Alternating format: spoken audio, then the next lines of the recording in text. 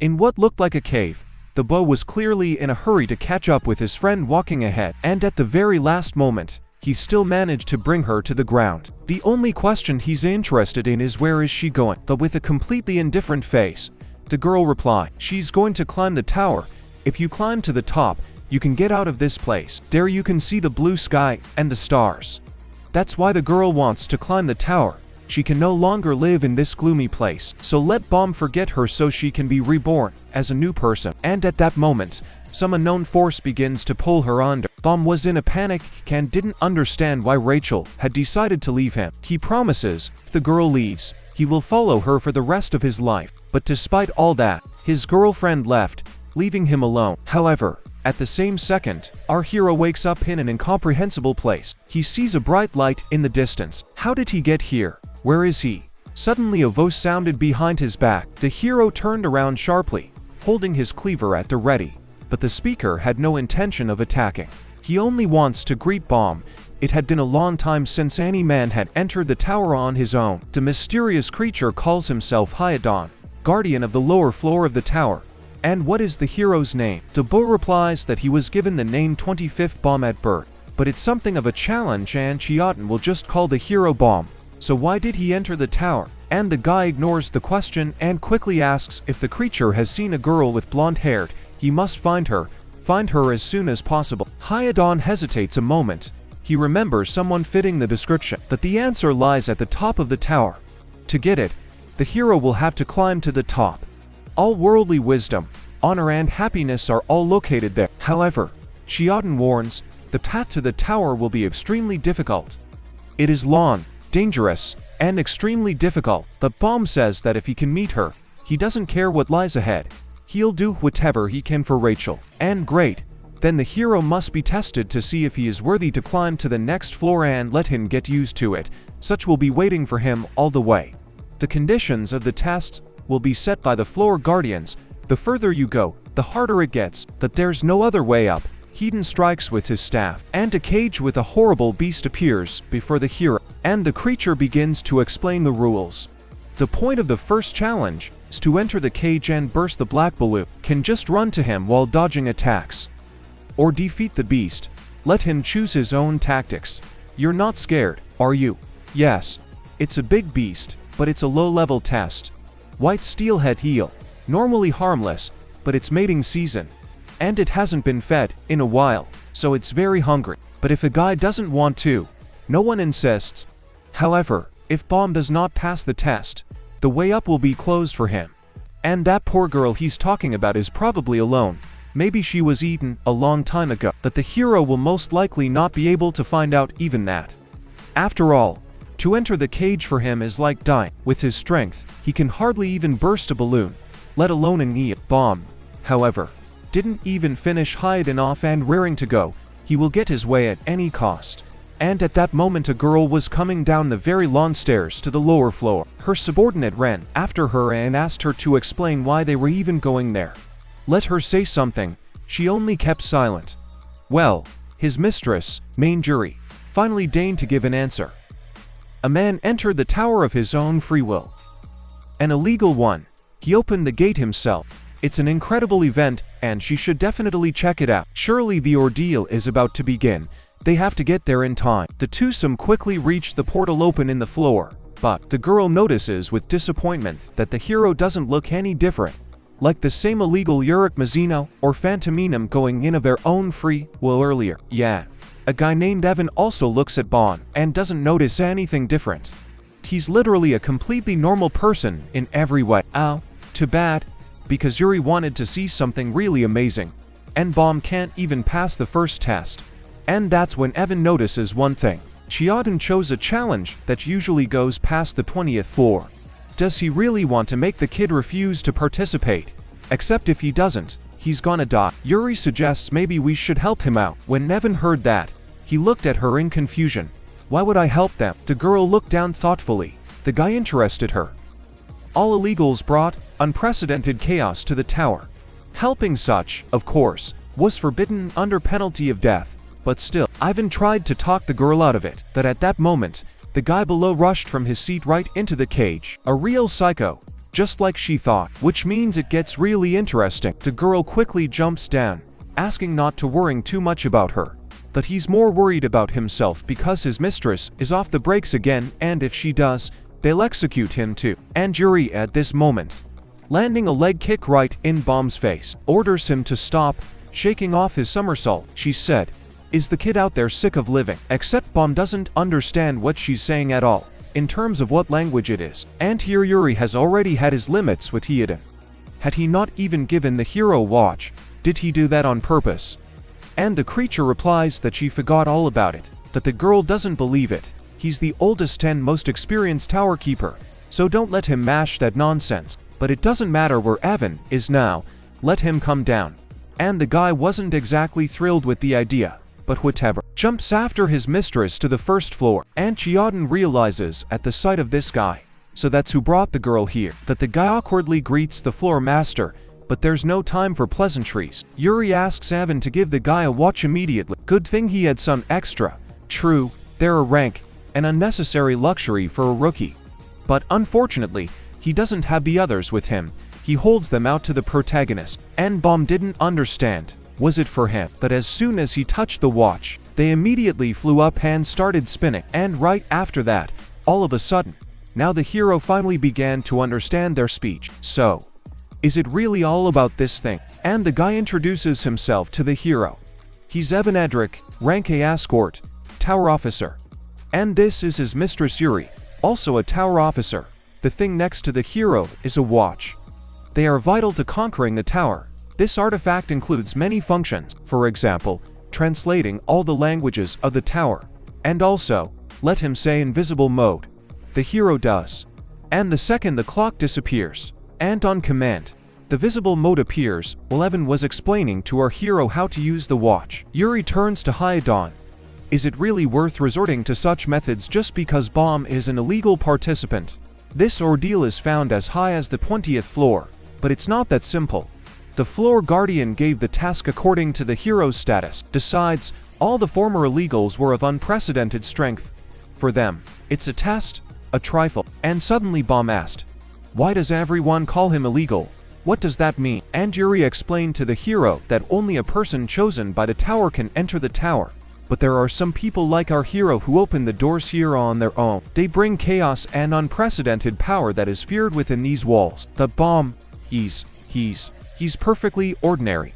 Here, let the custodian take a look at this scarecrow. He's a dead man. That's what he is. Chioden needs to lower the difficulty level, and a good one at that. And the floor guardian is surprised. Looks like the princess is interested to see this guy scrambling around the tower. But then so be it. The rule will change a bit. Have Yuri lent him some of his weapons. Borrowing gear is certainly against the rules.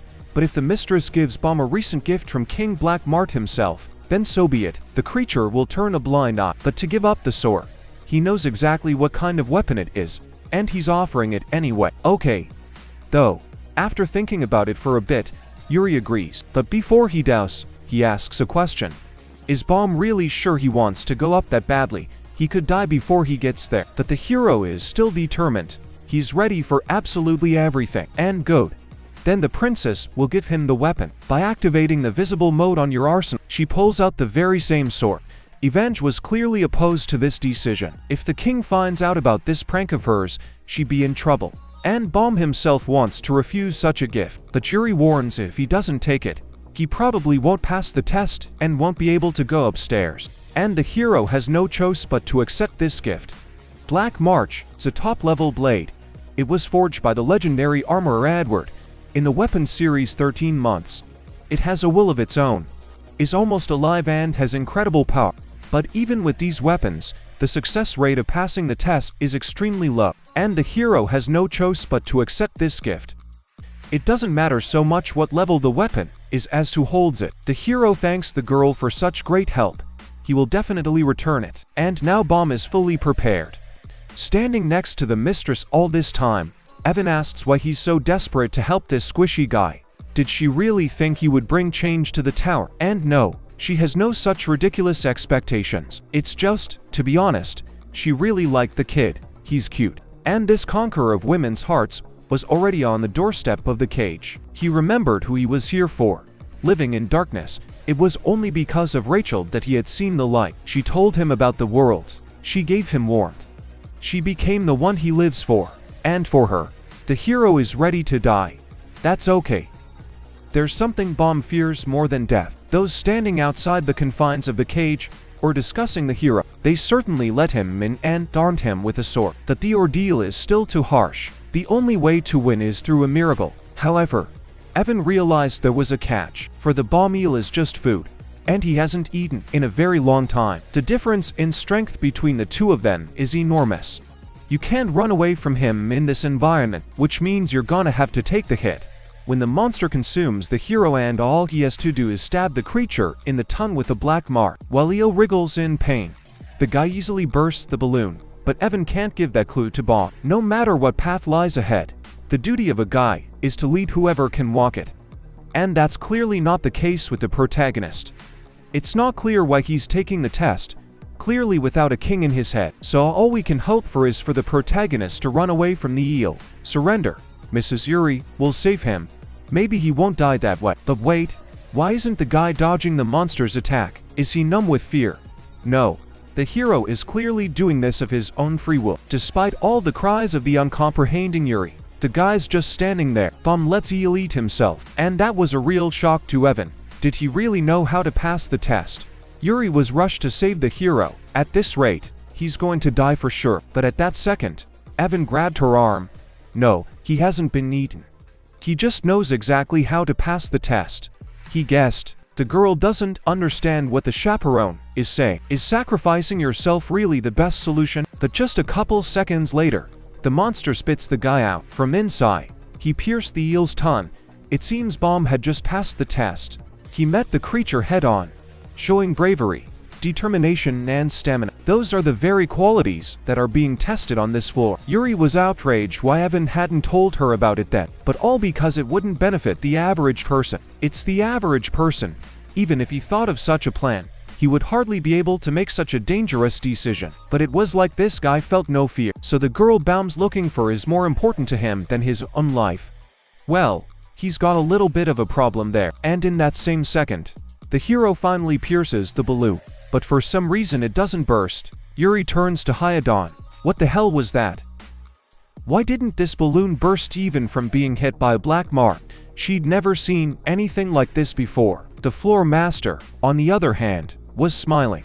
It's just this balloon. It's very strong, and that's it. Meanwhile, Bomb tried to burst that balloon again and again, and so on until the sword was completely stuck in him, and there was no way to pull it back out. Yuri was furious. Did Hyodon not want to let the hero pass to the next floor from the beginning? The girl demands the floor master to stop the ordeal immediately, but that's impossible. The hero must surrender on his own. Hearing this, the girl yells at Bomb to stop.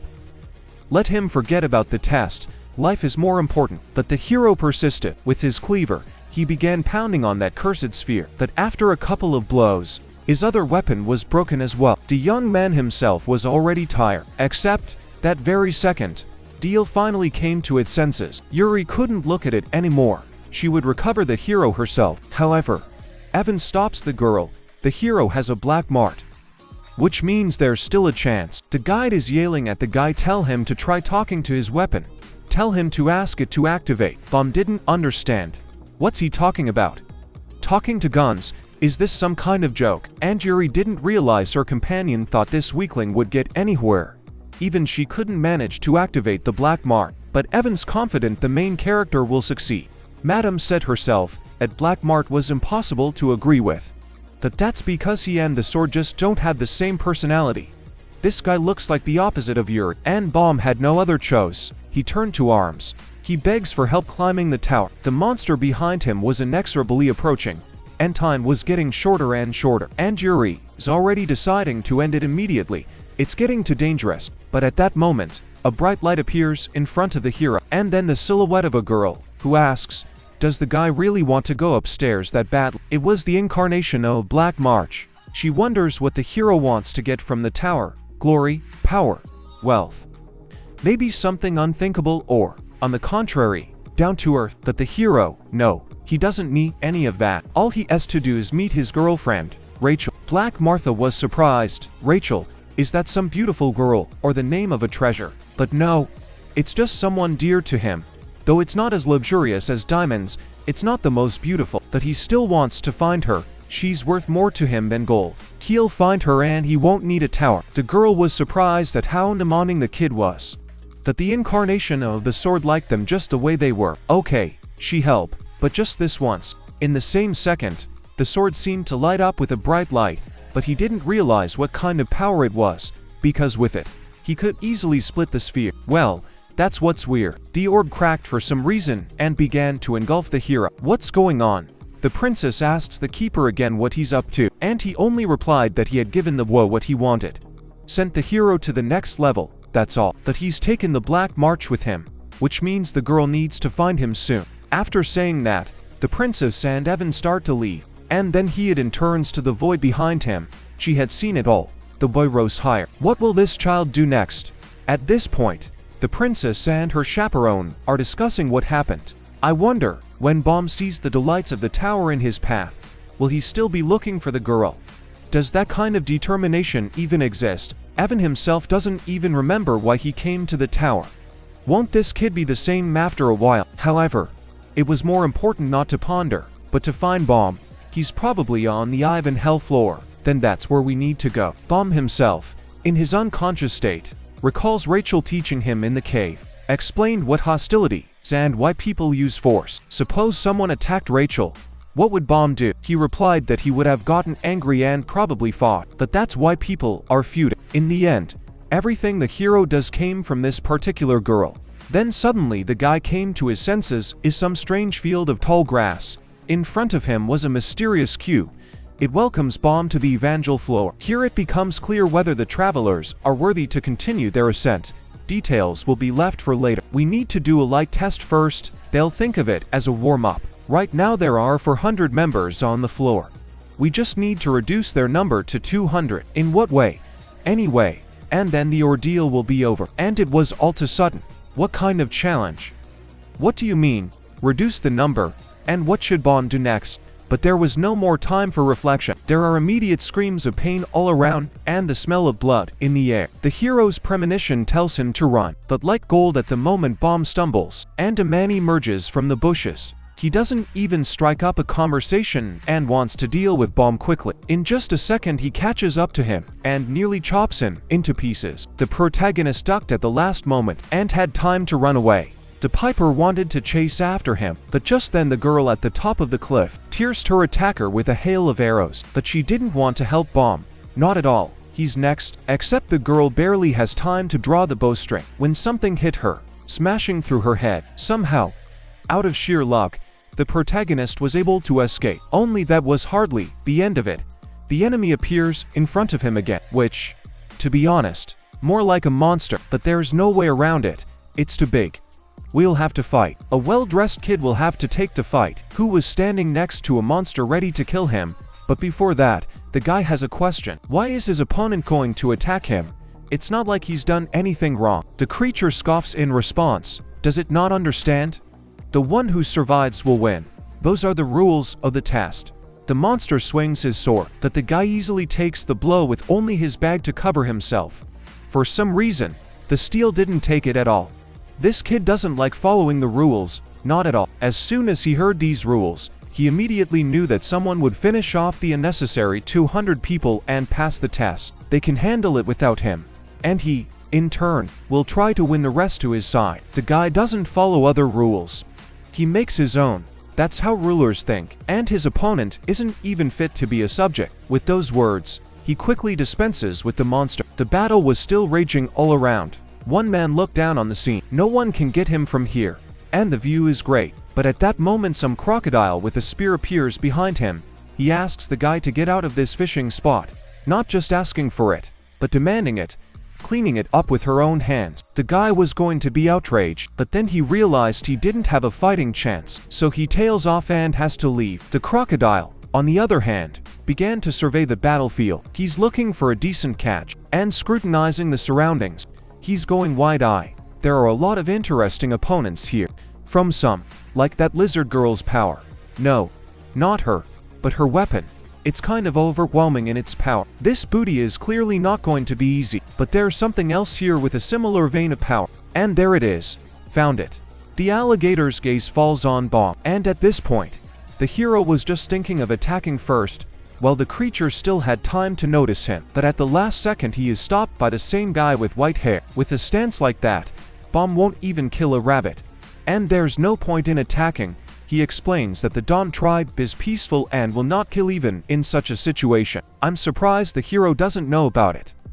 After all, this tribe is found in all corners of the tower. Bomb tried to explain himself, but suddenly remembered that no one here likes illegals. So in the end he decided to keep silent, and the interlocutor immediately realized that this guy was not used to lie. But okay, if the hero doesn't want to, he can choose not to tell. Well, that's enough talk. At this point, the guy was going to leave, perhaps not to meet again if the hero survives, of course. But at the last moment he asks a strange question. Does the hero happen to have a pet, like a giant alligator? Because otherwise you don't know what it's doing here. To which the crocodile quickly replies, he's not an alligator, he's a crawfish crusher actually. But that's totally irrelevant. He's come to see Bomb. This black turtle is his prey, so the white turtle should leave. After figuring out these strange references, the white-haired man asked, "What's the rakish crusher's business with this kid?" The man replied that it was a hunt, the black turtle was his prey. Well, that's fine. It's none of the guy's business. As he was about to leave, he hesitates. How did Bomb get here in the first place? And why does that crocodile want him? It's not like there's anything special about him. The hero was also greatly surprised. Why would a crayfish need it if there wasn't even much meat in it? But the crocodile didn't come for him. He wants to fight the hero's weapon. But he didn't have time to finish his thought, for at the same second, the guy with white hair slapped the creature in the back, and taking the protagonist by the hand, helped him escape with him. But alas, this alligator was not about to let them go. Meanwhile, at the other end of the battlefield, that same lizard with a special sword and a guy with a katana had a duel. But the fight had no sooner begun than another kid suddenly emerged from the bushes. However, the girl smiled as if she didn't pay attention to it. It would be a lot of fun this time. She swings her sword, which changes shape like a whip, and hits the bows. They barely have time to duck. The guy with the katana, however, doesn't run away. He had a plan. While still on the attack, he thrust his sword upward, and in parallel to that still strikes a powerful blow with the second katana. But even from such a powerful combo, the girl dodged it. And the guy in the tracksuit standing next to me the whole time is impressed. They're so strong. But what is it?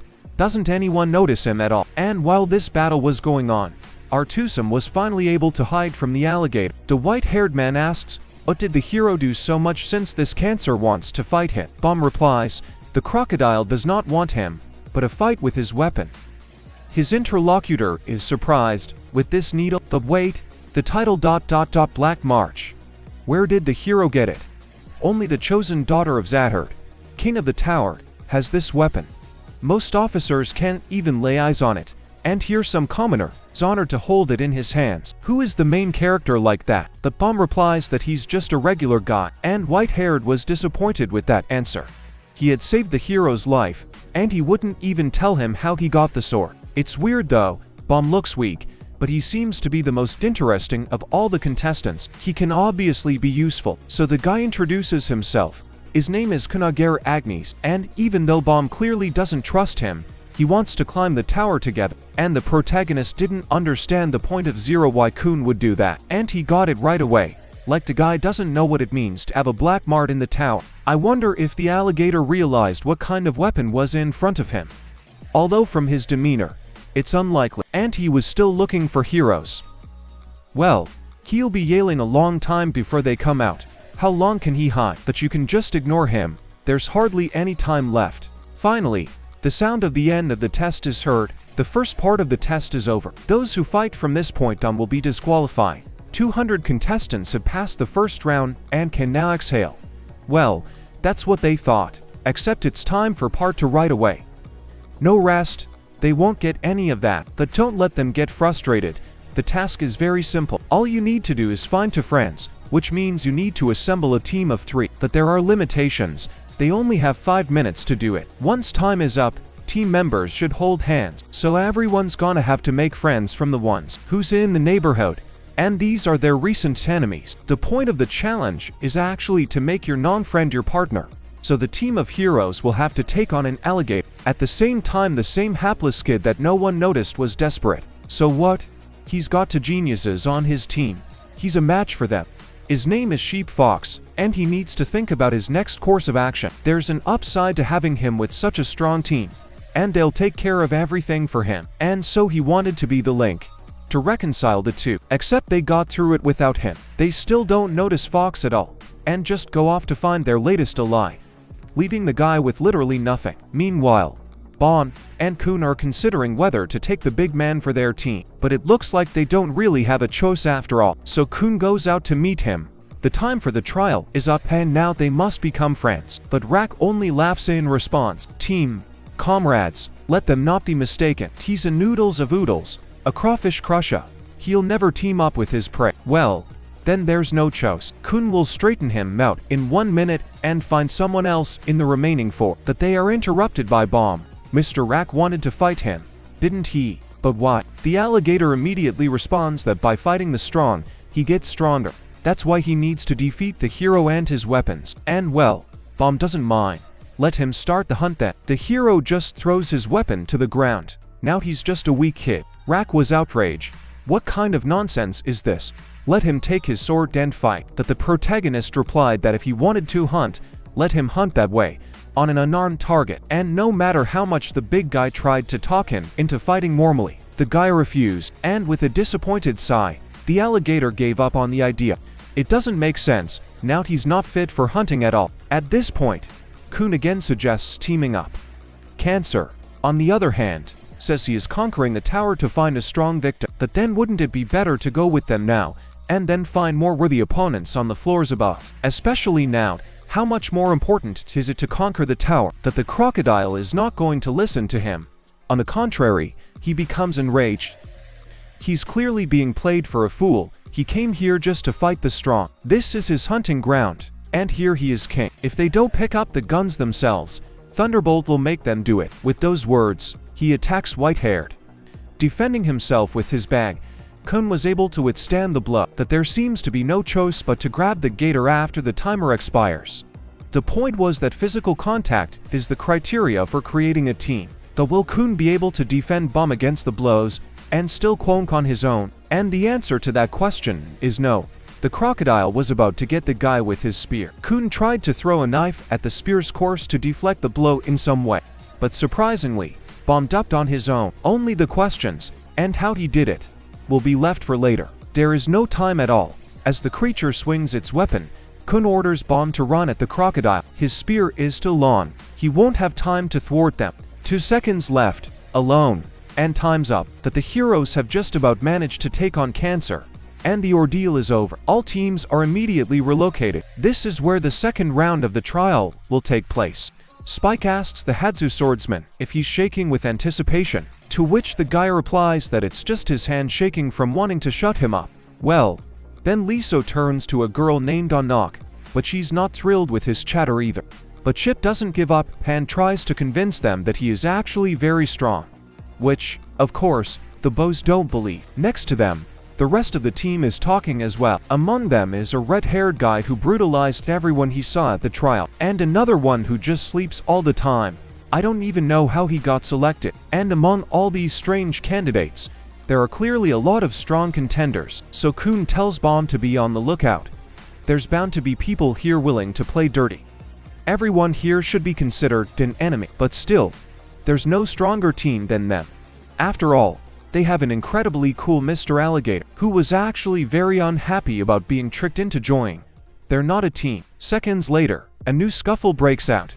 The guy with the orange hair is demanding that the other guy compensate for his severed arm, but he only arrogantly guffaws, offering to buy him a new one at the flea market and glue it on, which made the guy really angry. This scum attacked him from behind and now he's making jokes. But his interlocutor replies that even from a face-to-face attack, the outcome of the fight would not have changed. All right. Well, if that's the case, the redhead doesn't mind putting it to the test. However, just at that moment, Officer and Trial Admin Lara Rowe shows up. He immediately stops all this bickering. It's immediately obvious that officers are respected here. But who are they? Kun hurried to clarify.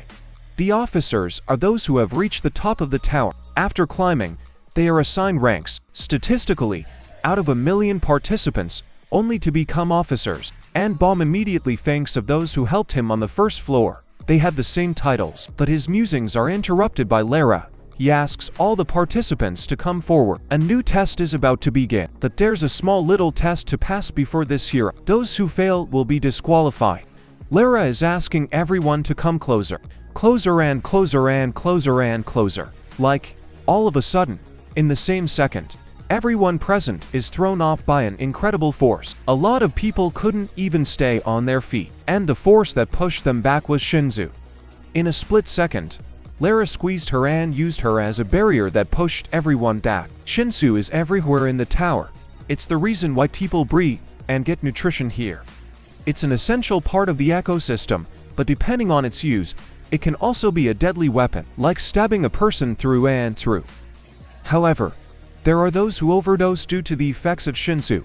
In general, those who are not naturally adapted to this power are simply not worthy of being here. So Lear has divided Shinzu's barriers and everyone must pass through it.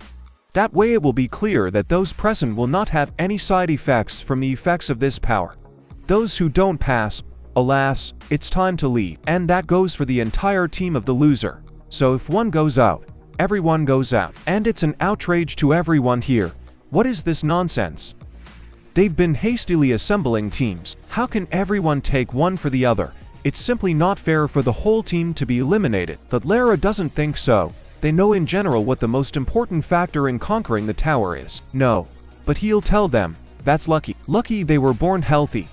Lucky they didn't have sawdust in their heads. Luck to be safe from death. Luck to have a team. And the fact that they were able to get here is also just luck.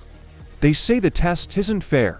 Let them stop whining and just take the test. And Kun is thinking fast. The barrier isn't exactly sturdy. There shouldn't be a problem with the alligator. But here's the bomb. Where is he? By the way, at that moment, the hero's voice comes from near the stage. And somehow he didn't get thrown off. I guess to pass the test he has to exit and come back in, right? Or what should he do? The officer was greatly surprised and looked at the protagonist as if he was ready to kill. And Baum realized too. It didn't seem worth asking. I should have just gone to the others. But then Lara stops the hero. It seems he's made a mistake. Which means that's his luck. He passed. That's real luck. And everyone was outraged. No. Let him come back. And Kun was the only one who didn't understand what had just happened. They were all thrown back. And this weakling didn't. It's definitely not some kind of mistake. They were all standing around. He couldn't be bothered. Who Baum really is. And even the officer was thinking, I think there's a real monster among them. But there's no choice. Everyone starts trying to get through the barrier. From the feel of the touch, it's like a blob that gets electrocuted and thrown back. Baum, on the other hand, just sits back and waits to see what happens next. Lara took the opportunity and walked over to him. Is he bored? Maybe they'll make a bet. Which of the contestants will be the first to pass through the barrier? If Baum guesses, Lara will answer any question. If the officer himself guesses, the main character will have to answer. Here's Lara's personal bet on Anak. Baum, on the other hand, decides to think about it. He realizes the admin of the trial may know where his girlfriend is, so he can't lose. Examining the players, he suddenly notices a strange aura around the lizard, and yet there are no other people with that aura. Yeah, he'll bet on that green girl. 2. Lara wondered why the hero had made such a choice, to which Baum replied, intuition. And within a minute the girl was through the barrier with no trouble at all. Well, it looks like it's a tie. And since Lara is the floor master, he'll answer any question the hero wants. Baum immediately inquires if he has seen Rachel, but Lara doesn't recall a blonde-haired girl with green eyes. However, he would definitely ask the other admins about her. Does the hero have any other questions? And without thinking long, Baum asks another one. He wants to know who the illegals are. At the same time, those gathered are being tested. Anak and Hatsu have already passed. Except Ship can't do it, no matter how hard he tries. A girl walks past him and arrogantly says, there's nothing for a guy to do here. He can't even handle such a simple test. Except she can't do it either. No matter how hard she try, no matter how much she blew her head off, she just couldn't do it. And while they're doing all that nonsense and hitting the barrier, the ever-sleeping boyfriend walks by with ease.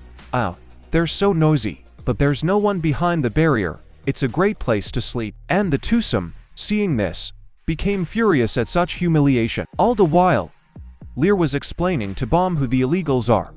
As the name implies, they break the laws of the tower. The tower itself is divided into 3 parts.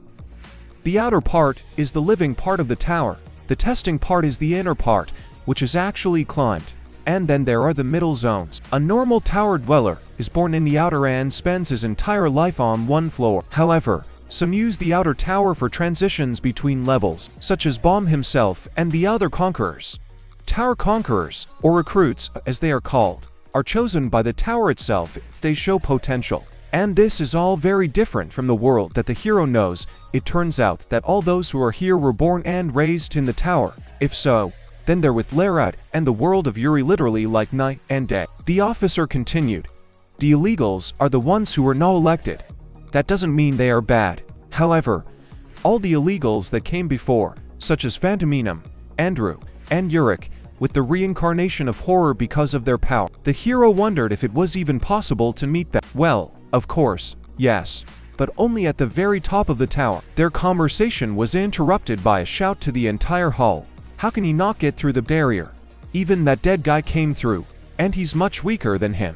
Lara stood up and walked over to the disgruntled man behind the barrier. Does the big guy want to charge him with something? Yeah. The man is sick of these trials. They're easy and stupid.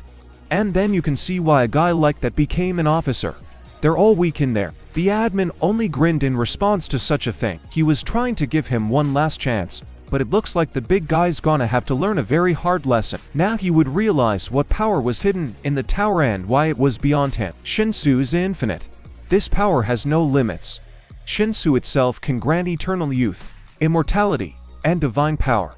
There are rumors that Yurik can even create life with it. However, people tend to rely only on their own strength, which is always limited in the face of those who wield unlimited power. It makes people desperate. After saying that, Lara, without even touching him, causes the big guy incredible pain. Didn't he realize the barrier was just a way to keep them from more pain? Why is that little man screaming? Shinsu is just the norm of the 30th floor and above. Strength, training, none of that matters. A man just isn't worthy of conquering a tower. Don't let him squirm. Don't let him suffer. And goes back to the floor he came from. The big guy didn't understand. How could it be? He had given up so much to get to the top. I left my wife, my daughter, everything to train.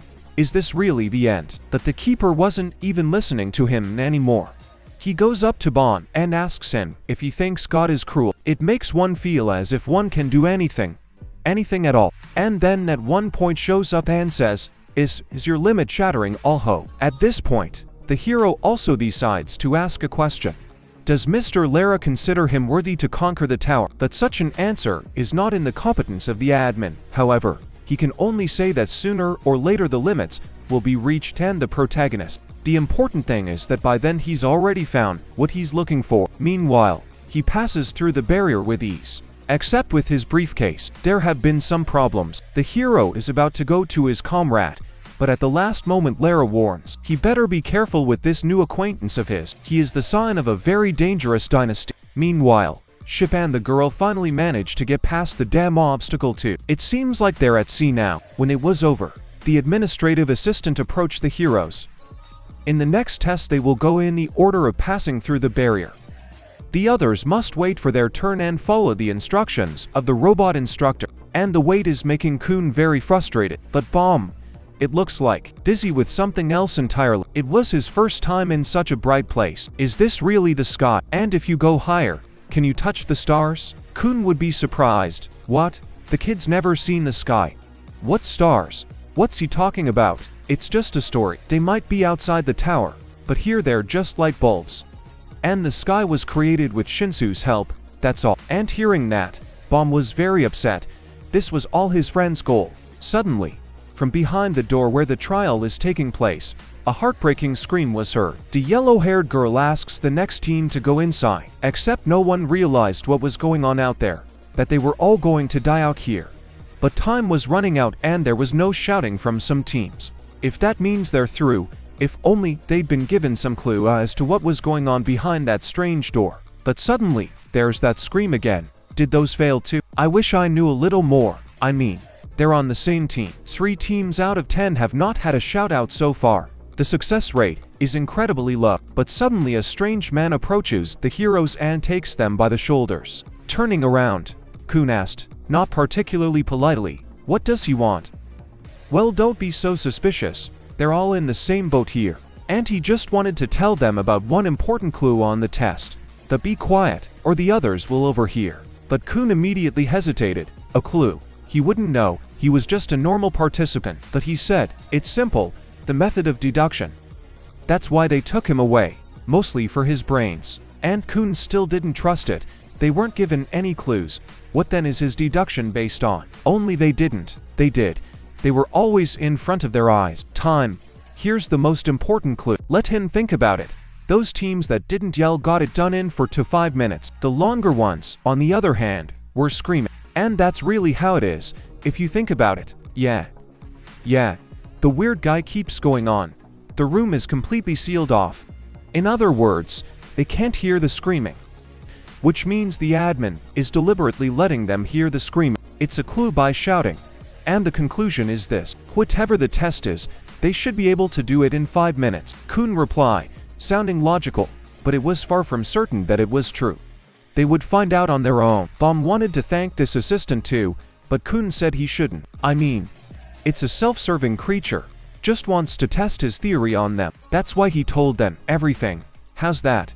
Did Kun guess? If they pass using his hunch, he'll use it himself. If they don't, he'll have time to make up a new one. How convenient. But at that second, the team inside screamed. It was 9 minutes on the clock, and the next team should have been on their way by now. The yellow-haired girl said there would be another door behind this one. Go through it, and the test will begin. So, the door opens, and in the middle of the darkness, there's a bunch of doors.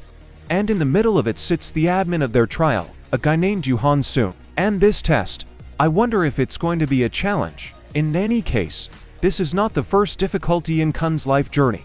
He recalls how everyone was talking about how his sister wasn't chosen to be a princess, and about how the kid himself would be banished to the lower floors.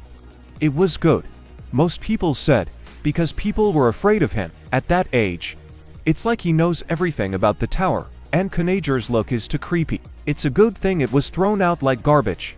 Even Aegir's mother apologized to him. It was all her fault. She failed, and now her son will have to climb to the top of the tower on his own. They have no margin for error, or they will simply die. But Kun would reminisce later. Right now, we need to focus. The golden-hair admin tells me that he is in charge of all the trials on this floor, but this one is supervised personally. And the task is very simple.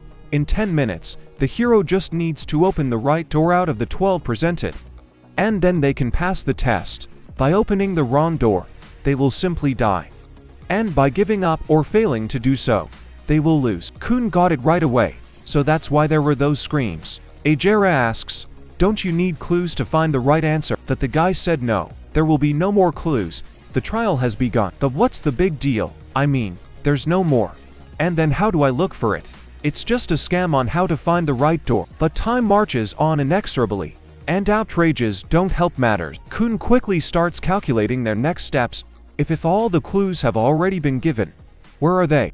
The admin only told them the length of the challenge, 10 minutes, and there's only a ... clock in the room. And then it was like something clicked in Kun's head. The administrator watched carefully.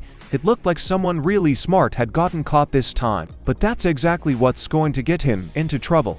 You can't pass a test with just your brains. Before Aegir's eyes, meanwhile, thoughts ran through his mind. Why is there a watch here? To keep track of time. A pocket watch would have sufficed. What if that person is right, and it takes 5 minutes to pass the tests? But no, you can't trust anyone. You have to think for yourself. They have 7 minutes left, but the clues are too few. There are tons of guesses, but which one is the right one? Think. Shit. You could go crazy that way. But while the guy was reasoning, the crocodile suddenly just opens the first door he sees. What the hell is he doing? Why did he do that? But the alligator was surprised. The white turtle said so himself. There are no clues, which means we have to pick at random. And such a painfully simple thought just blew the guy's mind. It's the most absurd thing to act at random. There's no other clues. There's no point in thinking about it. Time's running out. But while the guys are fighting, the admin silently sets down his tea and starts clapping, congratulating the heroes. They passed the test. Kun was in total disagreement with this. It doesn't make any sense. But Hansoon didn't think so. Open any door within 5 minutes and leave. That was the condition of passage. But the guy didn't understand. It's not like the admin gave me a single clue, except that Hansoon gave one clue at the beginning. And Hira just didn't want to see it. He knows exactly who this young man is, and his family has lost its political clout, and now he's calculating his every move. If he doesn't find the right answer, he won't dare open the door. Here, however, it was simply a matter of opening a door in 5 minutes. Which one was out of the question.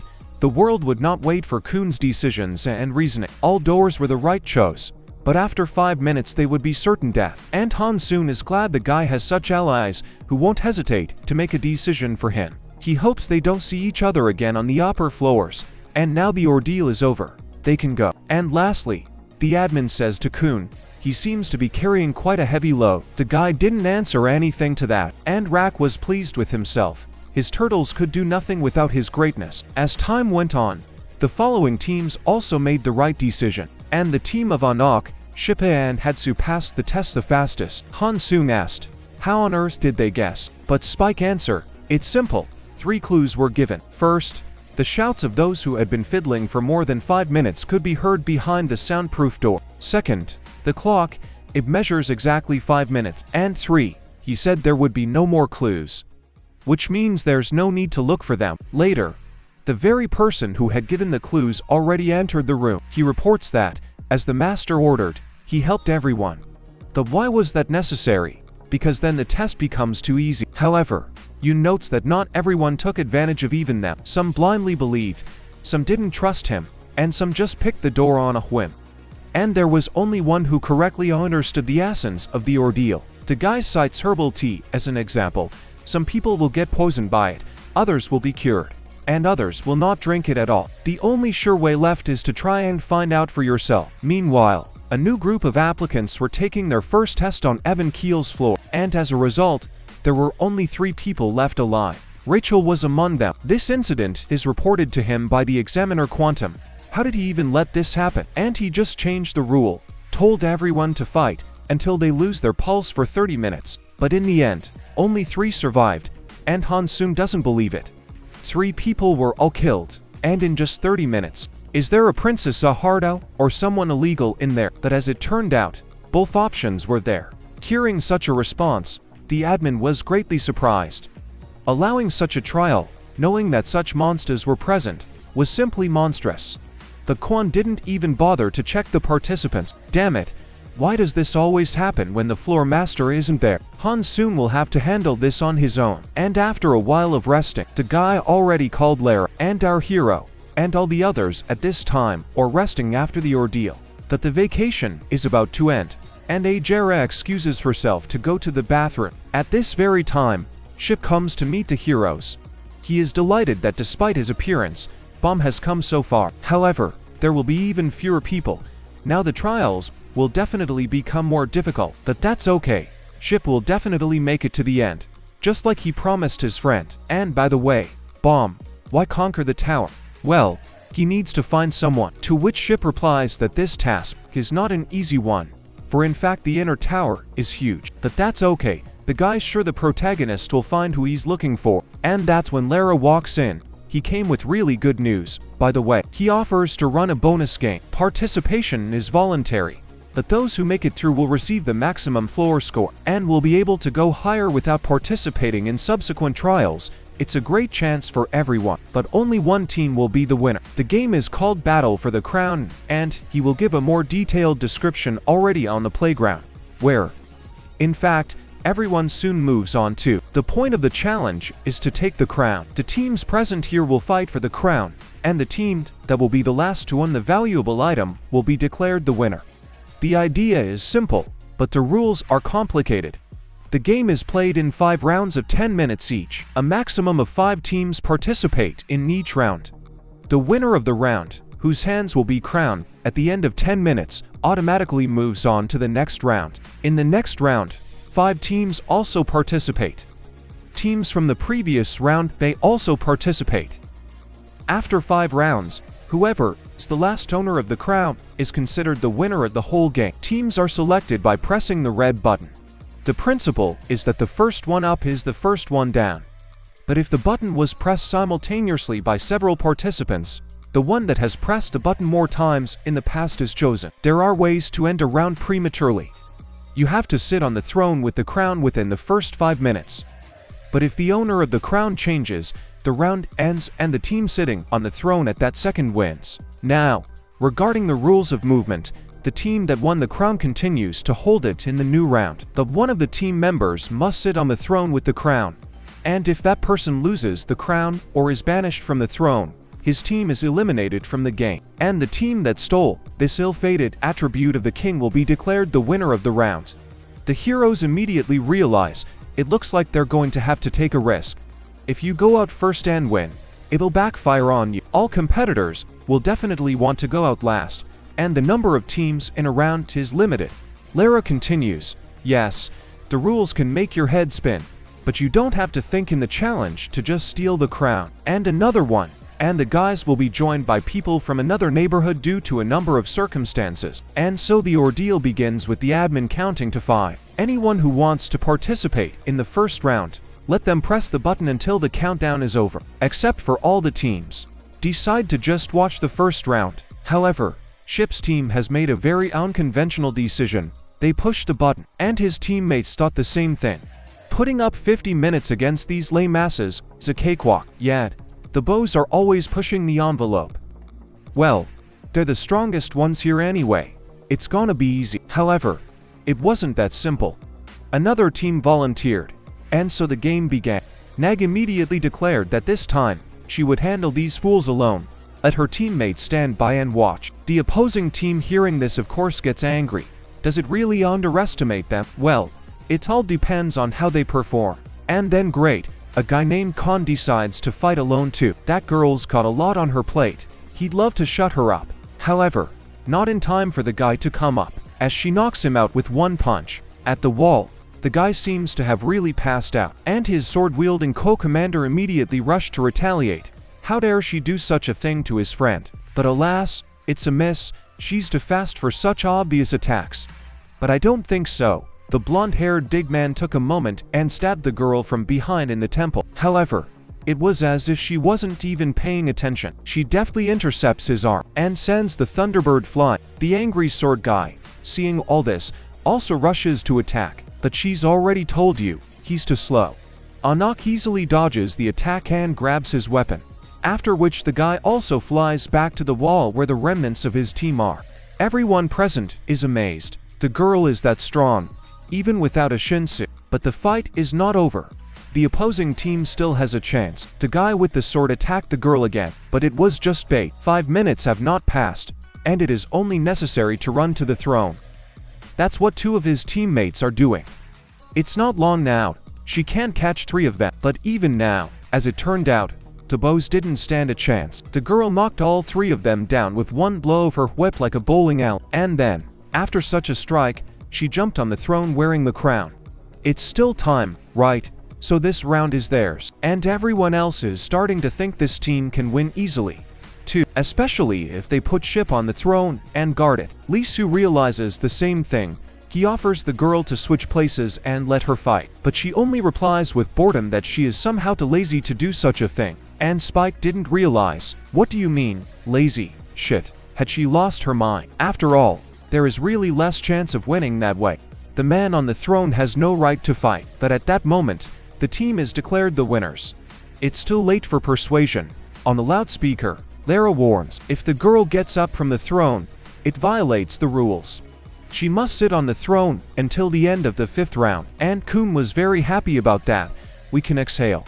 They won't have to fight one of the strongest in the place. Even though those 2 are strong too, they're clearly not Anak's equal. But what's the point of what she's doing? A lizard can't fight at full strength on the throne, and Spike was already getting frustrated. At this rate, they could lose. But Hatsu doesn't understand why he's so upset.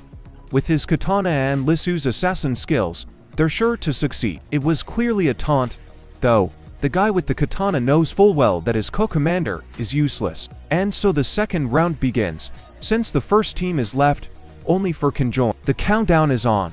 1, 2, 3. And immediately two teams volunteered to enter the arena. One of them happened to be the very same girl that Lisu was trying to get through the barrier with. But wait, where's their third member? Oh, and he's asleep as usual. That's okay. The girl declares they'll manage without him. That's fine. Spike's not exactly a powerhouse, but he's got his strengths. Even in the face of death, he will not back down. One of the officials of the second team was having a conversation with Hatsu at this time. He's a swordsman too, except that the higher you climb the tower, the higher the concentration of Shinsu is. That's why they don't use very long swords there. And so it's a sin for him to lose such a chance to fight the guy, especially since it could almost be his last sword fight. But he realizes some likely he'll be able to best the guy in a fair fight. They don't need it, though. They just want the crown. One-eyed his comrade lunges at Hatsu, but the guy deftly throws his sword upwards, and with the second one he starts to repel the attacker's attacks. He had already done the same thing to Unlock. However, things are different now. It's 1 against 2. That's nothing to him either. The guy easily deflects both attacks. One of the attacker's sword cracks from the force. Hatsu's really strong. Then there's no Cho's. The last members of their team will also join the fight. He's a martyr to the royal army. He'll have the crown in 5 minutes. And Lisu doesn't waste any time either. He's pretty good against 2 girls. Spike fist hits that same arrogant fool. Well, the girls have fallen in love with him, and just don't want to fight him at full strength. The brunette got really angry. Yes, who could even like this idiot? For this attitude, she would turn his face into mincemeat right now. And the guy was only encouraging the girl. But really, he realizes his chances are pretty slim. If the girls join forces and develop tactics, he will lose. So we need to knock one of them out before then. And don't forget the sleeping guy. I just don't know why they're out so early. Spike hopes that his comrade will be free soon and help him at least a little. But right this minute, the girls were just starting to move coherently. Now they will fight in earnest. Hiding behind the backs of the powerful, Lisu had simply forgotten that he was actually an ordinary man. And he realizes it now more than ever. It looks like it's over. But at that very last moment, Hatsu deflects the brunette's blow and saves his comrade. How's that? What? He didn't take down the other team that fast. And even a martyr to the king's army. Lisu is just insanely happy to see a friend. But Haj is more interested in where is the third member of the team. Is he sleeping while his comrades are fighting on the battlefield? What kind of scum is he? I guess the tower selection process must be flawed if he's chosen. Well, apparently swordsman will have to kill him, though he doesn't usually do that. But there's no other way to deal with that, except that's exactly what their team was discussing before they even came out. Minutes before the challenge begins, this sleeping guy named Laura suddenly declares he wants to enter the arena now. The girls didn't understand. What was the point of this? Did he think they wouldn't make it to the 5th round? However, the guy has a logical explanation. In the game, the defensive position is disadvantageous only in the first 2 or 3 rounds. From the 3rd or 4th, those who defend will have an advantage. In other words, those who enter the ring in the first 5 minutes will have to attack and defend against the other teams to make sure no one steals the crown before that, which means the one on the throne has the advantage. And there is a point to what he is saying. However, how does he suggest they put all the other teams down? But the guy replies that he'll take care of it. It's simple. Lavra owns Shinsu. The girls should pretend to fight a guy in sweatpants. Most likely the second team that comes up against the defending team will quickly fall down. And then Lori will take the crown in peace. And that's what they're going to do right before Hatsu Lori's attack opens her eyes. And suddenly he starts building up energy in his hand. The swordsman immediately realizes it's Shinzu. The guy quickly warns the Spike about it. But at that exact moment, there's a massive explosion. However, it was only a distraction, as the girls immediately rush towards the throne. They're trying to take the crown away from Anak, but the Lizard Girls team isn't so easy either. They've already come to the rescue. But just at that moment, Laura applies the Shinsu again, unleashing a powerful stream on Anak. Spike fearfully calls out to the girl. It's not like she could just lean back like that. But Laura himself somehow doesn't care what's going on with her. He can take a target anywhere in this arena. Let them give him the crown already. And that's the end of it. Except there's absolutely nothing wrong with Anak. And frankly, she's getting pretty annoying with it. I should teach them a lesson. It's going to be a grown-up thing now. The girl remembers her weapon. And now these guys are dead. It seems that activating her blade made it incredibly flexible. After all, it had increased in size many times over. And like a blank she hit it where Lore was. But as soon as the dust settled, it appeared that the guy had made it back from the attack in time. He immediately realizes that he should have waited a while longer and watched everything. They hurriedly entered the battlefield. After all, it is now clear that the girl's weapon can be extended at will.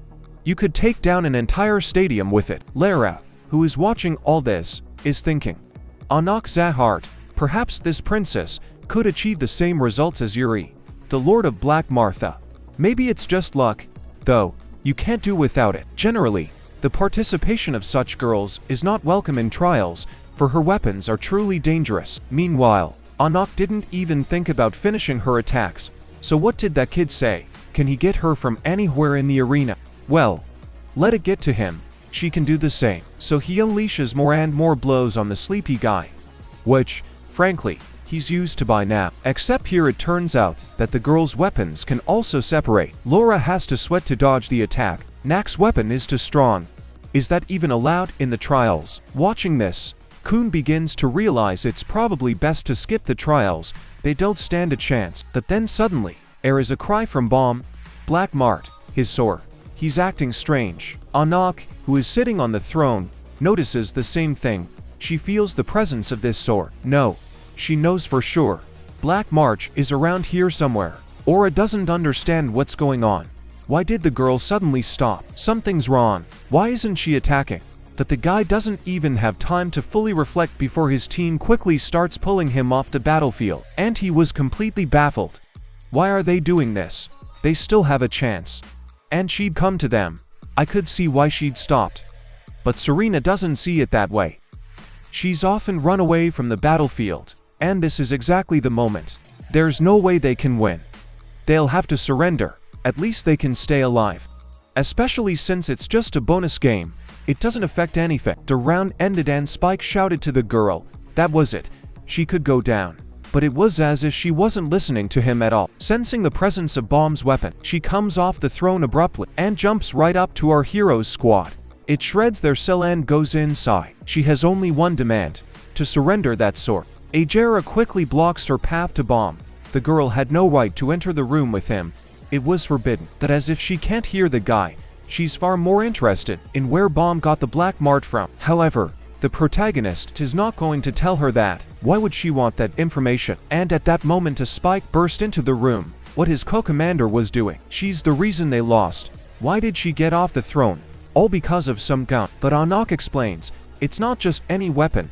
It was forged by Edward himself in a 13-month series called The Black March. And felt it because she is one of King Zahard's daughters. It was a shock to Ship. She's the daughter of the Tower King. What does that make her? She's a princess. Anak continued. Her weapon is the Green April, also a special blade from the Seinen series. And when any weapon of these 13 meets another, they begin to resonate. Though Bomb must have felt it himself by now. Kun began to ponder. Is this April green? That makes sense then. However, it's still like something doesn't add up. The picture doesn't add up. But the time for talking is over. Anak demands the sword back. The boy has no right to own it, but Bomb is adamant that he will only give it to the owner of the gun. In response to such correctness, the Zaharda princess grinned. She even tried to explain it to him, so I guess it's time to just show the hero where he belongs. Her mother often said, the right ones like Bomb die the fastest. However, after the swing, Anak fails to land a punch for some reason. Raising her head, she notices Lear's steady gaze. Looks like it's just the girl who has now forgotten her place. He won't tolerate any more mess. She has to go back to her room. The game is over for their team, for the girl had left the throne. All right, well, Anak will do that. But first he wants to suggest one rule change. The admin can do that. Anak proposes a bet. A hero will put a Black March and a Green April on the line. It's simple. From the next round, Bomb's team must enter the arena. If she doesn't win the remaining rounds, fine, the guy wins. Can take her weapons, and she won't try to take the Black Mart away until the end of the trials. But if she wins, Bomb will give her his. The guy should realize that after the competition is over, the lizard will take the black march anyway. Even if the hero has to be killed, that's why betting is his best option. Bomb thinks she's right, of course. Given her strength, it's going to be hard to match her. But he doesn't want to drag the boys into this mess. However, Kun interrupts these musings and boldly demands the hero agree to the terms of this deal. Besides, they were going out anyway. Anak and Zahart don't seem to know. She's just a minor character in their story. And the main character, yeah, it's this crocodile, who's ready to tear everyone to shreds. Winning the game without him, that's a total crock. Alright, if that's the way it is. Lara agrees to add a new rule. However, the former ones are not cancelled either.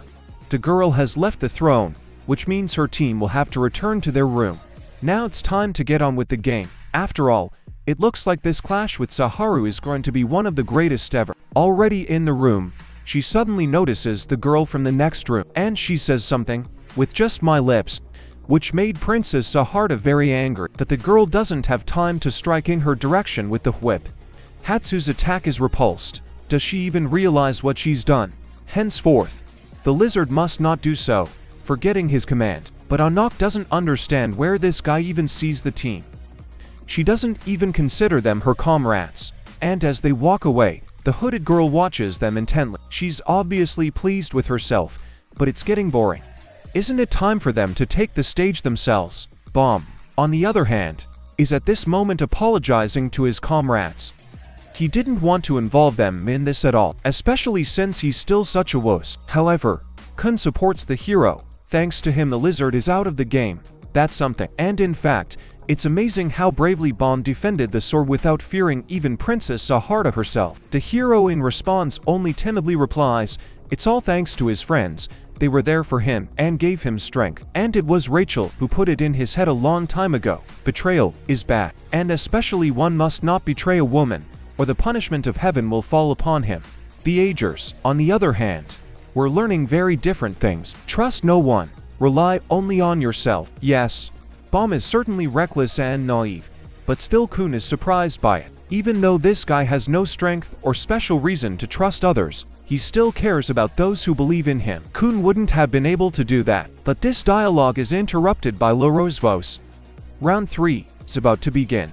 And well, the countdown is on. The heroes are quick on the button. The new teams are already entering the ring. The game begins. All the teams already considered themselves winners, because each one has some specialty. They actually had the same thought process. There is no crown ruler in this round, and so you just need to get to the coveted artifact first. And it was about to start. But before they can even move, people noticed. Ajera was already standing at the throne, ready to put on the crown at any moment. But just as uninteresting, to cheesy an ending to this performance, so the forwards will be able to take down Kun and can take the crown. At the same time, Lisu was analyzing what was happening from the outside.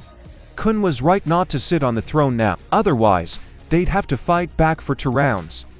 Plus, they need to put Bomb on the throne, because he's the weakest link. But will those to be enough to beat the other teams? Right now, though, it seems like Ship should be more worried about his partners. His team is falling apart before his eyes. Meanwhile, in the arena, everyone was outraged. What is this? Another arrogant boy. Well, they're gonna beat the crap out of him. But Agiro, fending off the first attack, thought something somehow. He's too lazy to fight them all. He'll change the rules a little. Here, he just pulls a crown out of his briefcase and tosses it to them. Let these weaklings fight amongst themselves. Well, what are you standing around for? There's the crown they've been coveting, so why do they take it? Let them cram it down each other's throats for it. And then, he'll let the winner fight himself. And everyone looked at the crown in silence. Yes, she must be taken to win, but I'd like to start by putting that white-haired guy in his place. And in this, the opponents of our unit were united. A temporary truce. They'll crush the whitehead first and then move on. And Kun was disappointed. If they had fought amongst themselves, it would have been some kind of spectacle. So, what kind of nerds are his opponents? Come on, let them attack.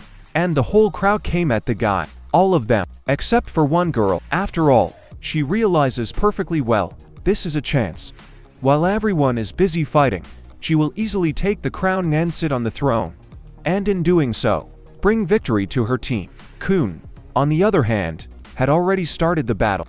Not without Cancer's help, of course, but in the end, together they easily dispatched their opponents. But people are okay. And the fact that Ajera just sucked one of the contenders into his portfolio, it was really amazing. Everyone's mouths were hanging open. Bomb had a glare, too, but he was almost hit by a bullet. Good thing Kun was right there. It didn't take a second for the Woe Is Me shooter to go for the knockout. The white-haired himself should be more careful. A kid with a big back came at him from the right, and he's got a lot of strength. What does he have? A compression weapon. And the heroes are barely deflecting the blow. This is serious. And it's not easy for the crocodile either. He's surrounded by 3 guys.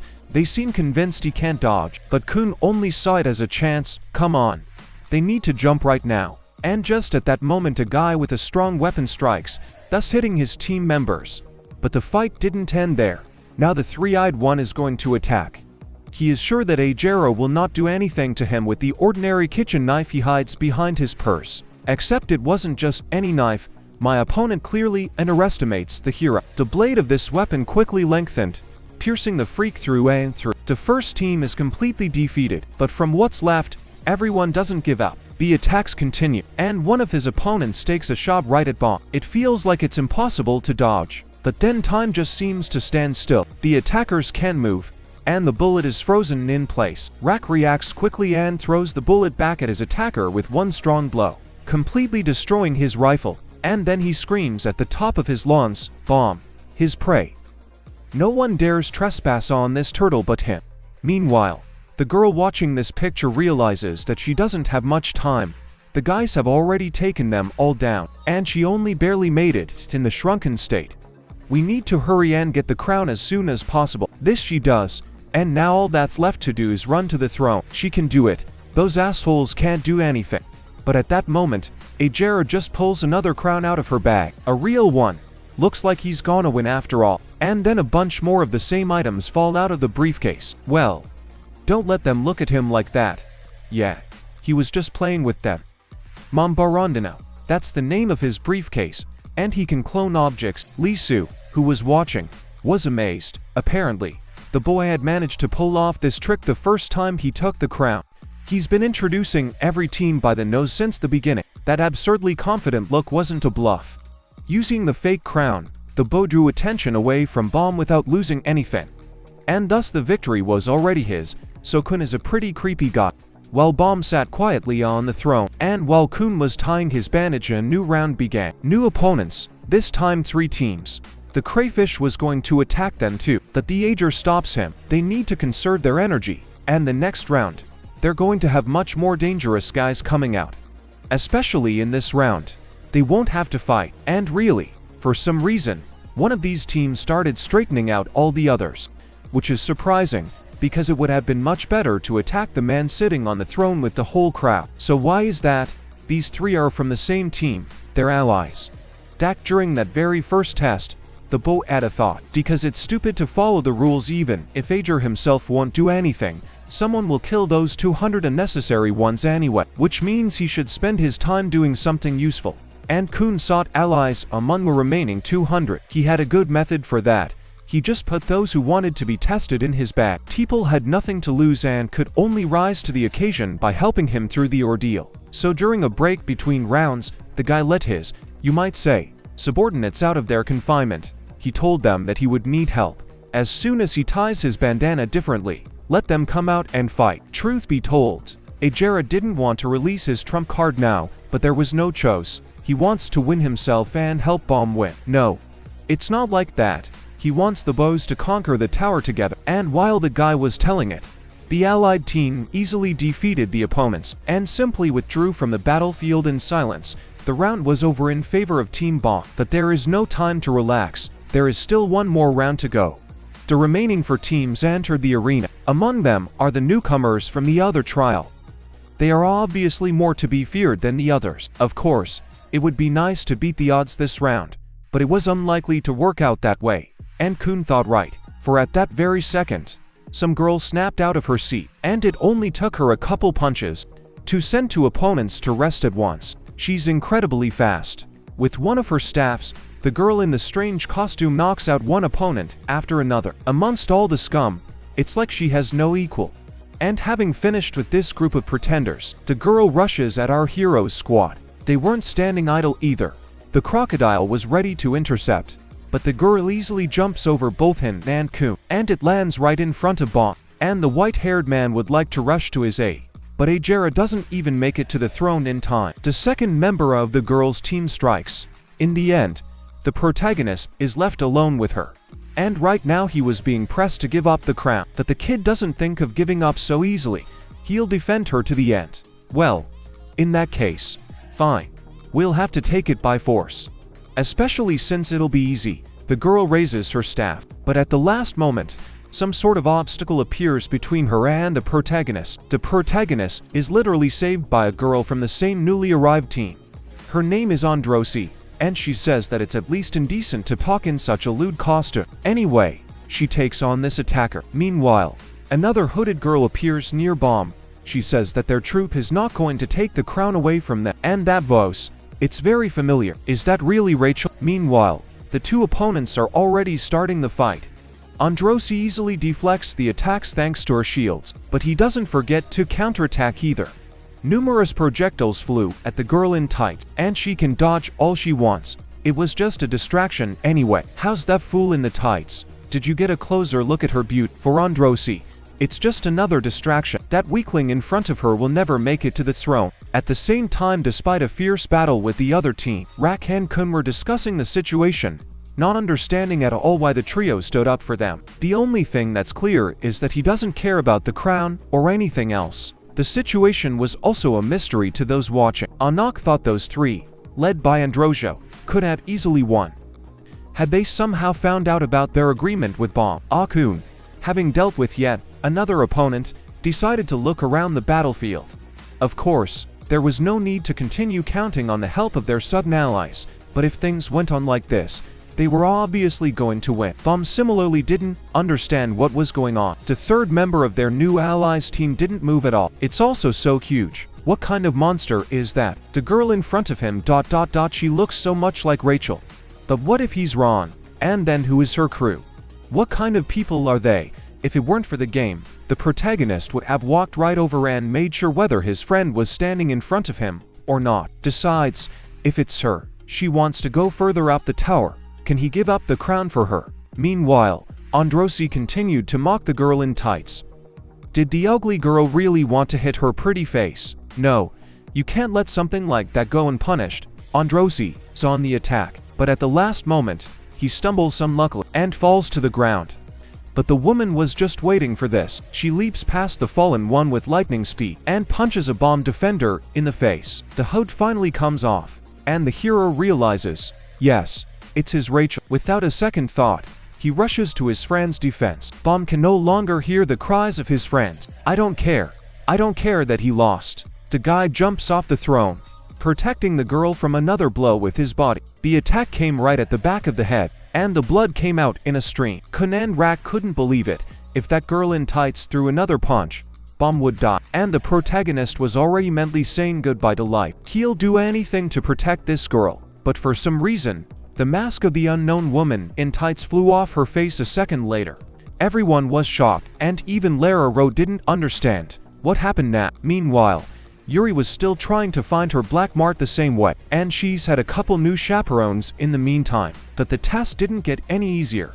First there was a fork of 2 roads, then 3, and now there are 5. But here's a binary finally back that might clear things up. They checked one of the paths, the third.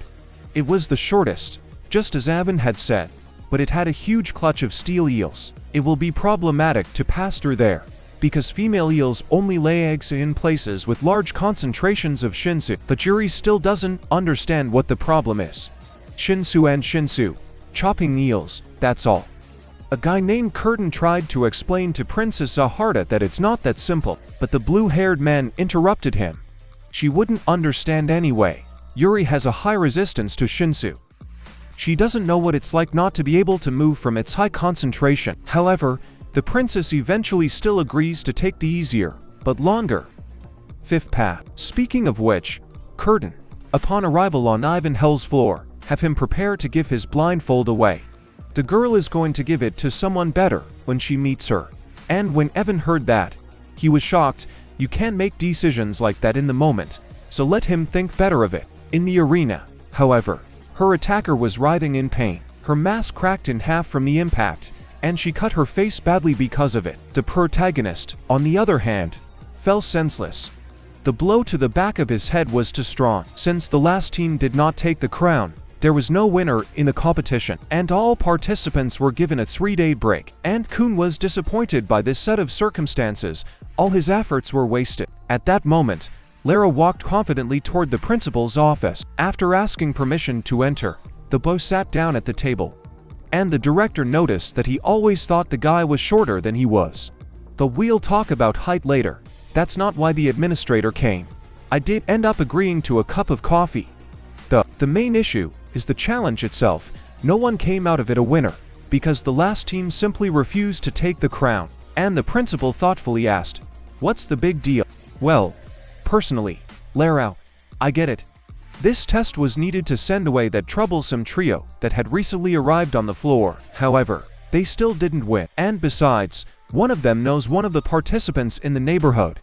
But according to the rules, the selection of participants is organized so as to exclude any possibility of meeting to people who knew each other. And the principal used his authority to mix groups from different districts for some reason. It's obviously not a coincidence.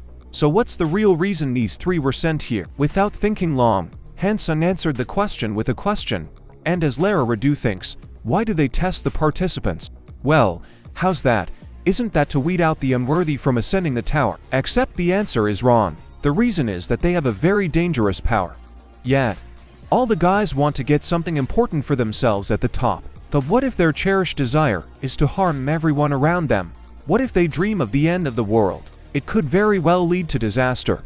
That's why they have to be weeded out. They could do direct damage to the tower. That was why Hansun had to add those three to the trial. So the most dangerous element so far has failed. By finishing this lecture, Lara quickly finished his coffee and headed for the exit. But on the doorstep he suddenly asked if the director knows someone from a powerful family or a contracted admin. Someone who can control Shinsu without restrictions. Well, personally you certainly haven't met one.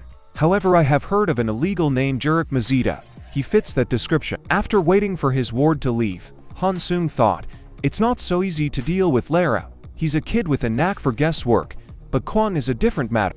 Lara, on the other hand, couldn't get the picture of the battle out of his mind. He wondered who this bomb really was. The trial was the first time he had seen Shinsu save a person, as if by himself.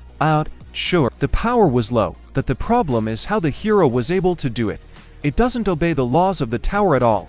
It's simply not possible. And the one who had been keeping the trial admin busy, meanwhile, had been unconscious for 2 days. And Kun, sitting next to him, began to realize they might be screwed with the next trial. Suddenly, there was a knock on the door, and at that moment, the same girl with blonde hair walked into the room. She introduced herself. Her name is Rachel. At the same time, in another room, she was asking a favor of Lisa. The weapon she took from Bomb doesn't listen to her at all. Looks like Black March just can't stand women, so Ship has to talk to her. Doesn't the guy understand what it's like to talk to a gun? But it's worth a try. Spike tries to ask the sword something, except the guy gets struck by lightning, and she said she didn't like him yet. So maybe he's, like, not a man? No. I think he's still male. Only why would she actually take a gun that hates her? She has a green April, isn't that enough? Or is there some other reason? Yes, there is a reason, but the girl is not going to reveal it. Well, she's got to go. She'd check in on him later. But as soon as Anna closed the door, immediately met Androsi, who was saying hello, but the lizard ignored her. How rude. All right, well, then she asked her directly, do you even know who the real owner of Black Mart is? This is Yuri Zahard. Of all the chosen ones of the last 500 years, this princess is the only one honored with a weapon from the 13-month series. She's a talented oodles of talent who achieved the highest ranks, and did it in less than 100 years after becoming an officer. And just because she's so much stronger than the rest of the contestants, she's acting so brazenly. At this rate she'll soon be killed. She's just a fake. Hearing the last phrase, she swings her fist to fury. But no matter how fast she does it, the girl quietly manages to put up a barrier. So, okay, she warned her and now she's going. And she was about to turn around when she suddenly asked an unexpected question. Who's Terahivi from their team? She seems to know Bomb, but the girl herself has no idea who she is. They met at a test, and Androsi felt it was best not to fight with this girl, and so they became a team. Anak asks, meaning she felt it was better not to fight. What is she? Strong? No. No. No. That's not it. How can I put it?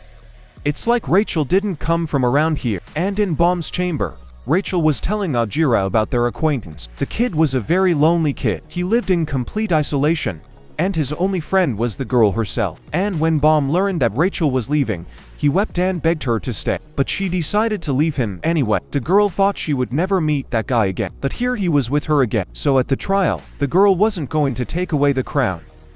But it turned out that she only hindered them, because if it weren't for her, Bomb wouldn't be in the hospital. And Rachel realizes that if she stays, Bomb will lose the purpose of climbing the tower. After all, he's looking for her, and if she stays, he'll latch onto her and he won't let go. Therefore, let Ajira not talk about her coming. Bomb. And he was a little puzzled by this behavior. What's stopping them from reaching the top together? That the girl only asks, has he heard the legend of the top of the tower? Well, maybe. Is it about the real starry sky?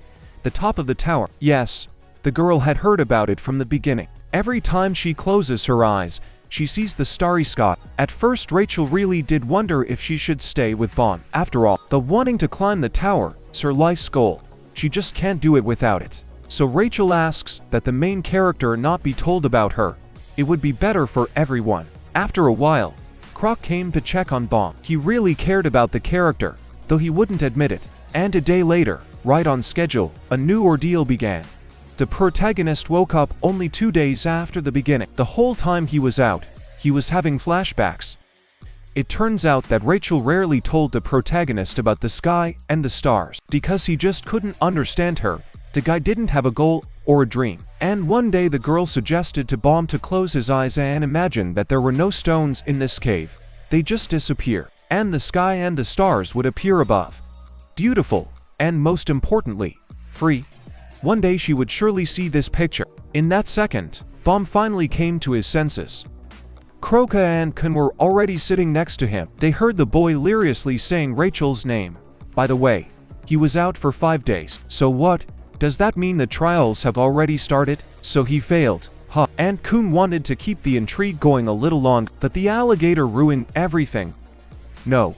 The turtle was very lucky, and here's what it was all about. A couple days ago, Lara had gathered everyone together to explain the rules of the new challenge. This will be a distributive test. Tower battles are usually between teams.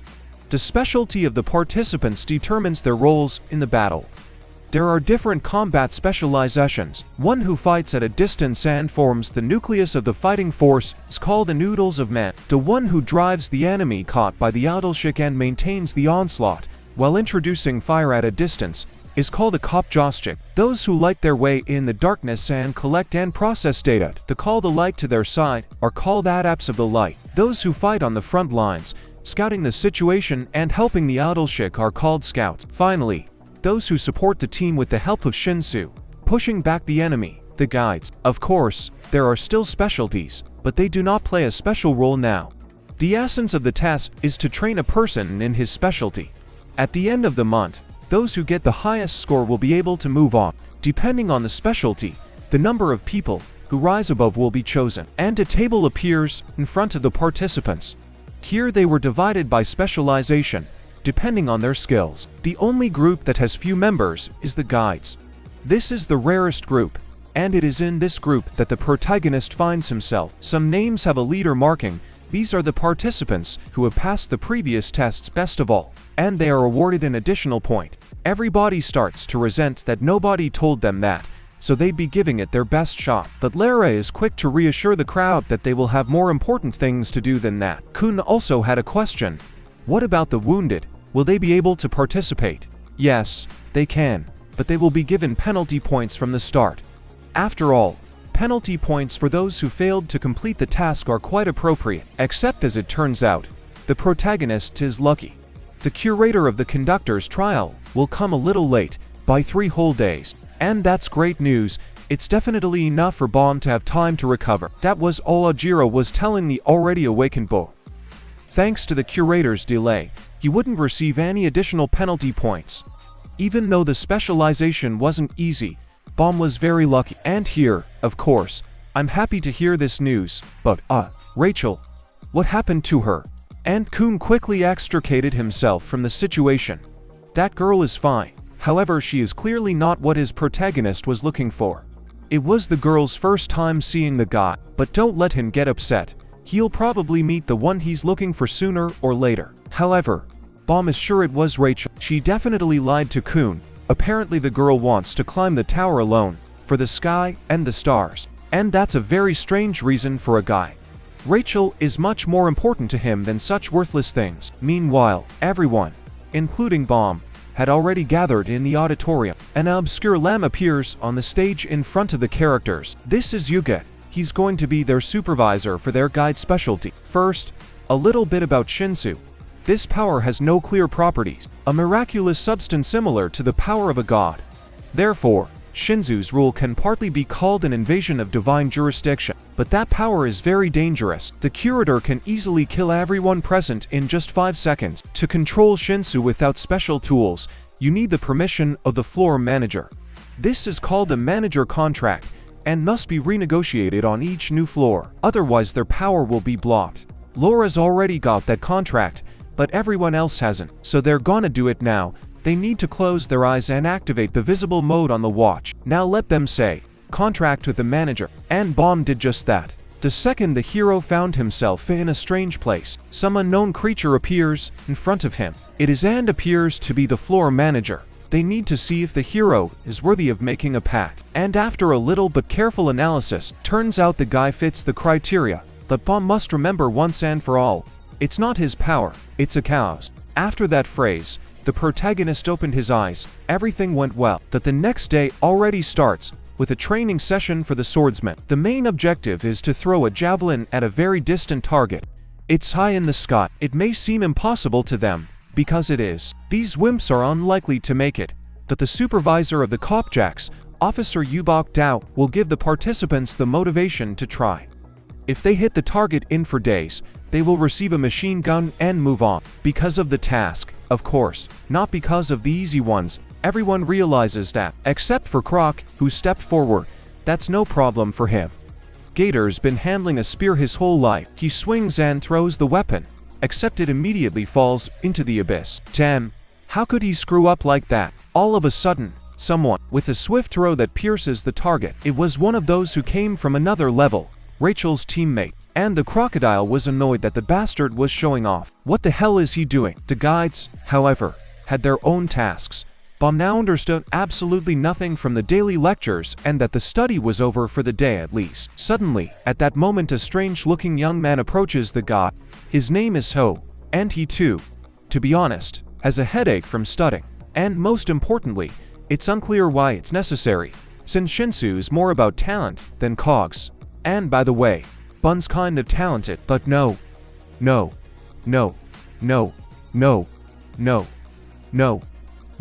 he still can't control Shinsu. What about Ho? Can he? Just a little. He showed him, of course, but it's completely useless in battle. His skills are too weak. He doesn't even realize how he was put as a guide with this. And Laura sleeping next to him supports this assertion. The kid really is useless. Bomb doesn't understand why you have to be so arrogant about others. They're all in the same boat. To which the already finally awake Laura asks the hero to stretch out his hand palm up. Now let him visualize the world as if it were coming together at one point. It's hard to imagine, of course, but Bomb immediately succeeds in creating a small ball of color. Whoa. What? What was that? What was that? And the outgoing Laura replies that that was exactly what the talent was. After this incident, Bomb returned to the room where Ajera was already lying. He was tired to death. They are so loaded with information, it's boring. By the way, where's their expensive cancer crusher? Looks like something happened in class or something. Kun had seen him today, but he was swimming with rage and the kid decided not to go near him. Suddenly, there is a knock on the door. Bomb opens it, and sees Lisa and Hatsu on the doorstep. And they're here for a reason. The scout troop has a mission. They have to gather 10 friends in a week and put them on this list. Akun wasn't particularly happy about this arrangement. Why would they help? They have Anaka on their team, who got Bomb's Black March. But Hatsu is not happy about such an act either. However, the groups were disbanded after the battle for the crown. That means that they and the lizard shouldn't be considered a team. Ajera doesn't understand how a guy can even forget about his fellow soldiers so easily. What about the code of honor? But Hatsu isn't hurt by those words. What would a guy with an earring in his ear know about it anyway? Could he even be into bows? Naturally, Kun doesn't take kindly to such insults at all. He'd kill that kid with the katana right now. Lisu tried to normalize things somehow, but it wasn't long before Kun and Hatsu found a reason to fight again. It's clear, another failure. That seemed to be the end of their gathering of friends. Except Bom agrees to be their friend.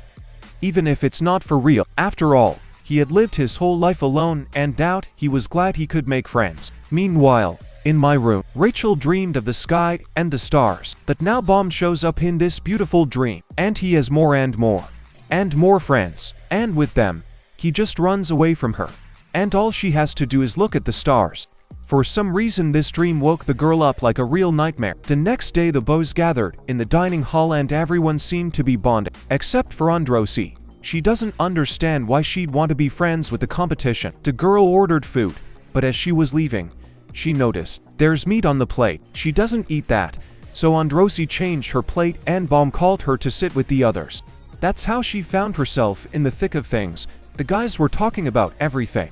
The mission, Kun's new nickname, all that stuff. Just as suddenly, Bom suddenly asked if the girl wanted to be friends with Hatsu.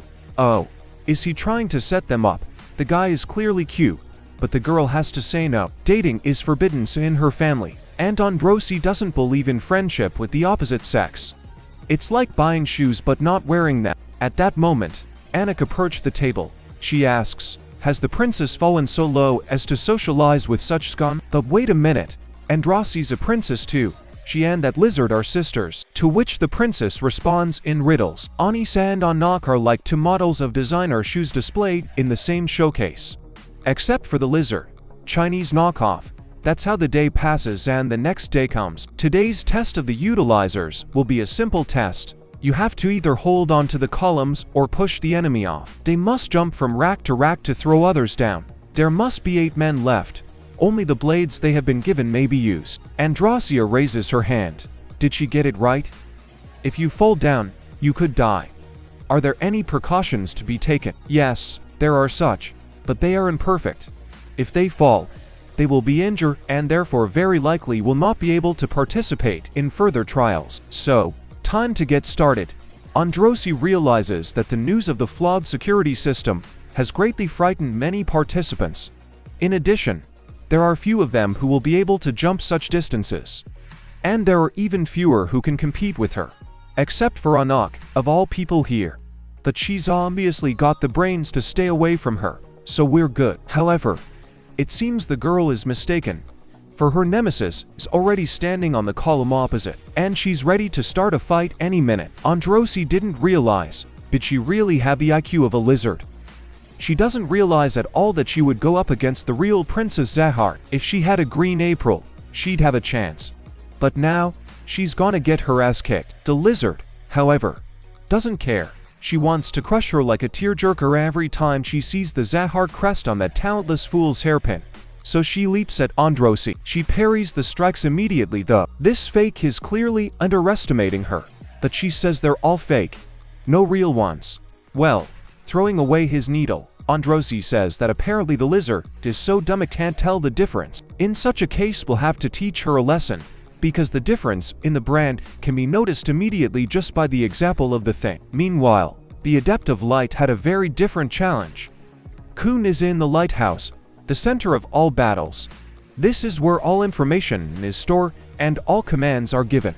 Cubes hovering inside the beacon can be used to retrieve additional data. Each beacon is connected to a common base because that's how you have to get all the important information. The instructor offers to test the cube and find anyone. And to be honest, it's kind of boring. Who would I find? Well, how about Anak Zahart? There's something about her story that Ager clearly doesn't like. Where does a girl get a green April? The 13-month series weapons are only given to a select few princesses, and those should be the highest rank, except this lizard hasn't even passed the test yet. Well, let's see, Anak Zahart. And here she is. After earning the title, she was actually entrusted with a green April. But wait, what? Why does it say she's dead? But whether she's dead or not is unclear. But right now, he and Androsi got into a very fierce fight. The lizard rushes into attack, but the princess dodges again and again. And what's that? Didn't she want a real battle? So why is she running? The girl, however, doesn't listen to Anak. She quickly jumps to another column. The samurai standing on top of her only has time to swing, but at that moment he is knocked off the column by a lizard, and Androsi keeps jumping on neighboring columns. This time the princess literally grabbed the back of another contestant, attacks Anak with his own hands, and then the princess merely steps aside for unnecessary, thus giving the lizard a chance to get at the man and drop him. Oh, what a bad girl she is, manipulating men. The fight doesn't end there, and the girls move on. On the new column, Androsi herself is already dropping the opponent standing there and taking his needle. Well, that leaves only 9 people. Anak got angry. Was the princess going to run from her for the rest of the ordeal? Well, that's the way it is, right? She should have noticed. Androsi is much stronger. She'd have no trouble throwing them all off, and Anak wouldn't even be able to touch her. Doesn't that prove their difference in levels? She's just a little overconfident, throwing out his needle. Anak accumulates Shinsu, strengthening his body. Lightning fast, the girl snaps out of her seat. The princess was thought to have ducked, but no. The lizard managed to catch her. She throws Androsi off with all her might, and already in flight, Anak is about to deliver the decisive blow. But the princess is far from that weak. How did that fake even dare to grab her leg? Her body is a cultural asset, and just like that, grabbing the leg of the lizard itself, the girl threw it right back at the column, and landing. Androsi does acknowledge her opponent is really strong, but she's not Anak Zahar. Anak Zahar is long dead, except she does have a green April. I think the puzzle is now complete. She is, after all, the daughter of that most unfortunate princess, the same one that got the real Anak Zahardi killed. How often does that surname resound within the tower walls after all? Zahard, ruler of the tower, the one who first contracted the manager and founded the kingdom within the tower, the great and unique King Zahar. There are a number of princesses under his command. Each of them has extraordinary strength and beauty. They are the ones who maintain the king's authority with their swords. The people of the tower literally idolize them. However, none of the princesses have Zahard blood in them. They were selected from noble families and other places after passing a series of tests. In other words, they are adopted daughters. After passing all the tests, they are given a piece of the king's power. But at the same time, the princesses must follow a few rules. They are forbidden to enter into relationships and have children. These rules are meant to control the non-sanctioned distribution of Zahard's power. That's why princesses are referred to as shoes on display. Though they are lovely, no one can take them. However, there have been occasions when these shoes themselves have left the showcase for a walk. That's exactly what the real Anak Zahard was like. She quickly rose to the highest ranks and was granted the right to own Green April. However, she then fell in love with a man and soon became pregnant. The princess didn't want to lose her baby and decided to run away to a place where no one would get her. Upon learning of this, Zahar demanded that she be found and killed, which was promptly accomplished. However, after Anak's death, Green April was never found. It was tried that Anak's daughter was out and she had Green April. But if her daughter was lucky enough to survive, why did she set out on this dangerous path? Listening silently to Androsi and not answering her questions, the lizardess sank into her memories. She was sitting in the garden as usual, while her parents were fighting over nothing. After that, she herself came out of the house and approached her daughter. What was that in her hands? A precious stone. Did she find it for mom? That's very nice, but that wasn't what the girl was worried about. Her mom and dad were fighting again. She wonders why her mom married her father like that. They're always fighting, aren't they? And she keeps saying she'd have everything she'd want if it weren't for him. Then what? Well, the answer was simple. Her mother had been deceived, seduced like a fool and turned into a hen. But that's okay. Now that she has a little girl, she has to find a rich man and buy her mommy some nice clothes. All right, she's kidding. After all, her daughter is the most beautiful and precious. And this same daughter was lying there talking. In fact, her mom was happy. She lived with the only cook in the neighborhood and loved his cooking. But here's the misfortune. This cook, her husband, was killed by her own younger sister. And now Anak Zahard's daughter has come to the tower to avenge everyone for the death of this cook. Her revenge will be accomplished when she kills all the Zahardas that exist in the tower. That is her goal. For now it is she, Anak Zahardi, and it looks like Androsi will be the first. The girl quickly rushes over and lunges towards the princess, but she dodges quite easily. Androsi doesn't understand why she's taking revenge. Anak was the one at fault. She had recklessly betrayed the power Zahard had given her, but the lizard sees no wrongdoing here. Her mother did the right thing. Of course, this foolish girl wouldn't understand that. While Androsi was training hard to become a princess and get the power of a king, this princess daughter just inherited her powers. She didn't put any effort into it, but the girl doesn't have time to say anything. Androsi's heel breaks again. It turns out she was aiming for him by her last attack. Shit. Is she going to fall? That if you're going down, you're not going down alone. She managed to grab Anak, and now they're both going down. And even after that, having landed and not badly damaged, they still have the strength to hurl insults. But calming down, Mildu asks Androsi a single question a second later. Her mother, wasn't she sorry? Anak stared at the ceiling in silence, remembering these events. The house is on fire. Mom is trying her best to save her daughter. She asked her to go with some uncle. He'll save her. The girl doesn't have to worry. Mommy will definitely come back. And just before they started backing away, as the daughter ran up and hugged her mom again, she was all in tears. She can't leave her mother like that, but she told her firmly now was not the time to cry. Come on, let her run away quickly. In response, the girl simply held out a rock to her mom. The same rock I found the other day. She never saw her mom again. Androsi won't get an exact answer.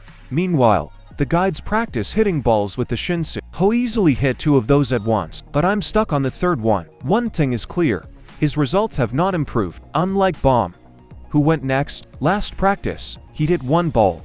Now he's hit 2. After class, the bows were resting, and Bomb was grateful to Laura for helping him master shinsu. If it wasn't for him, there would not have been such progress. Ahu didn't understand something. Is this sleeping guy really giving lessons? Well, not really, but that's the way it is. Bomb found his pillow. That's how he repaid the favor. Ahu didn't understand. They are rivals, and he teaches Bomb. How so? But Laura doesn't care. He's definitely going to pass. At that moment, Kun entered the room. He hurried to tell Bomb the news. But what's strange is that upon seeing him, the guy with the horn leaves the guys in a hurry. That's pretty suspicious behavior. And the further down the hall Blondie walked, the more rage that came out, which of course the red-haired girl walking by couldn't help but notice. Meanwhile, Hiro has come to tell us that Anak and Androsi are on the verge of disqualification. Bomb wonders a lot. How did this happen? Shouldn't we do something to help them? But Kun quickly brings the hero back to reality. Help? For free? Is he going to help everyone? The test was fair. Yeah, and he should think more of himself. And the main character is clearly frustrated. He'd like to find a way to make everyone happy. Well, you can make a lot of people happy by using for yourself. Here, for example, Kun is about to tell a guy how to make Androsi happy, who was lying there starving to death. But then, from nowhere, Bomb appeared outside her door, and he brought an eel to eat. He won't give it to me for nothing. He's got no papers. Anyway, if he becomes his friend, then he'll eat. But he won't. Androsi was reluctant at first, but hunger took its toll. Friends are friends. She doesn't care. A little later, Rashilis was ordering her food. The dining room was lively as always, and Bomb and Androsi were loudly discussing the story of how Yuri gave him the black mark. It's really surprising, because the girl is even called Zahard's butcher. And now, all of a sudden, she's given such a generous gift. Anyway, after that situation with the food, although Androsi wasn't going to socialize with the main character much, but somehow it wrapped itself up, and now you can say they're comrades. After that, Rachel and Androsi also crossed paths in the restroom. As former teammates, they had a short conversation, and the blonde immediately noted that the princess had a lot of new friends. But most importantly, she hopes the girl didn't tell Bon anything about her. And of course not. Except that Androsi still doesn't understand the reason for this behavior. The guy literally risks his life for Rachel, and she even goes under an alias so he won't recognize her. It's none of her business, though. But Androsi hopes that what the girl is looking for at the top of the tower is actually more valuable than Bomb. After these words, the princess walks away, leaving Rachel to ponder. Meanwhile, the conductors listen to another lecture on shinsu. The unit of measurement of shinsu control is the house. The size of a house is measured by its surface area, and the volume contained in a house is called mass. Although all three indices, house, surface, and mass, are important, the most important one for a conductor is the house index. The more houses, the more control you have over your opponents. However, managing houses is far from an easy task. After all, if you focus on one, you will immediately lose the other. And it's all something too complicated, both in theory and in practice, but the teacher doesn't see it that way. Bum has already been able to create his first home. The teacher himself took 2 years to do it, and yet he was hailed as a genius. This guy did it in 2 weeks. Observing all this, Ho shares with Laura a suspicion that Bum is hiding something from them, but the guy doesn't care. He's asleep as usual. Well, it was Horny's turn to show off his skills, but he simply can't focus. His hands are shaking and not obeying. He's obviously stressed about something. The teacher notices, and tells Ho to rest. He doesn't want to fail tomorrow's test by going this far. Well, the one-horned man decides to do just that. Just as soon as he falls asleep, he's having nightmares. There's literally no way to sleep. Just then, someone slips a note under the door. Ho walks over and begins to read. And this isn't just some friendly letter. It's an offer to eliminate Bom. All you have to do is just overpower Rachel. After all, she is the reason the protagonist conquers the tower. The guy opened the door in a hurry to see who had written it. But, alas, empty. Lara, on the other hand, sat in the principal's office and didn't understand.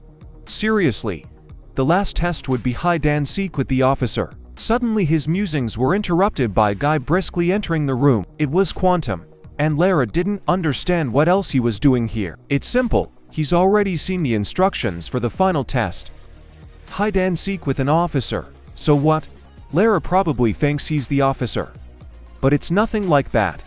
This time, Quantum's the boss, Lara's out, and the guy's jaw really dropped. What's the big deal? Quantum's an impulsive bastard. The director realizes that all the participants will just die in this exam, but there was nothing to do. After a while, Lara obediently announced the start of the final exam. There are a total of 28 participants who did not fail in the class, and 2 more passed on automatic and will not participate in this joint exam. They'll be split into 2 teams of 14, and it's time to look at the list. Bom doesn't seem to be on Kun's team. Did they do it on purpose, or is there something else going on here? Well, but together with Rahili Androsi to the same Croc has already passed the automatic. It turns out he did hit that target. His persistence is just amazing. Alara continued. Points for the exam will be awarded to the entire team, as well as to the individual, and they will also have a significant impact on the final score on that floor. Individual scores are awarded by the instructors, while team scores are awarded by the director. And he's the one who's going to tell you the rules. And Han Sung begins to explain. The essence of the game is built on the principle of hide and seek. However, the bows will not fight with each other. They will play against a leader chosen by the supervisors. The rules are very simple. The team chooses a noodles of people to be their driver. If he can get from the base to one of the exits, the team wins. The limit is 3 hours. If the admin driver catches the driver of the selected team, the game ends. One more thing, there should be an icon on the introducers. If it is touched by the admin selected entrance, the game will stop. If someone is able to touch the admin badge, the game will also stop. And the one who did it will get 2,000 points in the personal score. It's definitely enough to make up for all the past misses. And now, speaking of the host, Quantum is coming on stage. Yes, he is today's star. But don't worry, the guy won't be fighting at full strength. And so the game begins. The first team is in the arena. The guys are discussing the competition. Quantum doesn't look like the strongest admin, so they have a chance. Plus he is forbidden from using weapons and body reinforcement, as well as using more than one Shinsu house. And now we have to choose a captain, and here basically everybody votes for Ager without reservation. Well, great. The guy's got an idea. Running away is fine, but what if he doesn't try to catch the host? After voicing this idea, many people have already regretted that they chose Kun as leader, and they will definitely not be able to handle it. Weak officer or not weak officer, that title speaks volumes. But what are the options? Because we all know that asshole's personality. He doesn't like to lose, so he'll do anything to make sure no one can make it to the finish line. And the fact that they had decided to attack him, he would certainly not believe or guess. After that argumentation, it started to sound more logical. All right, we're all in agreement on the plan, and Kun says it's perfect. Since that's the case, we should choose the bait. And she, of course, becomes the most useless Spike Lisu. Kun, as befits an adept of light, sat down behind the beacon. He would control from there, and Ship asks him. The guy generally realizes that if they do well, Bomb's chances of passing become minimal. He's on the other team. And of course Ajera realizes that, but is that a reason to fail the test? It's more important to find an officer. Only he's not coming. Kun's radar doesn't see him moving, but Lisu sends something and tells Ajera to check his radar again. And such panic on the part of the cowardly lad is not surprising. It is at this very second that Quantum steps out of the shadows, and meanwhile the other team is discussing the distribution. One guy's not happy with the balance. The team is useless, they're useless here, and their opponents have all the talent. Well, of course, other than Princess Sahardi. She's their only hope. The conversation is interrupted by the start of the other team's test. The officer has already found them. Very quickly, even for Quantum, it's too much. Lisu kept his eyes on the admin, and the latter began to speak. The guy's walking around here so calmly. He's clearly a decoy. Did they seriously want to distract him and run for the exit? How predictable. Well, as long as the leader gives a head start and doesn't rush for the exit. Quantum proposes to do a demonstration session. There's obviously for men huddled nearby. With Spike, that's 5-1. The group is sure to include a couple of spearmen, and noodles of men, and a guy. They also have no more than 2 adepts of light at their disposal. It will be hard for such a group to deploy, so they will most likely use long-range attacks, i.e. fire. So the question is, what should a scout do in such a situation? And he won't give an answer. Ship will have to think about that himself after his failure. Ajera, noticing this attack, demands the Copjack to immediately throw his weapon. However, Quantum predicted it, and easily dodges a spear coming at him. It's a bit of a hassle. Maybe he should blind them. I guess he will. A powerful light wave appears all around, and then the room immediately goes dark. Hell. They lost the beacon and now they have no communication with each other. And Isu urgently needs to buy time, while Kun rebuilds the lighthouse. But no such luck. Footsteps sound behind the guy's back. It was Quantum, who arrogantly explained, since scouts are always on the front lines, they often can't be at a disadvantage. In such situations the best solution would be to blind the enemy. After such a move, the copiers would become useless, in fact, as well as all the advantages of the enemy. But an experienced scout will not be affected. He can read Shinsu flows and determine the location of the enemy. That's why Scout doesn't need light. With those words, Quan throws himself at Ship. But then the room lights up again. There can't be another source here. And what's that? Anak is standing upstairs. She's the one who's running this command. So why is she here? No way those bastards didn't want to run. They were aiming right at his badge from the start. Looks like there's no choice. He's gonna have to use his skills. And literally at the last moment, the admin dodges the gun with lightning speed. What's going on? Where'd he go? As suddenly out of the darkness a hand catches Anok's weapon. Do they think he's so weak that they're gonna catch him? What? They probably think he doesn't even look like an officer, right? It's actually kind of annoying. And Lara, who's watching, recognizes the look on Quantum's face. Well, it looks like there's going to be a lot of bodies. However, he was wrong. This time Quantum held back. The guys really had the courage to attack him. Well done. The plan is commendable, but now they don't stand a chance of catching him. And what am I gonna do? Even though he realizes they don't have a plan B, but he's being very generous. Quan's giving the contestants a head start of 32 minutes at 13 seconds. So, after thinking about it, Kun said they had no choice. 30 minutes should be enough time, so everybody scatter. Lara, who was watching this debacle, didn't understand something. How could Tima come up with such an obvious plan? Kun himself came from a family of officers a head taller than Quantum. He must have known that such a ridiculous idea wouldn't work. However, the principal thinks that Lara is a bit wrong. Ajera is doing pretty well on the test. Only there won't be specifics. Lara will see for himself. The bows, on the other hand, were quickly running for the exit, but it is immediately clear that Quantum has calculated everything down to the minute. He'll definitely catch up with them at the stairs. And then there's only two options, either try to catch him again or run down the aisle. And we have to think fast, because in 3, 2, 1, time's up. Participants quickly get into position.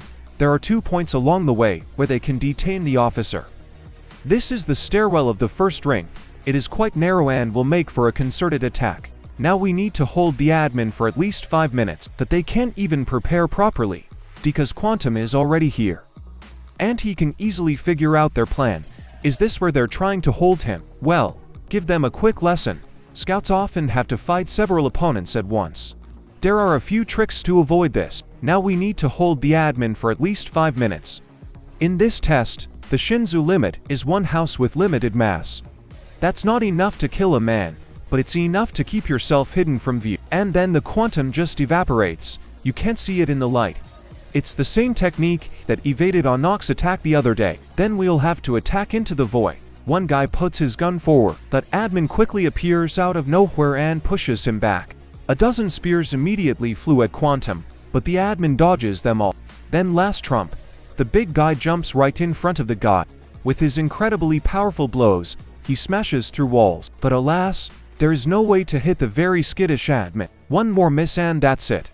Quantum ran on. All the big guy could do was stare at him, except that the next second, a voice comes from behind that bulky man's back. The tower's tower alone is not enough, so I'm just gonna let it sit here and think about those words. So what's the big deal? That's all they can't do. It's only a minute late, but it was supposed to be 5, wasn't it? They should make more of an effort. Watching this moment, Bomb's team is ecstatic. Yes, there they are. Admin must beat them. He's much stronger. Let's go. The team will lose. Easy. Onok was running down the corridor at the same time. And at that moment, she received some not so good news over the comms. The first line of defense is down. The officer has disappeared. Watching what's happening, Lara realizes the team has already failed. Quantum's already figured out where the leader's going, which means he'll never miss them. What's more, there's a bridge ahead of them. It will be impossible to evade attacks in such a narrow area. Anyway, it's pretty clear by now, the only chance he copied the badge in so many seconds, and it's not real now. But the director refutes that claim. The material on the badge can't be copied. Well, then there's only one answer.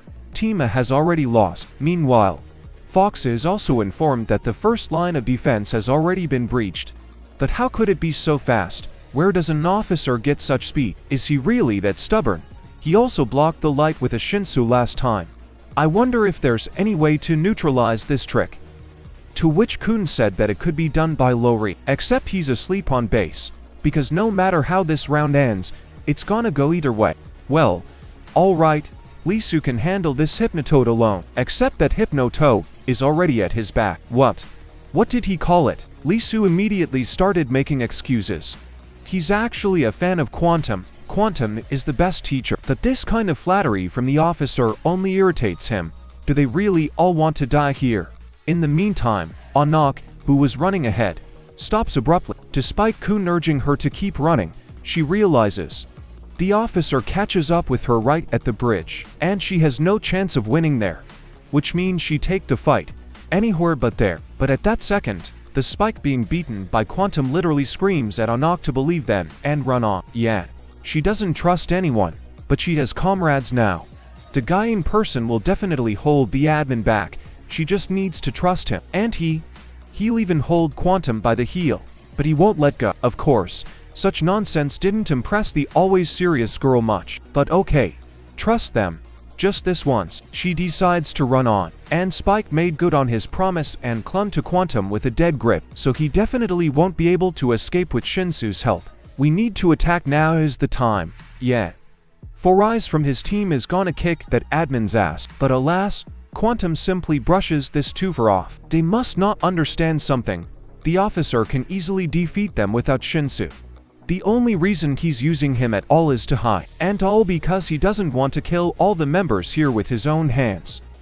But if Lisu won't give in, the admin will have to make an exception for him personally. And here I was just going to say I wouldn't miss it, but Kwon just kicked him in the face with his boot. What's he trying so hard for? He's got enough points to get to the next floor. Let him lie still. And Quantum, Quantum will move on. The second line of defense has been breached, and now he's headed for Kun. And at this rate, it will take her another 15 minutes to cross the bridge. The officer will surely catch up with them. Everything seems to be going exactly as Quantum had planned.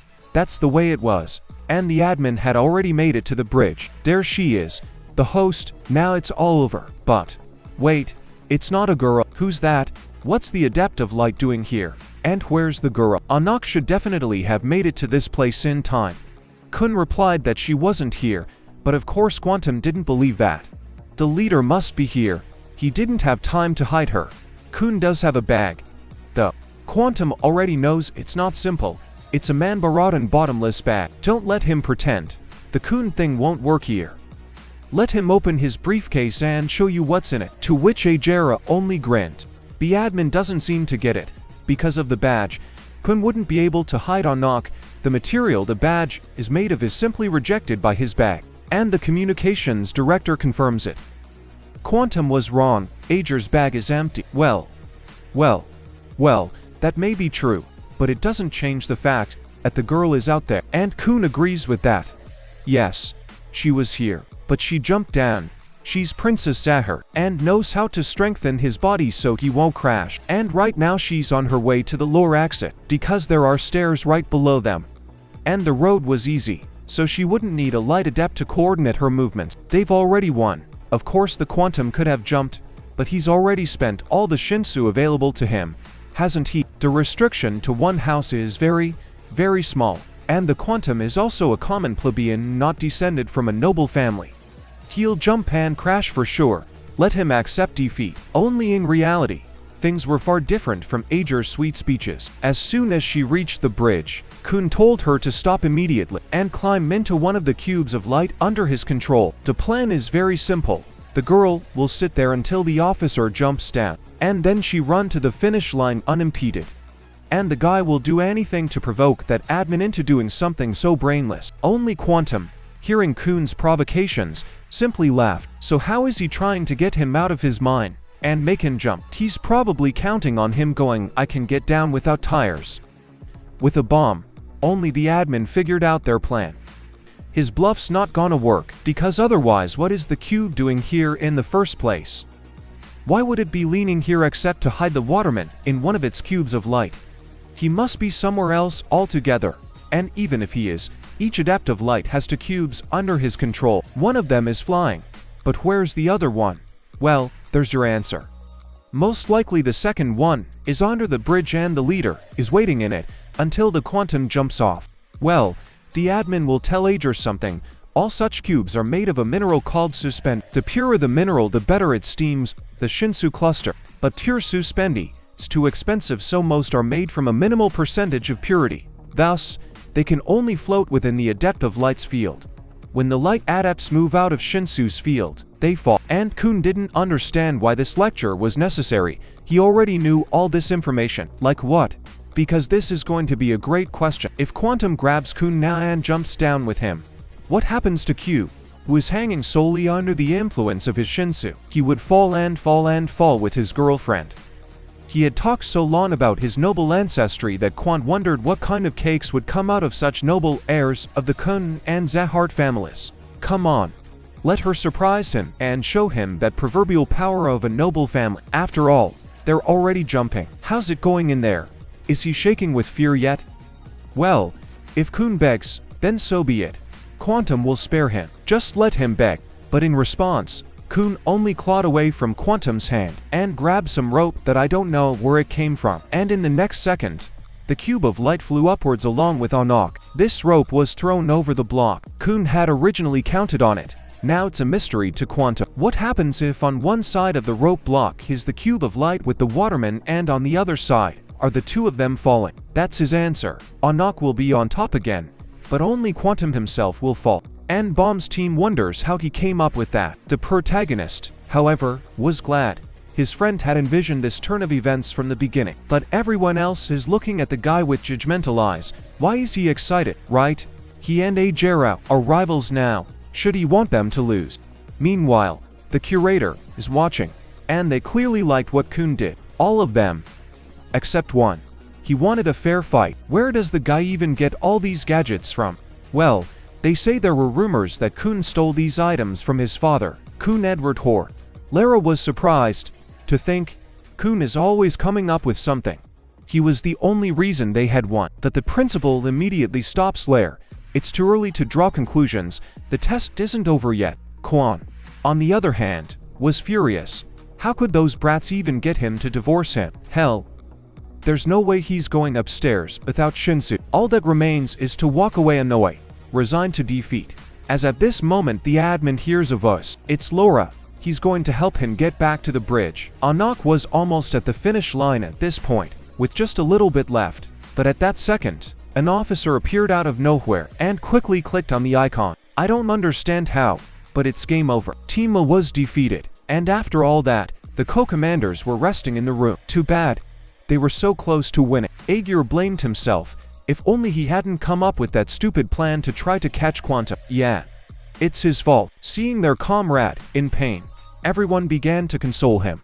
He did everything right, but he was a little unlucky. And Aegir, with his head down, somehow unnoticed by everyone, only smiled. Now it's done. Let Bomb go upstairs. The admins are discussing the competition. Still, the team lost, even though they were close. It's a shame that the pikemen and guides didn't show themselves in any way. The results are pretty much the same for all admins. However, here's Lara, in no hurry to make the grade. Yes, Aegir has done well for himself, except he knows it was this guy who helped Quantum.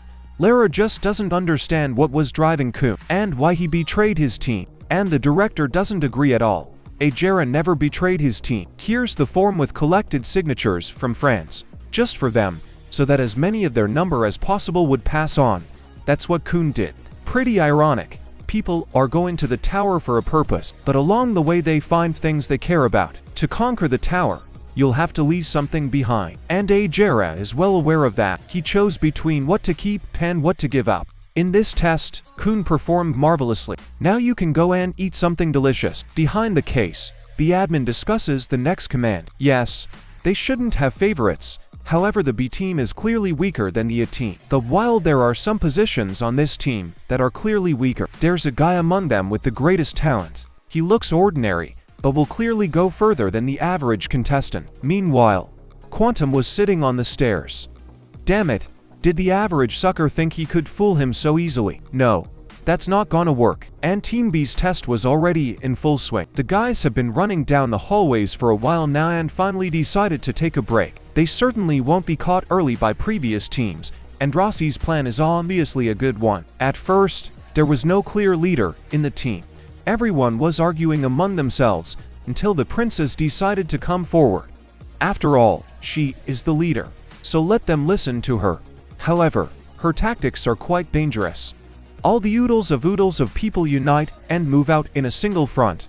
If the admin catches up with them, they'll scatter. But most likely Kwon won't go to them until he's tested each one. Once everyone starts moving on, the co-players discuss a plan that they are clearly not happy with. However, Hatsu says that it is at least something. Don't they remember what they were proposing? Could a plan where everyone attacks and they shoot from above even work? Quantum can't be held back by brute force. Androsius' idea of moving the oodles of men in one group, and then moving the team members according to the officer's actions, has a much better chance of success. But that didn't convince Hatsu's companions. The most important thing here is to prove yourself. Hatsu doesn't want to sacrifice himself for the success of the rest of the spearmen. Meanwhile, Ho and Serena stood alone. There was clearly nothing to occupy herself with, so the girl suddenly had a question. Why did Ho decide to conquer the tower in the first place? Just the team's performance gave Serena some ideas. She used to be a common thief. She and her friends used to steal things from merchants. But one day, things didn't go according to plan. For the merchant was accompanied by an officer. The girl knew they were strong, but she had no idea how strong. He felled every last one of them. She was the only one huddled in a corner, begging God to save her. And surprisingly, he showed up. Without another word, the girl grasped his hand and entered the tower. She decided that by all means, she would become an officer. In the first floor assignment, she had easily dealt with everyone. The girl was sure she would succeed. She was getting her desired points, and the next floor was getting closer and closer. But after the team's performance, she was even unknowingly rooting for them. seeing them give their best. And then the girl suddenly realized, after all, she would have to go over their heads. To which Ho asked in bewilderment, "Isn't everyone in the tower ready for this? He is personally willing to kill and die. Everyone here is on equal footing, so Serena has nothing to worry about." Meanwhile, the rebellion among the spearmen had clearly failed. Hatsu had simply taken away their weapons. He had only wasted his energies on them. How did the guy suddenly notice something? He quickly made his swords visible. Looks like the officers already out there. If that's the way they want to go about their penny-pinching revolution, they should get out of here and get in position to strike. He would try to delay Quantum Man by them time to attack. It's weird. The admin beat the team. Why is he so angry? This anger is felt in the Shinsu all the way through. It was immediately announced over the team's comms. Realizing the officer's location, the siren rushes forward. We need to help the bows right away. But where's Ho? Did he just run away? Why rush to no one's aid? Hatsu, meanwhile, waited patiently. The admin is getting close. He can hear his footsteps. It's not long now and there he is. The guy shines a light on the path in front of him, but at the same second, the admin strikes furiously. Hatsu manages to fend off the attack in time, but that's where it starts. Quan again, and he's back with more punch after punch. But the swordsman seems to have found a gap. Here it is, the moment to counterattack. The admin barely manages to dodge. He asks, "What is this style of single sword buoy? It doesn't look like the Aryan style. Maybe Quantum has enough of this kid to blow off steam." At the same time, Androsi noticed Baum's sad face. He definitely wants to go with them, and she only chose him because she trusts him. That's why a guy should be more responsible about what's going on. But Baum doesn't understand why it's him. He doesn't even know how to fight. But that's okay. The princess says, the guy looks a lot like her before he became Princess Sathard. The girl was from a family in the top 10 most noble families. But the only officer there was the head himself. So in order to gain more power, the head decided that they needed Princess Sathard. He started adopting all the girls who showed any talent at all and trained them hard. Androsia was one of those. After training, they sat down to eat. In order of success, of course, the one at the head of the table had a feast for all the world. And the one at the end would only get moldy bread. Being the youngest and weakest, the girl was not even honored with a seat at the table. But at one point, Idrusi accidentally defeated a sister much stronger than her, so she could eat at the table for the first time. The girl immediately wondered what kind of food the other kids had, and so in a few days she was able to taste all the food on the table. She asks Baum how. Guesses how she did it. The guy replies, well, maybe they shared with the girl. Androsia of course was outraged. Why would they share? Did he still not understand anything? But at that moment a voice sounded. The officer had been located. Where is it? Is he close? No. He's at the other end for now, where the swordsman is. Looks like their plan is really good. Yes, that's right. The plan was a huge success. With those words, Androsi chopped the luminescence with her weapon and drew a line around them. Everyone was puzzled. Why did she do it? And she continued. Everyone who goes beyond this line is dead. Although, they will die even if they stay in the circle. The princess is in a bad mood today. One of the guys would just like to ask what the jokes are, but Androsi just knocked him out. To gather all the oodles of people and act on the situation. Did they really believe in such a delusional plan? And also investigated him as complete cretins like them, not worthy of the tower. It was at this point that Baum realized why the princess had suggested this particular tactic, and how in the past she was able to taste every dish on the table. The girl didn't plan on helping them from the start. You see, among the oodles of anglers, only 4 out of 6 will qualify. Let's say 3 from Team A go through. There's only 1 spot left. How is the girl supposed to get it? Right? The solution is simple. Eliminate all rival oodles. Androsia is not sure she can beat the officer. Plus, she's already gotten herself in trouble. So this is her only chance to move up. But they don't have to be afraid. If they don't get out of the circle, they'll stay alive. There was no limit to the anger of the 2 oodles of anglers. And then one of them, Sang Hyan Su, realizes, Baum, are you with her? Well, then he'll be the first. A man lunges at the hero, but Androsi throws him off momentarily, and it looks like he's out of range after landing. No, he's on the line. But still, even if he is, what's the girl gonna do? What's he so eager to know? But she show you now. Androsi tells Baum to watch carefully. This is how one climbs the tower. If he wants to catch up with Rachel and is ready for this kind of worlds, let him just step out of the circle. Meanwhile, Hatsu was still fighting Quantum. The fight was getting more and more violent. The admin's blows are very strong and fast. If he wanted to, he would have finished off Hatsu long ago. Which means we need to strike a decisive blow while Quantum is still playing with him. And after a couple blows back, the swordsman seemed to disappear into the shadows. I see. Did he lure Quantum out just to take cover? And he clearly has guts. And in the next second, Hatsu popped out with a quick lunge with his sword. But that decision turned out to be wrong. Dodging, Quantum Lightning quickly seals the guy into the wall. He better run for his life. But no, the swordsman grabbed the admin's arm. He had spent his life training to hold a blade. He has an iron grip, and once he gets his hands on it, he won't let go. Now it's the turn of the pikemen, except there was no attack. They ran away a long time ago. No one would believe a loser like that could apprehend an officer. Quantum ended up just headbutting the swordsman harder and knocking him out. Yet, this looks like a total rabble-rouser, not a team, and they might have had a slim chance of success. It seems there are even more traitors, and Hatsu, who could barely grasp the information, didn't understand anything. More. Are there more traitors? That same instant, Androsi slowly approached the guy standing at the ready. One of them Han asks to distract the princess for a while. If she opens up, the guy can finish her off in one hit. Yet, and sure, he's ready. But, out. This is where the guy just pushes Han in Androsi's direction. It was another betrayal, but the girl didn't appreciate such a gesture, and immediately struck the bastard. Even in such a cluster of Shinsu, it's very fast, but at that second, Bomb blocks Andros's path. It's not right, they're a team. They share the same goals, to climb the tower. The girl only smiled. Looks like the guy is too soft for that. He should give up and not conquer the tower, forget about Rachel and move on. As if to confirm her words, the traitor lying nearby leans his weapon on Bomb. Keep him still. But before he could move, he was hit in the stomach. Let Bomb go and find his happiness, and getting your hands dirty is a job for bad girls. But it would have been better if the girl had looked around more instead of making pathos speeches. After all, the princess did reveal herself, and Hong is ready to deliver a devastating blow. At this time, Rahil, as befits an adept of light, was watching his team. But suddenly, Ho knocked on her cue. He has information.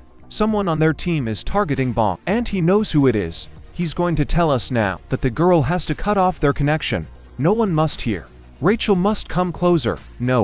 No, closer. Oh, that's great. Here we go. The one who wants to destroy Bomb is himself. With those words, the Wo put a dagger to Rachel's throat. Bomb, on the other hand, closed from Androsia's strike. The guy doesn't understand why they have to fight at all. It's not like they hate each other.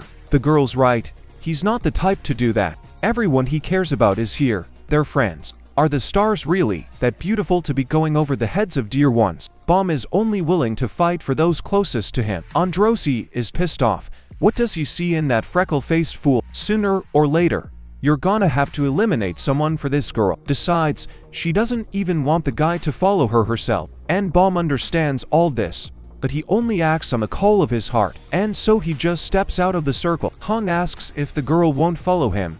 He did. After all, resist being hit by his sword, the Narumata. And that's a little dangerous for someone so weak. But no, there's no need to worrying about him. Princess will already continue the fight with her opponents inside the circle. Meanwhile, Ho had already put the knife to Rachel's throat, so he and Bomb do know each other. But then maybe Rachel does know what kind of monster Bomb is. He mastered Shinsu so quickly. Isn't the guy a favorite of the gods? Isn't it about time he ran out of luck? Ho's already lost everything.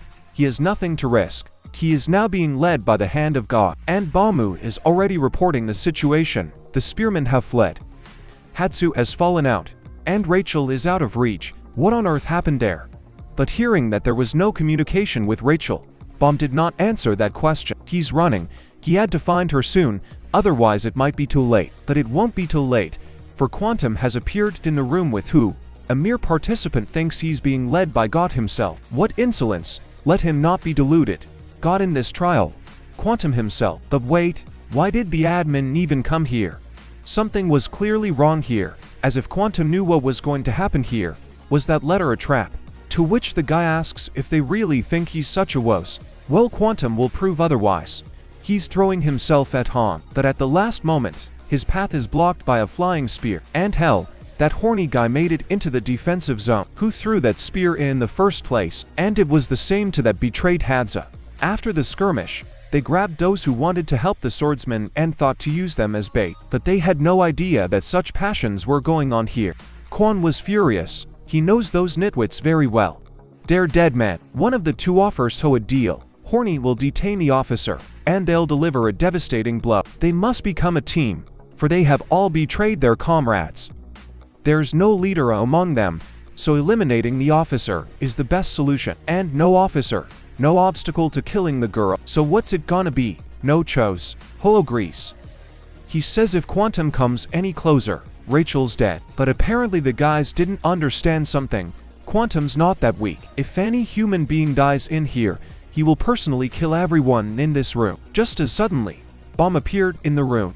Noticing the big picture, he asks what they want to do with Rachel, and Horny's not confused. Bomb must put the officer down, or the girl would not live. I've seen monsters like Bomb 1,000 times worse.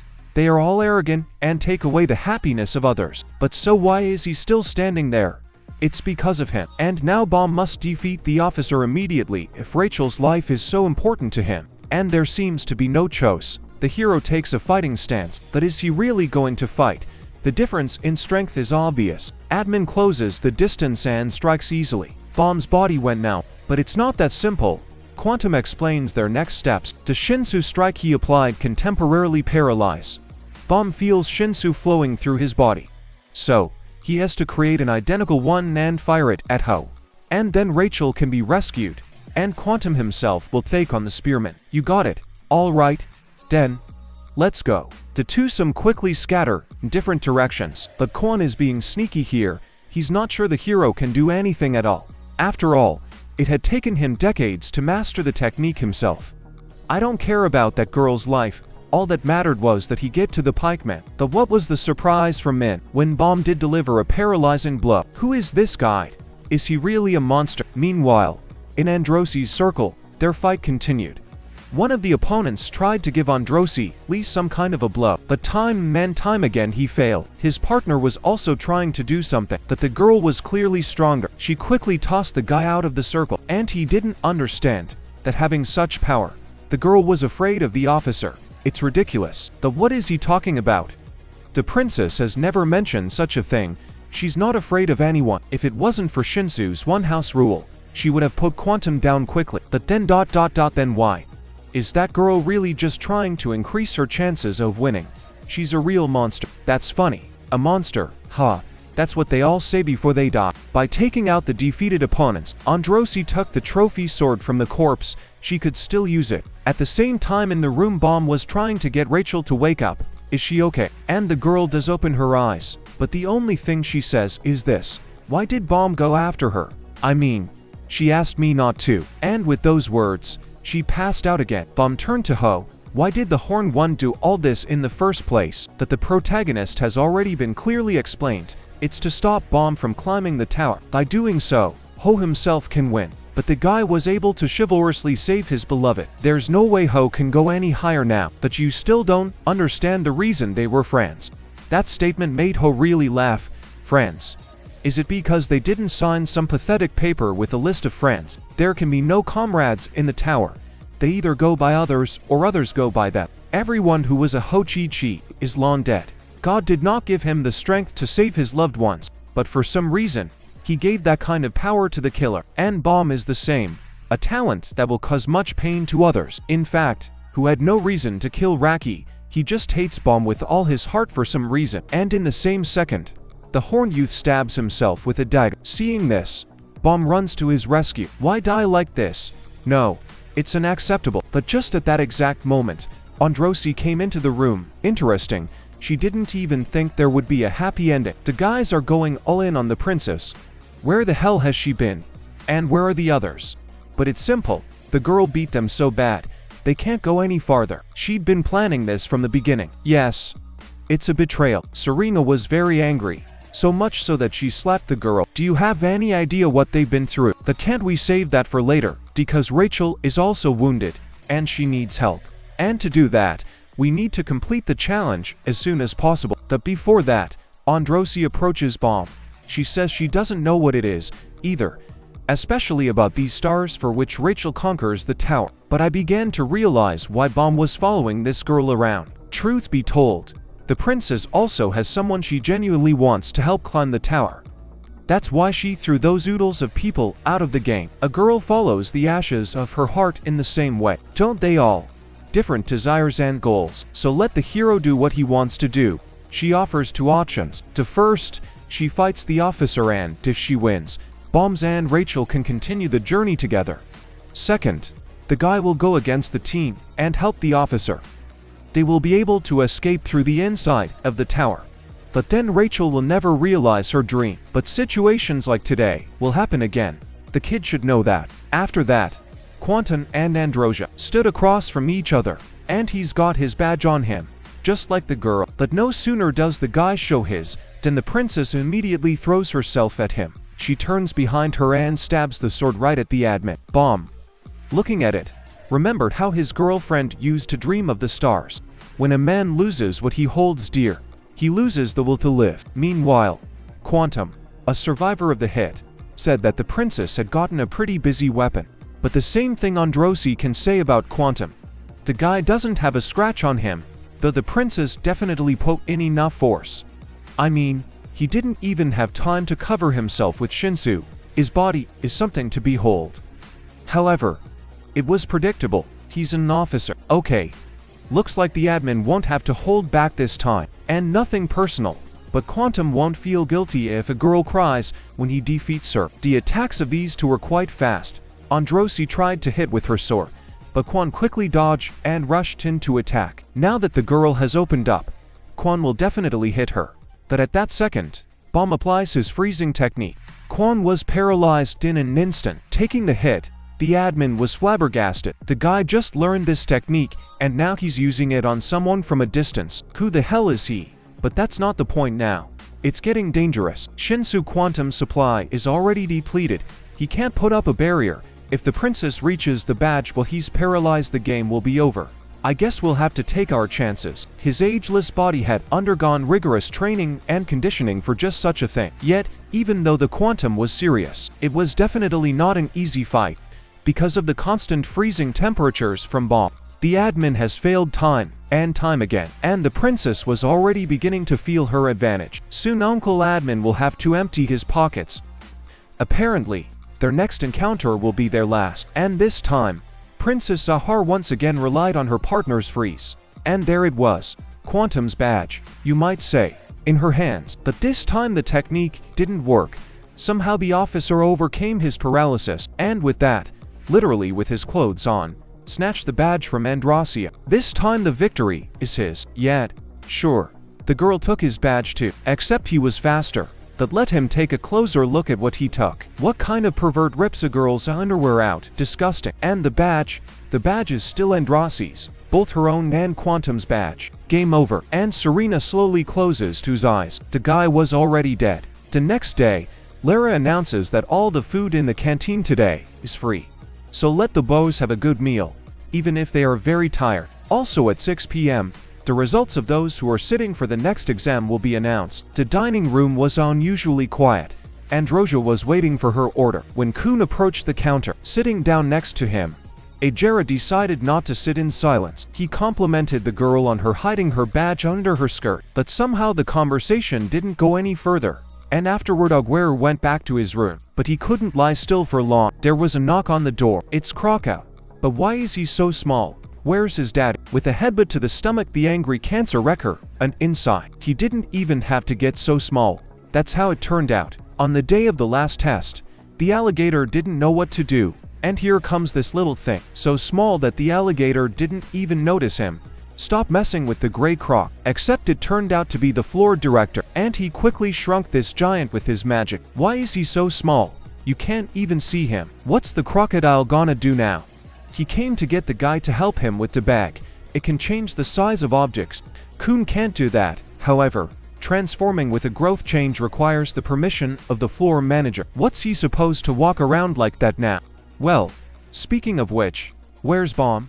There's nothing wrong with him, except he probably won't go any further. He found the one he was climbing for, but the crocodile was outraged. As the leader of their squad, he would not allow such a thing to happen, but it's Bomb's choice. It's none of their business. Let the alligator stay out of it. Such lack of initiative on Croc's part was, frankly, not impressive at all. He already wanted to go to Bomb himself, as suddenly Ajara began to tell one story of his past. He had an older sister, Maria. They had different mothers, though. Maybe that's why she was kind and polite.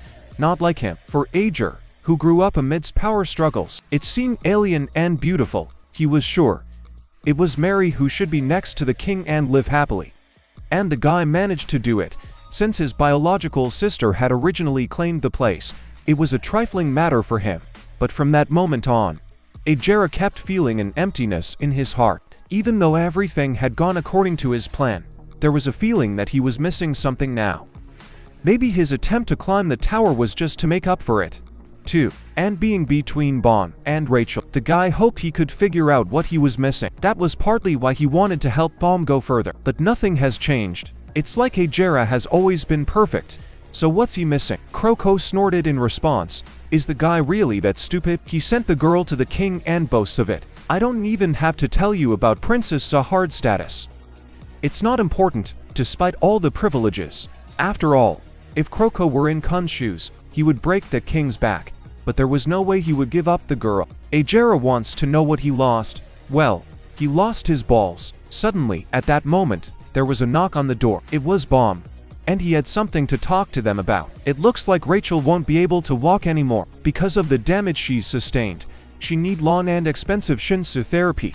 It's unclear if she be cured at all. And so Bomb made a decision. He'll be Rachel's feet. He'll go upstairs for the girl. He doesn't care what's out there, stars or not. But if that's what she's looking for out there, that's what he's looking for. Therefore, the protagonist is determined to conquer the tower. He hopes the guys will help him with that. They've become dear friends to the bug, and he wants to climb the tower with them. And listening to all these speeches, Kun finally realized what he had lost. He wanted to go all the way with his sister, but he didn't dare say so. He wouldn't make that mistake again. So now we need to discuss their next steps. Croc's already made it to the next floor, and they're supposed to go through as well. Rachel also has a point.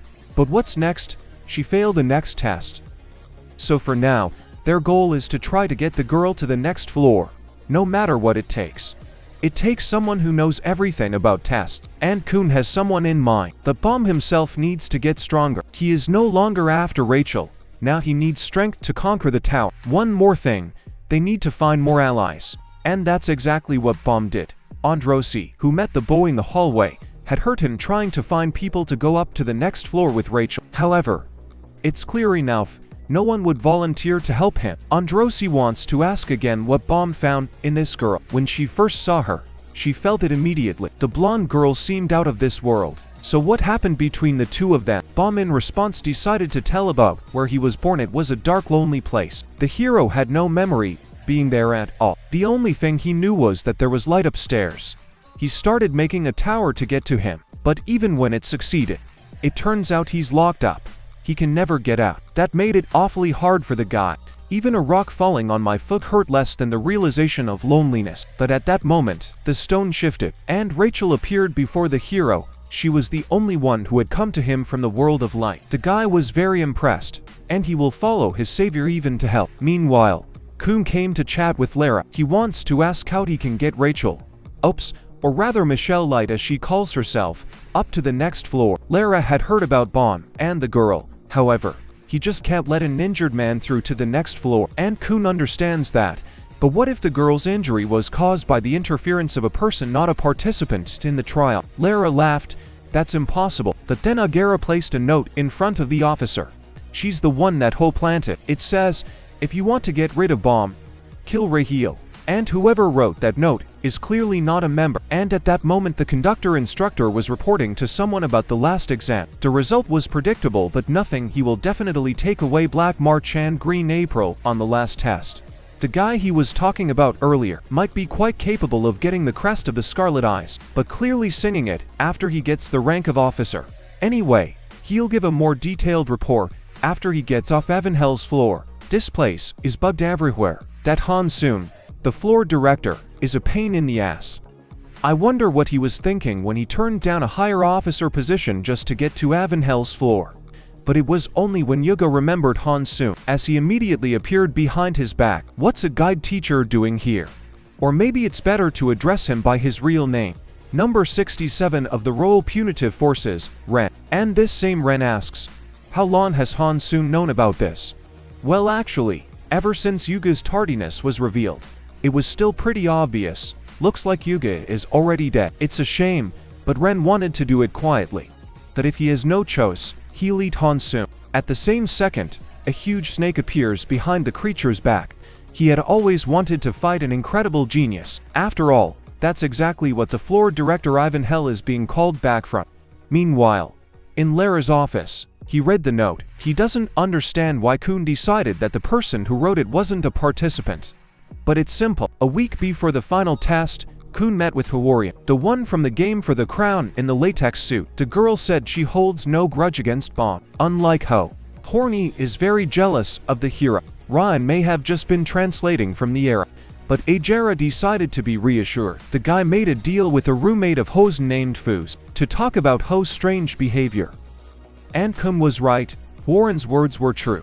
Then during the announcement of the distribution test results, Kun snuck into Ho's room and found a note. He took it home, replacing it with a copy from his bag. Afterward, the beau told Rachel everything, but the woman, even after hearing all this, asked her not to tell Bom about the situation. To him, Ho is a good friend. If he finds out about the betrayal, he could get burned for life. And all of this made it very difficult. Ager began to think of ways to help them both get to the next floor. It won't be easy. He's on a different team. We need someone to help the guys in his place. And that man was Androsi. The guy promised her something, and in return, the girl should just protect Bon and keep them from meeting Rachel. Then the guy talked Laura into helping as well. That one was still coming through no matter how the team performed, and he was interested in Bon, too. That's how Quantum jumped down. As planned, he and Laura were ready to go. The beau helped to toss the admin up, and Kun manipulated the officer in his favor. He said he was eliminating his rival Blondie, who was about to be killed by a horny fool. In doing so, he pushed Quantum to the girl's defense. The plan was indeed a great one. If Hoshi took action on him, he would be disqualified, which would benefit Bom, so the guy hoped it would happen that way. And by doing all this, he didn't even realize that he was still the same as before. Lara wondered, and yet, why did Ajera think the note was written by a non-participant? It's simple. The fact that Bon and Rachel knew each other was known only to Androsi and himself. They didn't tell anyone, being interested in helping the boss. Besides, the note was planted before the teams were known. It turns out that this someone knew that Bon and Rachel would be on the same team, and was most likely involved in choosing the challenge. And it is this person who is trying to prevent Bom from rising higher. Meanwhile, Ren and Han-sung were starting the duel. A huge snake darted under the ground. Obviously, it would strike a surprise strike soon. In the meantime, Ren says he's long wanted to see Han-sun's strength that so impressed the vice commander himself. And with such skills, why didn't he try to enter the 10 noble families?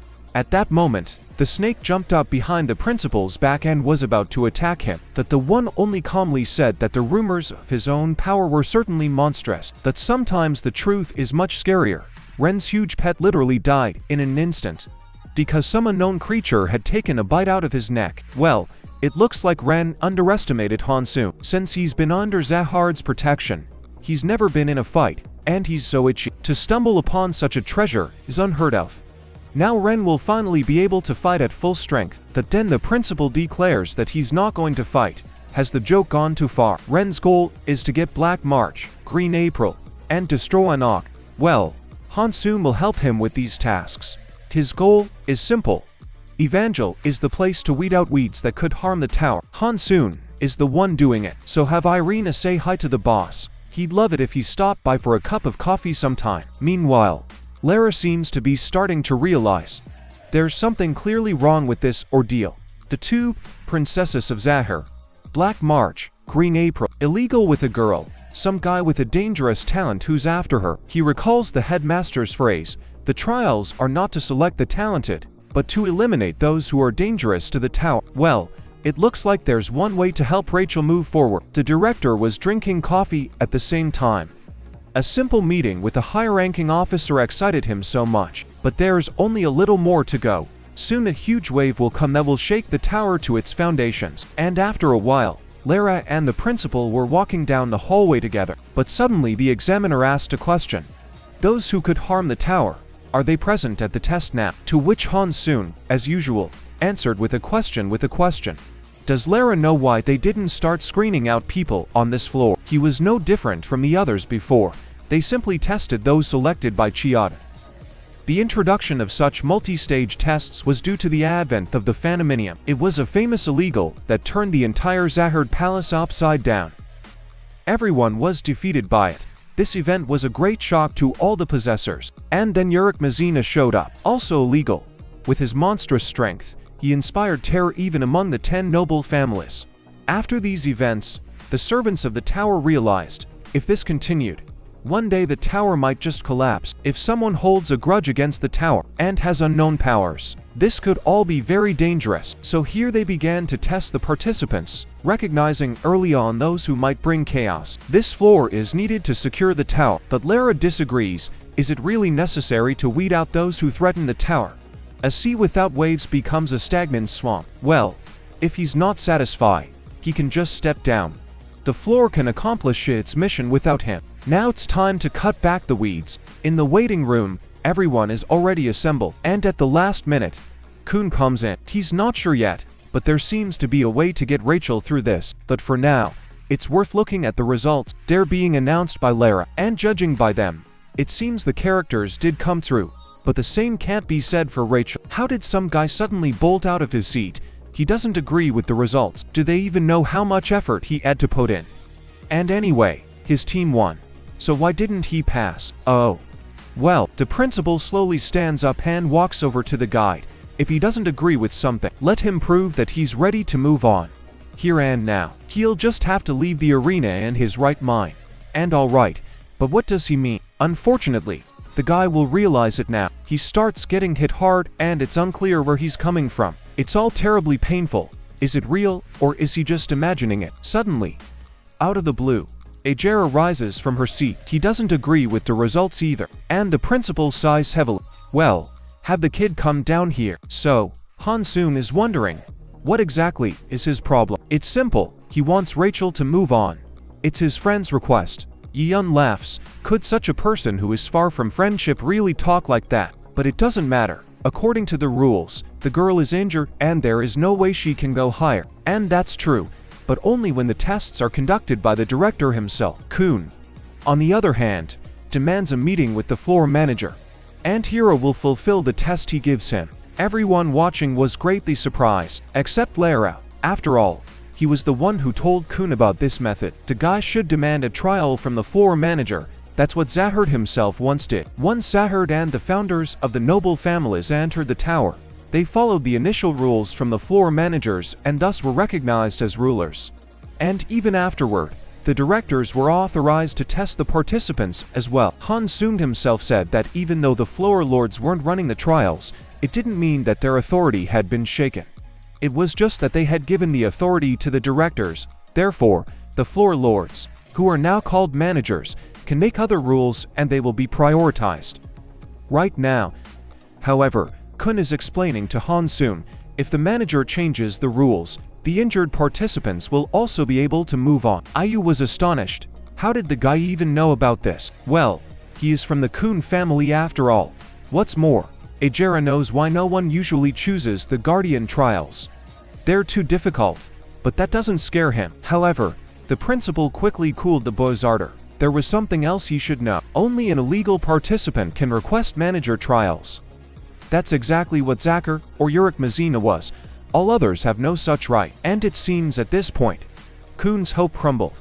He'd better get back to his seat. But then suddenly Baum stood up from his chair. The principal should let him be the one to take the test. He's the right one. Illegal.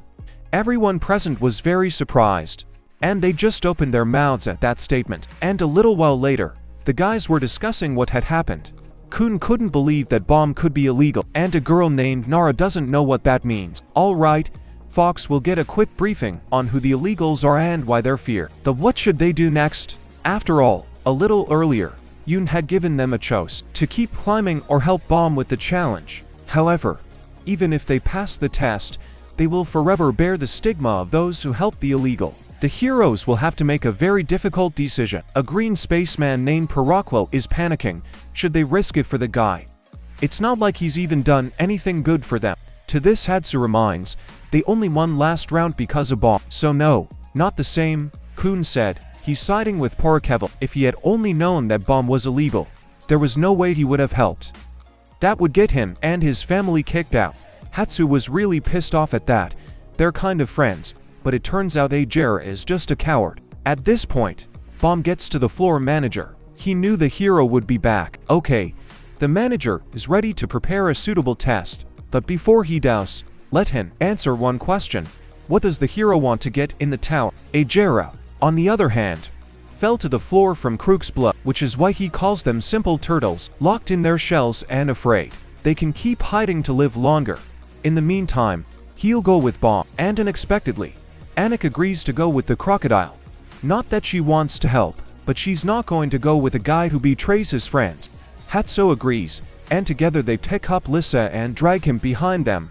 Following Rak, Androsi follows their example as well. Thus, everyone decides to help Bomb. All that's left is Paraquel. He, of course, couldn't help but throw in his own 5 cents and expresses that Kun is a real trash since he didn't help his friend, and immediately leaves with the others. But that's what Ager's plan was all about.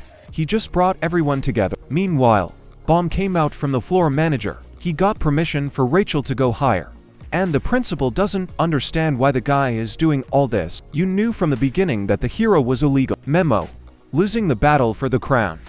Improper treatment of Rachel that only exacerbated her trauma. This was all his plan. Bomb was shocked. Why did Han Soon do that to him? The answer is simple. A bum is dangerous. He risked his life for some girl's dream. A real psycho. Maybe there's no one in the tower who wants the guy upstairs. Suddenly Bomb asks, the director is an officer. Doesn't he know what's up there? Is it worth all this effort? Well, words can't describe it. It's got everything and more. To which Bomb replied that that's probably what Rahil wants to see. 3. But the director didn't realize who cares about this insignificant girl. But Bombu does. Whatever it is, without Rachili, the summit is just a dumping ground. So to him, Yoon is a person who can't find what he cares about in the trash. The guy doesn't care what anyone else says. He's gonna conquer the tower, and unless they're all lying, that's where he'll find what he's looking for. Some time has passed since then. Everyone was minding their own business. Bomb here, for example, practicing with Androsi, with mixed success. But now, finally, the time for the final test has come, and it's called underwater fishing. And right now, it's in full swing. Rachel and Bomb are lower, under the water. And here's Kun asking Lisa, how are the hunters doing? If the director wasn't lying, they should have moved out by now. It was all about the rules of this challenge. His way of catching fish with these cute little creatures. These animals are called mangle whales. They are hunters. In the center of the pit rests their queen, Malat Mondolna. The pit consists of 2 parts. There is a channel in the lower recess that connects the belt to an underground well. The water rises to the top at 10 a.m. and goes away after 5 p.m. The cave is called a bowl because of its shape. When the bowl is filled to the brim, it fills with fish along with the water. This is Madame Mandolina's lunchtime. Food is obtained by her servants. They know how to spread shinsu nets. The animals stand in a circle and arrange them, periodically pulling them out. The madam herself is in the center. She just has to swallow the fish. The task of our team is for Bon and Rachel to successfully play the part of the fish and get to the queen. For all of this, it is imperative to protect hunters. When the trial begins, the bows will go through a side tunnel. They will be drawn to the net, and the queen will have to swallow them. The test will end after the heroes come out of her from the other side. However, it's not that simple. The point of the helpers is that the little whales need to be protected. These hunters have natural enemies, thieves, or more properly called sea goblins. They do not hunt whales, but their catch. Their giant worms can change the shape of their bodies and mouths. It is thanks to their mouths that they can chew through a layer of earth and reach the waters of the bowl. They just about steal the baited fish, and afterward the thieves mate their bellies and take their prey. If Bon and Rachel get to them, the test is failed. Another enemy of the whales are the senas, or striped earth pigs. They feed on the mandolin whales themselves. but beyond that, they are at odds with thieves. And so far, these creatures have not appeared at the trial site, but we have to be careful. If Hatsu misses them, the whole thing could go down in flames. Kun asks, what about the bull? But he's also yet to be seen. The bull is a strange creature that showed up a few years ago, and its appetite is unbelievable. It's not usually found on the lower floors, but somehow one got it, and right to the top of the food chain. They prey on everyone including humans. If a bull shows up here, and unfortunately for our squad, he'll probably show up. And Princess Yuri was still looking for her black mark. Do they really have to jump into this chasm to get to the test site? Evan says there's simply no other way to get in undetected. Well, okay. Then the girl pushes Evan first. Let him see if it's the right way. The trial, however, continues. Hatsu keeps a close eye on the situation. The goblins are making a fuss. Are they moving out? How unexpectedly. The hero feels someone's gaze out of him. He turns around, but there's no one behind him. What was that? Lisu is also keeping watch. The whales finally moved from their position. He hasn't done anything and he's already tired. As suddenly, at that moment, the guy feels someone's gaze on him. Something glistens in the dark. Damn, is that what he's thinking? The guy rushes to escape, but the bull is already at his head. Lisu barely manages to dodge. Ajera asks what's going on in there. Can't he hear it? The bull is here. But wait, where did he turn? Did he notice the whale hunters? Damn it, he's got to be stopped now. Lisu picks up a rock and throws it toward the bull, but he just gives the guy a scornful look. He's already found his prey. Seeming to have no choice, Spike rushes forward and swoops at the behemoth. The man easily intercepts the punch though, and slams the guy into the ground with force. He licks Fox's face and is getting ready to take a bite out of it, but the guy deftly dodges the attempts to eat him. And that's when Beck opened up. It's a good moment. Fox punches Beast in the stomach and is about to run. But it's not human. You can't beat it that easily. The bull drags the hero behind him. Scout was wrong to get involved. Now it looks like he's finished. But that's when Anig comes to the guy's rescue. And after her, Andrasia appears out of the darkness. This time is the princesses of Zaharda, who will be in charge. They had explained to many previously 30 minutes before fishing to Fox that the ecosystem in the crevasse was now balanced. Everything is centered around the fish in the bowl. The rest exist in a prey-hunter relationship. Montcalf whales can survive on their own, but the thieves steal the fish and in return protect them from the hounds. And the dogs, despite eating the whales, fight the thieves to protect their catch. It doesn't matter if they eat a couple whales, the net will still gradually narrow, and it's not critical, which makes it clear that the hunt won't be interrupted even if they don't do anything. Kun also adds to the information. It is the worms that pose a danger to the catch, so they need to be removed, but in a way that minimizes interference. Otherwise, if the heroes get into a fight, fending off the dogs will become problematic, so we should leave the worm slaying to the pikemen. The plan is for the scouts to scout the area first, and as soon as the crows start moving, alert the pennies. They'll have to shoo away the ones that go into the ground. Once the loonies show up, you'll need to keep them between you. However, the main danger is the bull. Therefore, it is worth preparing your strongest pair. That pair was Androsi and Anak, who had their usual showdown. Maybe the idea of bringing these two together wasn't such a good idea. Girls don't want to fight the monster at all. What's the point? Besides, Androsi doesn't like this place at all. It's clearly more suited to someone like a lizard. Lisu was outraged. Did they want to leave him for dead? But the girls don't even listen to him. They're just looking around. And Fox has to single-handedly dodge and run from the behemoth. Anak asks, Androsi just chickened out, didn't she? Of course not. And since that's the case, the girl suggests we make a bet. Who will be the first to catch the monster? They'll change every 5 minutes. If Androsi wins, he gets the black mat. If she does, the girl will become her slave. And alright, deal. But then Androsi goes first. What's that thing doing there? Won't pay attention to such a delicacy. After all, her body is a national treasure. Meanwhile, Kruka and Parakeeta wait together for the signal. And the alligator is extremely bored. But boom, lo and behold, finally Hatsu runs a double and demands to get ready. The thieves finally began their move. Bomb, on the other hand, has had a feeling all this time that there's a massive wave coming from somewhere. But then Rashilis notices some movement upstairs. The spearmen, on the other hand, were already at the ready. Although there are clearly more thieves than they expected, they certainly shouldn't miss. Kun tells Fox all about it, And how are things going for them? Well, they finished sooner than they expected. I guess the heroes were wrong. One girl was enough. Kun doesn't realize he's so weak. No, he's pretty strong and agile. Spike's not even sure they'd win if they attacked all together. But here's Androsia. She handles it with ease. She's much stronger. And the princess was a little disappointed. The monster had turned out to be so weak, she had clearly wasted her time. Even sparring with Bomb would have been more interesting, but it was too early to show off. In the same second, the monster quickly grabs the princess. She squeezes the girl very tightly. But it's nothing. Androsi is quickly released. She jumps up and lands with all his might right on the monster. I guess it's time to execute the bull. Now the girl's finally getting a black mark. The princess starts the countdown, but as Androsi begins to approach the bull, the lizard quickly grabs her leg, and the girl falls. Shit, is she out of her mind in there? Can't lose with dignity and decided to cheat.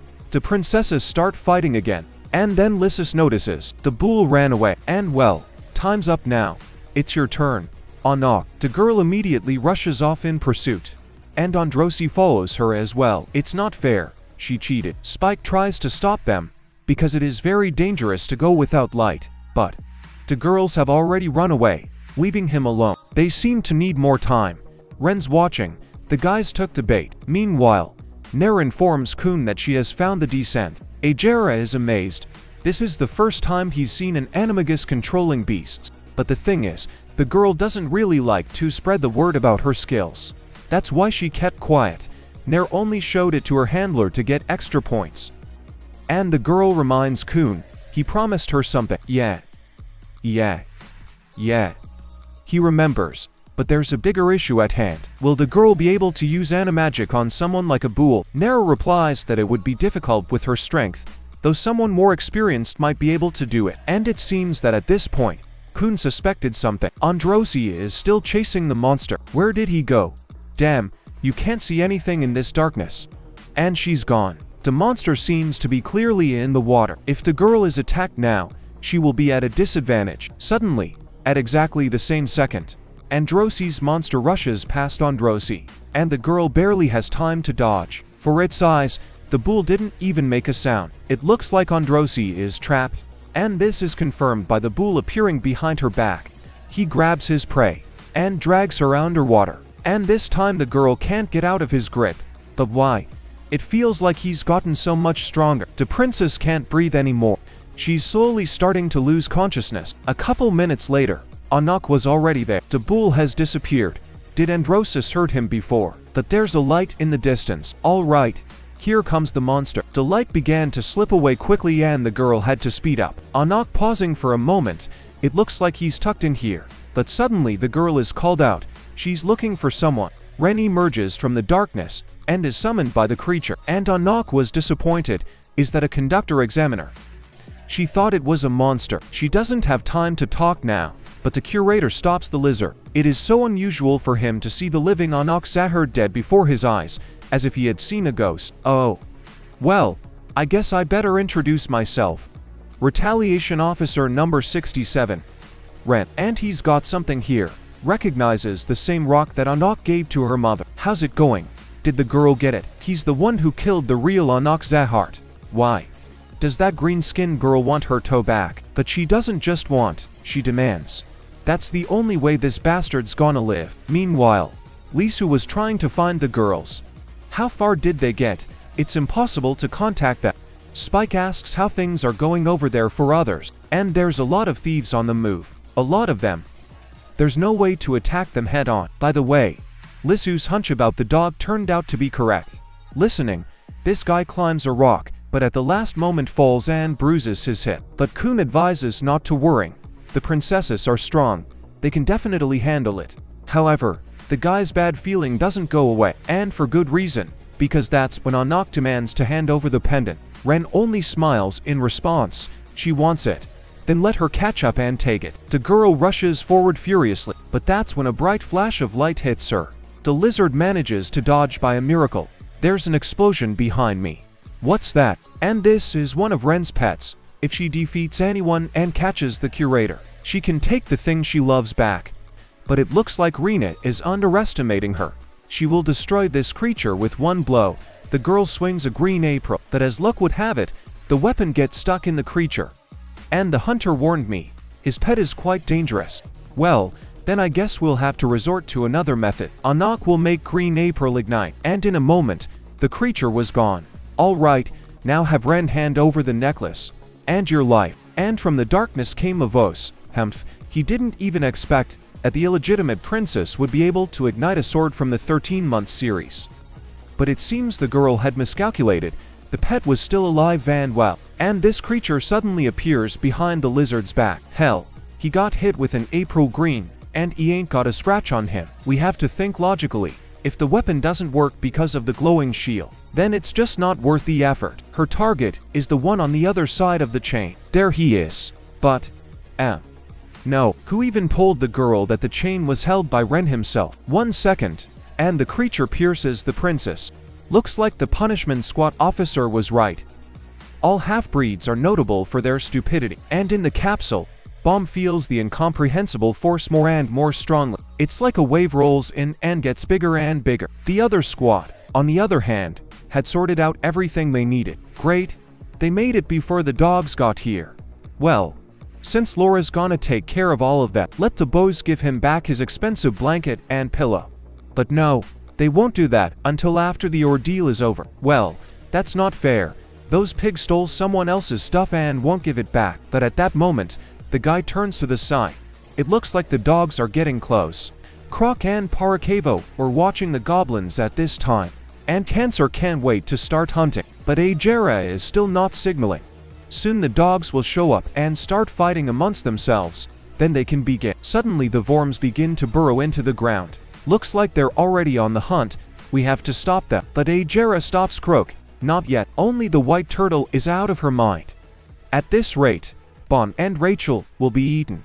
We have to act now. And Kun is well aware of that, but there's more waiting to be done. The alligator needs to calm down. The guy has a plan.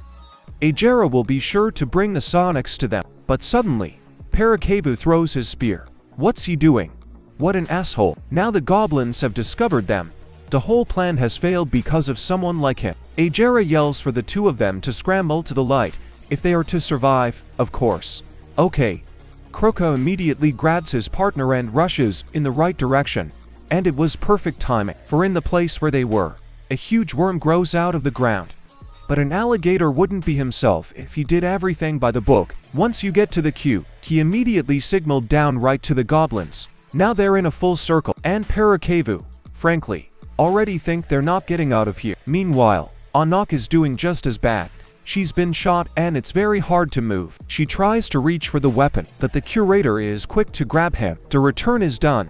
He's got a green April. The girl demands to give it back, but Ren just absorbed the weapon. What an idiot the princess is. Instead of laying low and living longer, she came for revenge. But since just killing her isn't fun, the curator decides to invite a special guest. And at the same second, the bull appears with his prey. It's Androsi. What? So it was Ren who was controlling the bull all along. And so it is. The trial was designed from the beginning to destroy Anak. She hasn't realized yet. Everyone in this tower is her enemy. She's Zahard's enemy. Well, it's time for the show to start. Ren asks Andros to wake up. And the girl, waking up, doesn't realize what's going on. Why is Anak lying on the ground? And the lizard warns the girl. The officer is their enemy. But Ren introduces himself to the princess, an officer of the punitive forces. Only the punitive troops. They're needed to wash the shame of the Zahard name. If he's here, it turns out, that's right. Ren is here to kill the lizard.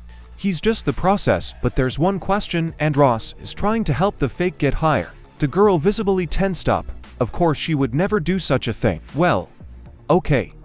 Well, then let him prove it by his actions. The princess must eliminate the counterfeit immediately. And what is it? Why is Androsi hesitating? Well, the thing is, the trial is still in full swing, and she could still come in handy. Only Ren advises the girl not to worry about it. He'll order the bull to leave, and then the trial will be quite easy. What? The girl's still not taking any action. That's enough. Androsi apparently doesn't understand. The sword is drawn over the Zahar family. Rumors are spreading fast. This will greatly affect the girl getting the sword in the 13-month series. Ren tosses the girl a green apron. Let her prove herself worthy. The princess approaches Anak. Her hands are shaking, but she seems ready. Ren really didn't have to do that, but it's a hell of a lot of fun to watch. Meanwhile, Lisu is giving up. He has been looking for girls for a long time and is exhausted. But that's when the guy notices something strange and dangerous. A certain voice from the darkness asks if Ship can show him the way. At the same time, Androsia had already drawn her sword over the lizard. With these trials, she had completely forgotten that she was taller than all the other contestants. The girl remembered the conversation with Bomb. The princess then asked why the hero wanted to befriend him. Did he want a strong ally? But no, the guy just hates being alone, and he can't stand to see others suffer from it. Androsi, on the other hand, says both well and alone. No one gets in the way because if she's with someone, she immediately starts comparing herself to others to see if she's better or not. Bomb asked in response, but isn't that what loneliness is all about? Does she feel that way about him, too? No. So the girl's finally not alone. And so on the battlefield, the princess suddenly asks, would Anak like to have lunch after the challenge? But is she crazy? What food at this point? But more importantly, together, is she serious? Yeah. Androsi's asking to borrow her black mark, and the girls switch weapons in a flash. It's time to get rid of this piece of cotton candy. Anak quickly ignites his weapon and strikes Ren, but he manages to dodge. What is this? Did the girl go against the king? Well, whoever they go up against, it's a competent combination of punches. Dax this Anagir man into a corner. At least that's what the girls thought. But the very next second a strong wave of electricity throws Androsi back. Anak doesn't even have time to come to the rescue, as an officer flies up to her and drops the girl to the ground with a thud. After stepping on this fake princess' throat, Ren says that it looks like he was left with no choice. I'll have to deal with it myself. Kiel tells Ahert about Androsi's betrayal, and thus their princess and Pia family has one less competitor. She's already starting to choke under pressure. I don't think she can be helped. But then out of the darkness, a rock flies into the officer. And one more. Also, who the hell is doing this? Who's crazy? Let him come out and show himself. All right. Except calling Princess Aharda crazy. It's a felony, actually. Those two defeated girls are her little sisters. And the girl who appeared from the shadows was Yuri Zahart. But what's going on? Why is she here? And the girl is looking for one thing and one person. But how dare Ring even treat her so casually? Meanwhile, Kruk and Parakevlo were surrounded by goblins. I think they're dead now. No.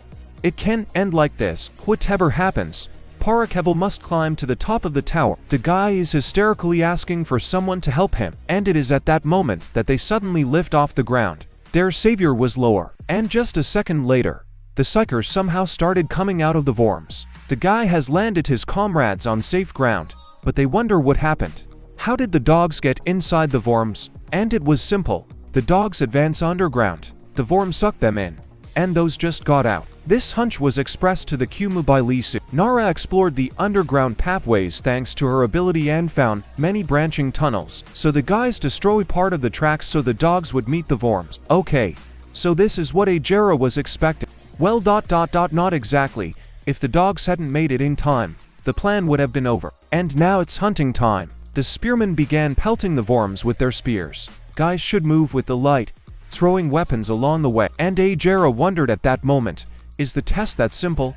That if a bull showed up, it could end badly. And we've lost contact with Lisu. Hatsu's just gone to look for him. But then someone approaches Kun from behind. Agera immediately got into a stance. But why is he so tense? Kummer's not looking for a fight. Loro, on the other hand, is looking for a place to sleep. And finally, nice place. But no, someone's here again. A pink-haired girl and her companion appear in front of the guy, wondering why the guy is going to sleep here. And being in the room, Lara senses these intruders. Quan was angry. Who dared to enter the test area? He would deal with them quickly now. But Lara stops the guy. No matter what happens, they can't interfere. It's the director's instruction. Meanwhile, Kun was asking the intruder why the hell he had gotten into the lighthouse.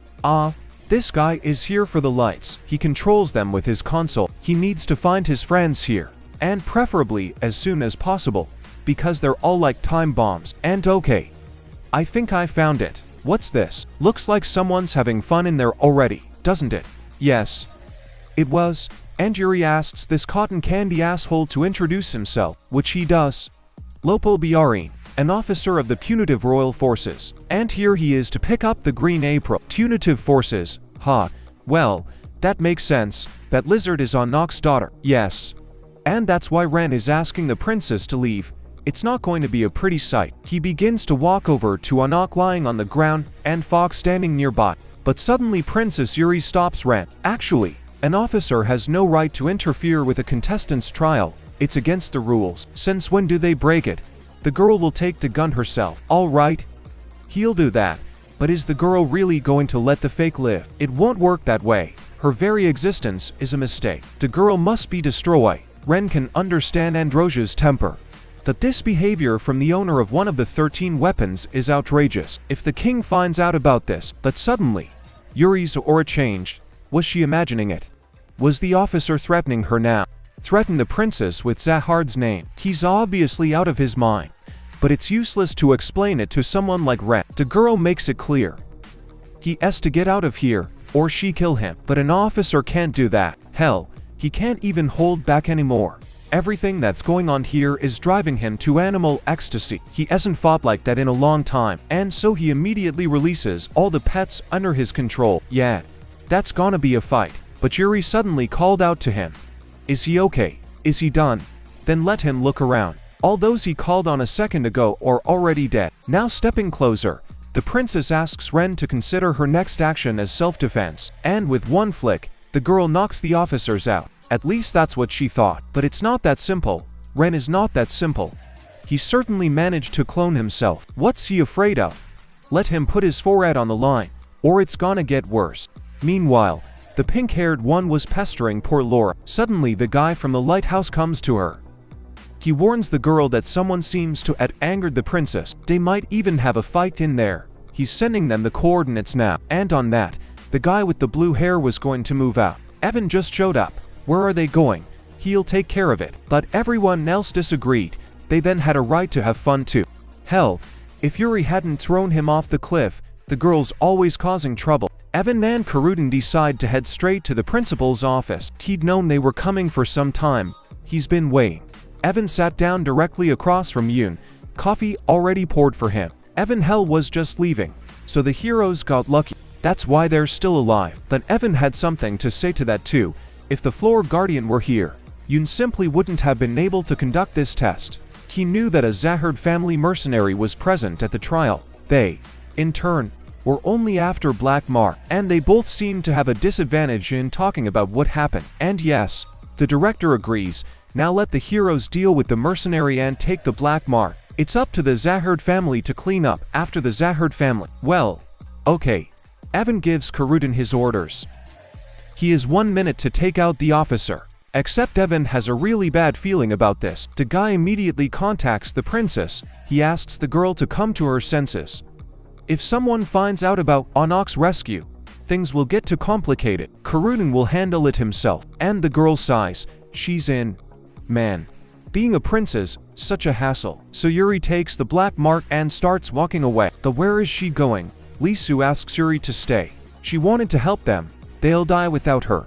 But Ren was pleased. The girl really can't go against the kings. Well, she won't do anything to him. Well, maybe she doesn't. But Yuri knows the Karudu will take care of everything. And the second an unknown force pushes Ren to the ground. What? Is that Dan Sulis guy? But there is no time to think, for Karuda strikes again with his hammer. And there's not much left of the punitive officer. So the princess brought friends. And Ren can't even report it. That's a shame. Yuri is truly awful. The girl, not listening to this, was about to leave. As Ren suddenly started talking about Bong, she didn't come here just for Black Mart. Probably wants to meet him, but that's not gonna happen. Right now, Ren's sixth an illegal bull on this one. There's no way he's leaving alive. And there's nothing his princess can do to stop it, even if she kills Ren. It's just one of his many bodies. The real one is very far away now, so I'll see you later. With those words, the creature disappears, leaves only the shell. And frankly, Yuri can't take it anymore. She will end this ordeal even if she has to remove this place from the face of the earth. And it's not just words. The princess begins the destruction. She turned the whole testing area upside down, but she finds Bong. Evan tries to stop the girl, but here the principal is already forced to intervene. If Yuri continues, Bomb will automatically get defeated. To which Yuri replies that she come for the director personally as well. He's not untouchable. But then the princess's guide says a very unexpected thing. Everything that happened, the floor plan, and the fact that Ren was here and that they came, everything was already calculated. Their role ended when Ren died. She needs to stop. Bomb can handle himself. The girl has to believe in him. The princess froze. Evan's right. She asks Androsi if Bomb can win. Of course she can, because she promised him a date if the guy came back alive. That's not motivation. And Yuri turns to the fox. She asks him to give this to Bomb, the sign of the tree of the wines. As soon as he becomes an officer, have him come to the 77th floor. Yurik Mazina will be waiting for him there. After that, the girl takes the green apron. This burden is too heavy for Anak. Will return it when the girl is older. Meanwhile, the guy who broke into the lighthouse was disappointed. He was expecting something more interesting. Well, we should thank Kager for lending me the beacon. But the kid has a question. The blue-haired one's from the Kun family, isn't he? Yeah. So they're brothers, but it doesn't matter. The guy lost sight of the Kun family a long time ago. Ever since he got these wings, Ager must be jealous of him. But no, there's no reason for Guy to be jealous of someone who got away with wings. One day he will conquer the entire tower and he will do so with the support of his family. Well, good luck to him with that. So far, Ajera can't even control his beacon. With those words, Ajera's distant relative left the room, and Kun began to ponder what had happened. Unbelievable. Are he and that guy related? Whatever. Now we have to get back to the challenge. Ajera turns to the team. They have to shoot the Vorms again. They'll block the Vorms' path. So Kun hopes Bomb comes back alive. Evan, meanwhile, was on his way to the capricious princess, who was already tired of waiting for him. But suddenly the boy saw Orion and froze. Is this girl here? This is all very strange. Meanwhile, Bomb, who didn't really have much to depend on, was now indulging in reminiscing. Then he and Raquel played a sort of chess game, and the girl notices that it's always a long game with the hero. He's a little slut. Well, they'll finish tomorrow. The girl's got things to do. Bomb was understandably disappointed. Would they go together then? But no, he can't go up there. Only a select few are up there. The girl is sorry, but she can't take the protagonist with her. Let Bomb play on his own for now. Only 13 minutes left in the game, and the hero asks, how is Rachel feeling?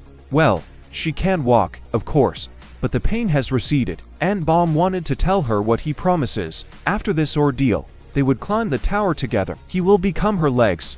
The girl asked after a little silence, does Bomb even know what he's doing it for? Why does he want to see the stars? After a little thought, the guy apologized. He had no idea, because to him she'd been a star all his life. He remembers a girl telling him about a world of light where Jo reigns. And on the divine tree, flowers grow and festivals are held. A place where children can play. A happy world without darkness. The protagonist dreamed of being there with Rachel. Now of course they're not there, but in the tower and it's kind of scary. But as long as they're together, the protagonist is happy. Upon hearing this, Rachel said that Bomb had not changed at all. But the kid disagrees. He cut his hair, changes clothes more often, learned how to control Shinsu, and made a lot of friends. And he even managed to lose a few. The girl laughs. Bomb is still the same weakling, though he's gotten a little stronger. And it's a shame he has to follow her.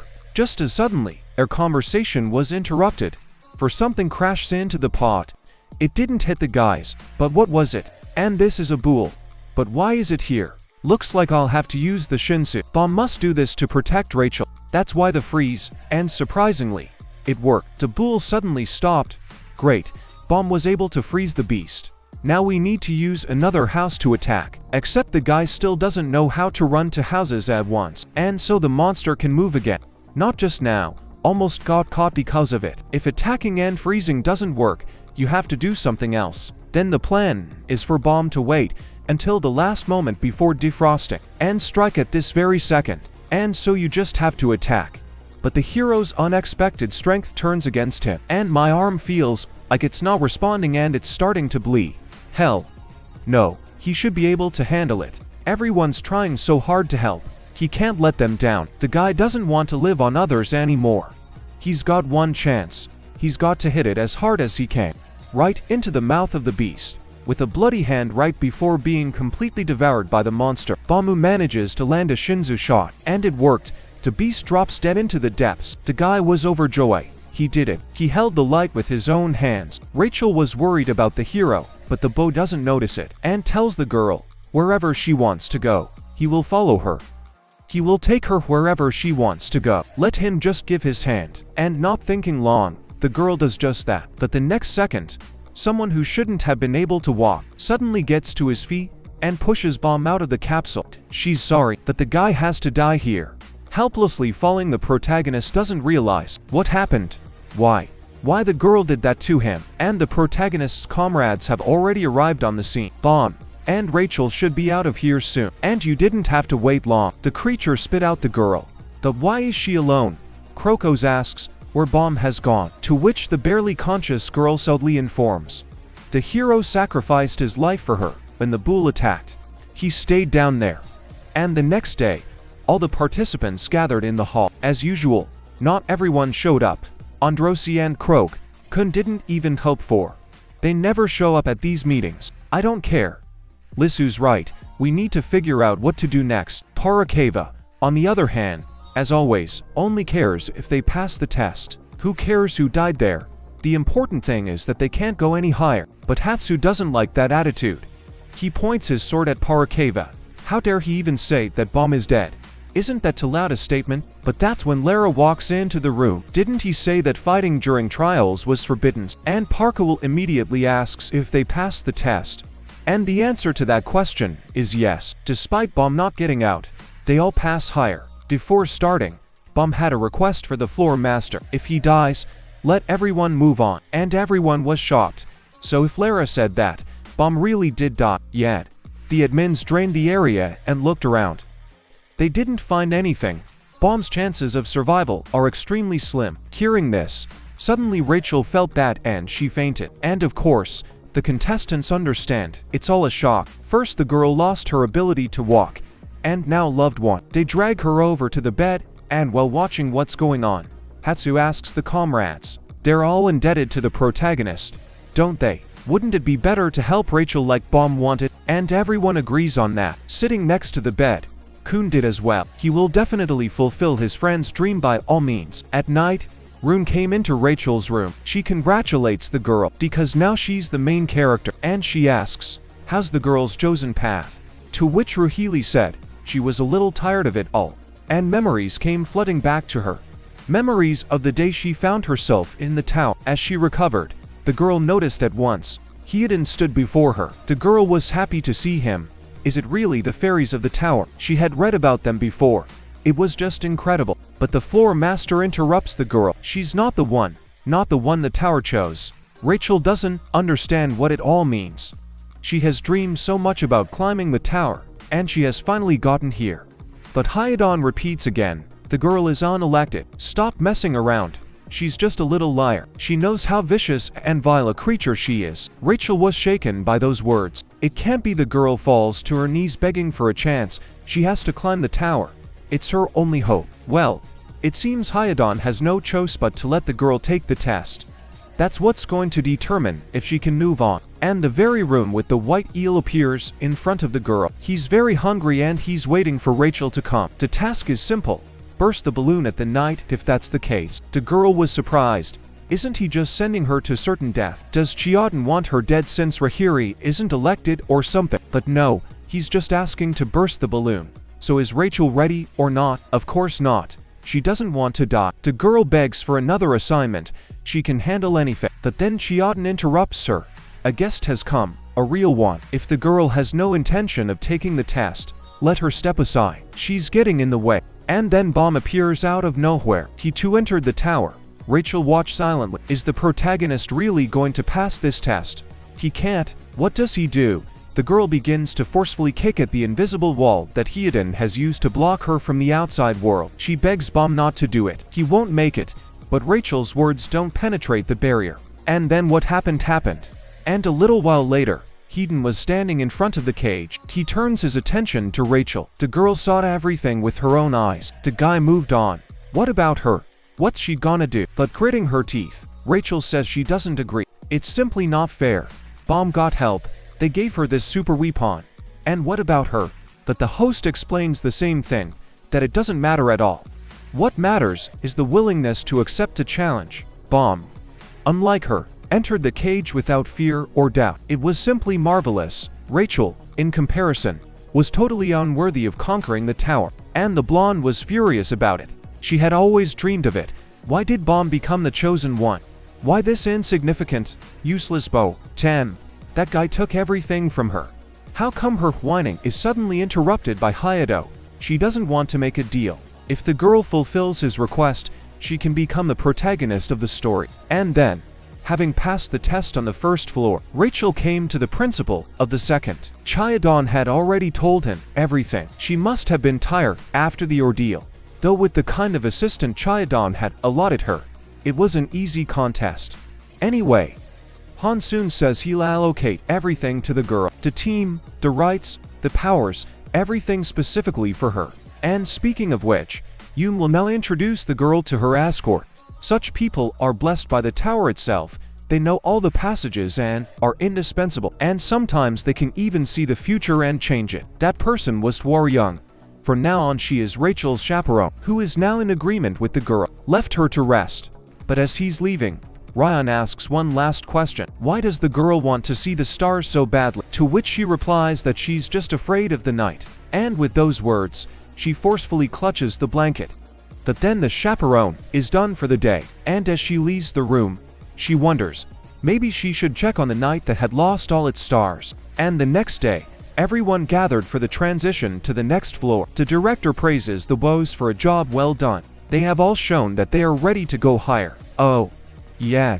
The principal totally forgot to give a little gift. These are rings in honor of passing. And now it's time to say goodbye. Yoon bows, wishing the participants good luck, and they were transported to another floor in the same second. Later, Hansen was having coffee as usual, when suddenly Lara burst into the room. A guy comes in, and puts his badge down. He's stepping down as administrator, and Quantum asks the director to stop Leroy. He's one of the best, and there are only a handful of officers like him. Yeah, that's right. But with Lara gone, it's worth stripping the title from Quantum himself. They both come as a package, you might say. In the end, they both had to pack their bags. And Quantum was furious, and he was kicked out after Leroy, too. What's he going to do? The guy doesn't have to accept responsibility for his screwed up life. To which in response Lara only calmly asked him not to follow him. Just what do you mean? Don't go, he ruined his life. Where's the kid going anyway? And Lara decides to respond. He heads to the 77th floor, straight to the wind tree. Maybe by going there, the guy can get to the bottom of it. And there seems to be no choice. Quantum is reluctant, but he's going to follow his friend. Meanwhile, the director reports to someone that everyone has left as planned. They didn't notice anything during the tests, and there's no reason to worry. Therefore, the Zahard family will undoubtedly consider Bomb dead. And yes, the chaperone has already gone to meet the guy. That illegal's gonna take the tower after all. And somewhere out there, Bomb was lying on the ground covered in blood. Above him towered the Hvaryan. He looks like shit. How does it feel to be betrayed? To which Bomb replied that he did not understand. Some feeling just overwhelms him, but he doesn't know what it is. The only thing he needs is to find out why Rachel did what she did. And hearing this, the guide reply, let him follow her. She will tell him all about it. Climb the tower, and she can guarantee it. Everything he seeks, everything he craves is there.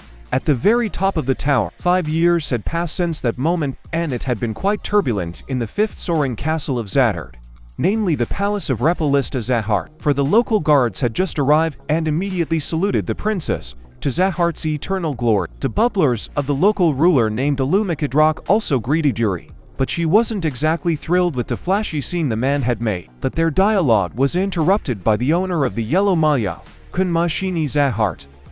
If Yuri doesn't like it so much, she can just give up the title of princess. Nevertheless, Mashini congratulates the girl.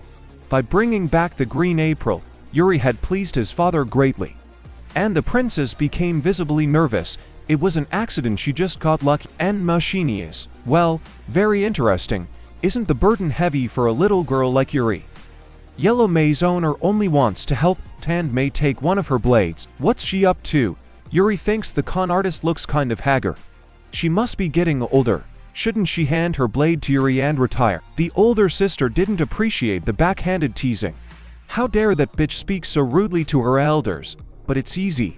Yuri learned it from her, trying to lighten the mood. Butler said that the two were getting along marvelously as always, but they'd better wait in the guest room so they don't have to stand in the hall. But no thanks, the crooks had an emergency. Have Butler pour that little kid some hot chocolate to calm her down. On that note, the owner of Yellow Mayao drowned herself away, and soon the butler and Yuri were outside the game room. Is the personal resting place of the Princess Repalisto, so Yuri can enter for now, and the butler will bring the drinks. And the girl entered her sister's room, which looked more like a modern gamer's retreat. It's the same as last time. Maybe her sister will at least turn on the light. The answer to that question was no. Repalista will prevent him from focusing on the game. Did she hear that Yuri brought back Green April? Well, it is. But why does everyone keep talking about it? It's as simple as that. After her sister Karam, Yuri is the first to own 2 weapons from the 13-month series. Why shouldn't she collect all 13 of them if she's starting out? But Yuri isn't interested at all. She actually came to ask her sister for a favor. Repalista smiled, wondering if Yuri was going to ask her to find the illegal who had entered the tower 5 years ago, but was now presumed dead. And yes, that's exactly what it is. But this young man is definitely not the type to just die. Yuri begs her sister to help her. She's the one who can handle it. I mean, that guy. Yuri was just a hot for him. And okay, my sister will help, but on one condition. Let Yuri get something for her. It's only fair. Quid pro quo. Alright, well, that's fine with Yuri. Once she brings what she needs, Repalisto will hold up her end of the bargain. And when Yuri left, the princess smiled. That had worked out wonderfully. She had caught her little sister again. The real story will finally begin and the boring days will be left behind. It's about time they showed up. Prince Ahardo will be back very soon. Repalista is just waiting. Can't wait for this moment. And that's why she can't leave this room. Meanwhile, on the 20th floor of the tower, at a place where the chosen contestants are screened once again, John Doe ponder. After the test floor, participants accustomed to easy tests suddenly face a sharp increase in the difficulty level of the tests on the 20th floor. And so this is where a lot of people fail. And this is also where the monsters lurk, preying on those who have failed, devouring their dreams and aspirations. But after passing the tests, the participants are given rank key and their status is recognized. This place is also known as the coal ear to heaven. However, trivia such as the difficulty of the level can't stop the unknown guy. After all, he's the one who will be king of the tower. But, literally minutes into the ordeal, this very same guy named Zhuawang Nana suffered a crushing defeat. Some girl just set it on fire and it was another failure. Already at home, the guy was licking his wounds and complaining about the damn fate. But he could have won today, if only it hadn't been for the cocktail of ground on his stilettos. The guy's brokenness bordered on insanity. However, his psychosis was interrupted. A lone shark broke into Wang Nan's apartment. Agent Ambush Bank, named Kin Ambush. He came to collect his debts today.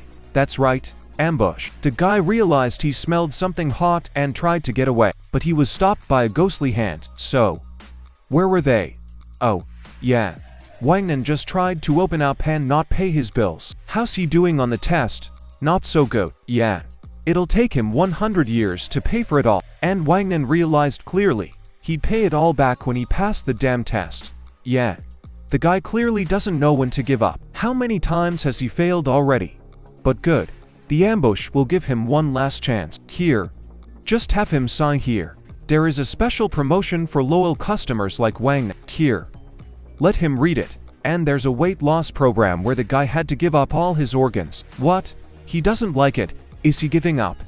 Didn't Wang Nan just say he'll pass next time for sure? Didn't he? And after saying that, the guy signed the paper. He didn't give up. In which case the money will be transferred tomorrow morning. The ambush wishes the client good luck on his next test. The lone shark was thinking of leaving, but then I ran into a food delivery courier. Apparently, even after failure, you're hungry. That's funny. Okay. He'll pay for the customer's order. Either way, this guy's going to pay back every dime to the ambush, probably with his own body. Though, and when the moneylender left, Wang Nan immediately began to complain to the courier about his life. This whole system is just awful. Life doesn't have to be like this. And alright, the delivery guy got it. Here, let the guy take a free coupon.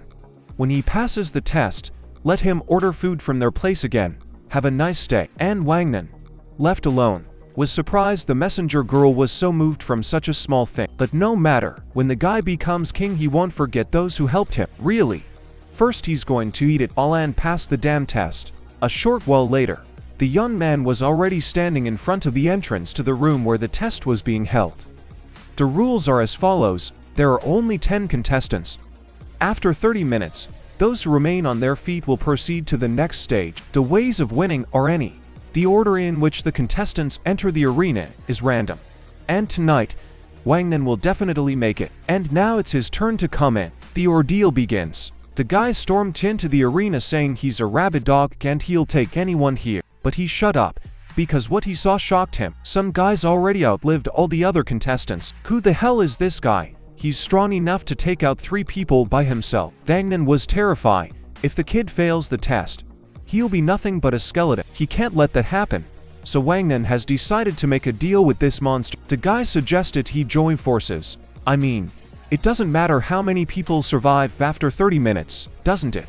And surprisingly, it worked. It's not a great decision, but the guy had no other choice. And 3 minutes later, another contestant entered the arena, and now he and the monster are attacking it on the count of 3. However, having counted to the end when the door swung open, in front of Wang Nang, there was a big guy 3 times his size. His name is Harem. By the way, well, everybody works the same way. It's better to negotiate, isn't it? A moment later, the 3 of them were already seated and waiting for the next contestant. What is it? Something's obviously gone wrong. If the number of contestants increases, the next test will become more difficult. Wangnan just has to knock out the next one. And here it is, the X hour. Now they're not gonna kill the new guy. However, the next contestant turned out to be a girl in a school uniform named Missing. And the guy changed his shoes in a flash, sitting with the fur of them already. Wangnan continued to torment himself with thoughts. No, it's just driving him crazy.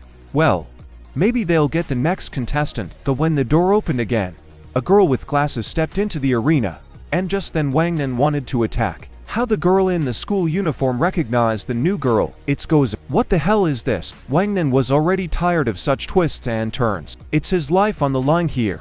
And standing up abruptly, he immediately began to urge everyone to fight. I mean, they're all competitors. The guy didn't even make a mistake of insulting the girls, but Gozing stood up for her friend. If Wangnan wants to fight, let him fight. What's your problem? Missing was in tears. She really needs to get to the top of the tower to meet her dad and mom. And listening to this, it seems the remnants of Wangnan's conscience finally stirred. What he done made the girl cry. But at this point, the last contestant in the arena, from which you can say so, and in his blatant menace, everyone tensed up for a moment. However, the pale-faced fellow said his name was a crafter, and he suggests we don't waste our energy. Still, they'll be competing as early as the next round, so he suggested a vote.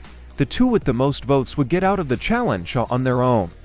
That's fair, right? What do they say? The girls weren't thrilled about this, but man, it was too strong on the face for them. So the voting began and ran its course. And in such sensitive matters, it's not without a little controversy. It would seem that a fight is about to break out, but they were interrupted by the first guy in black. There is no need to argue or vote, because he's gonna kill everyone here himself. Everyone was shocked by this statement, but the pale-faced guy was the first to get out of his stupor.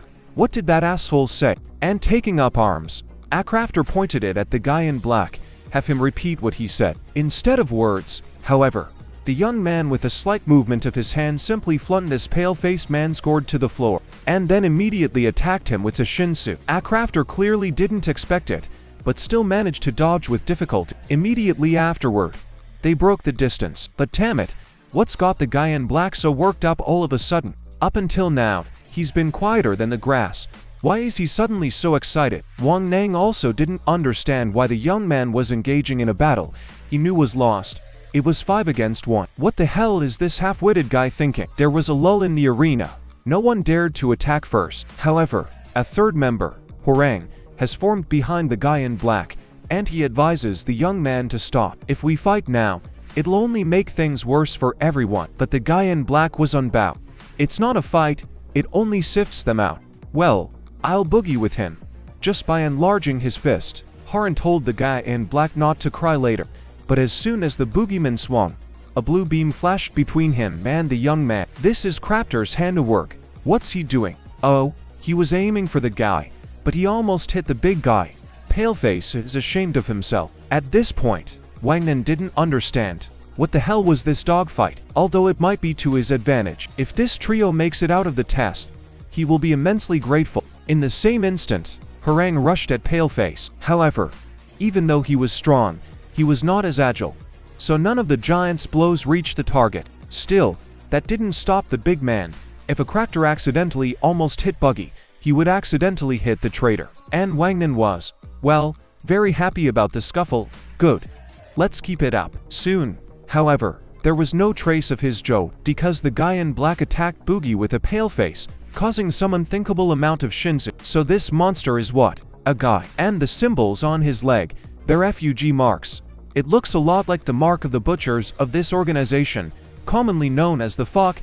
It's a leading group in the criminal underworld. They contrast themselves with the 10 noble families. Only, there's no such thing. If this guy really is one of them, the rest of us are screwed. Was this monster really planning to kill them all from the beginning? The Wangnan's feverish musings were interrupted by a sound. The arena was shaken by another participant who didn't realize there were so many of them. Wangnan was eager to warn the newcomer to stay away from the guy in black. But in this moment, a monster in one fell swoop didn't leave the last contestant with a clean slate. And when the dust settled, a Craptor and Harem amicably decided it was time for them to unite. You can't beat this monster any other way. The guy, for his part, took his time and waited to be attacked. And his opponents have a plan. Boogie must slow the young man down, while a Craptor will take Butcher out of the fuck with a single shot. And Harem immediately sped up, and was at the guy's side in no time. But Verzila's follow-up punch fell short of its target. On the contrary, the blow to Harem's solar plexus from the young man in black was very clear. However, it was useless, because Harem had managed to surround himself with a force field. And while they're not standing still, Paleface should hurry up. And Croctor does, and immediately begins phase 2 of the plan. But the shot simply didn't reach the young man. That monster just chopped that volley in two. This couldn't help but surprise the twosome of his opponents. They just froze with emaciation. But that was just the beginning. The fuck guys started moving much faster. And in the blink of an eye, he was in front of Paleface. It's time to give that cheeky face a good smacking. But it's not that simple. He repelled the flow of Shinsu with his spear, but that was hardly all. After all, a blue-black blob of energy remained where the young man in black had just stood, which exploded a second later, knocking the Raptor a mirror into the wall. And the young man had already turned his attention to Boogie. He went behind Harem's back while he was in shock at the loss of his ally, and still managed to break through his defensive. Wangnan couldn't believe it. These two were not even close to the young man in black. So after finishing with the twos, now it looks like he wants to switch to the twos. Oh, shit. It's his turn. Apparently there's not much shows. Therefore, Wangnan rushed to run far away from this monster with a shout. And for a while he managed to avoid the feud guy's attacks.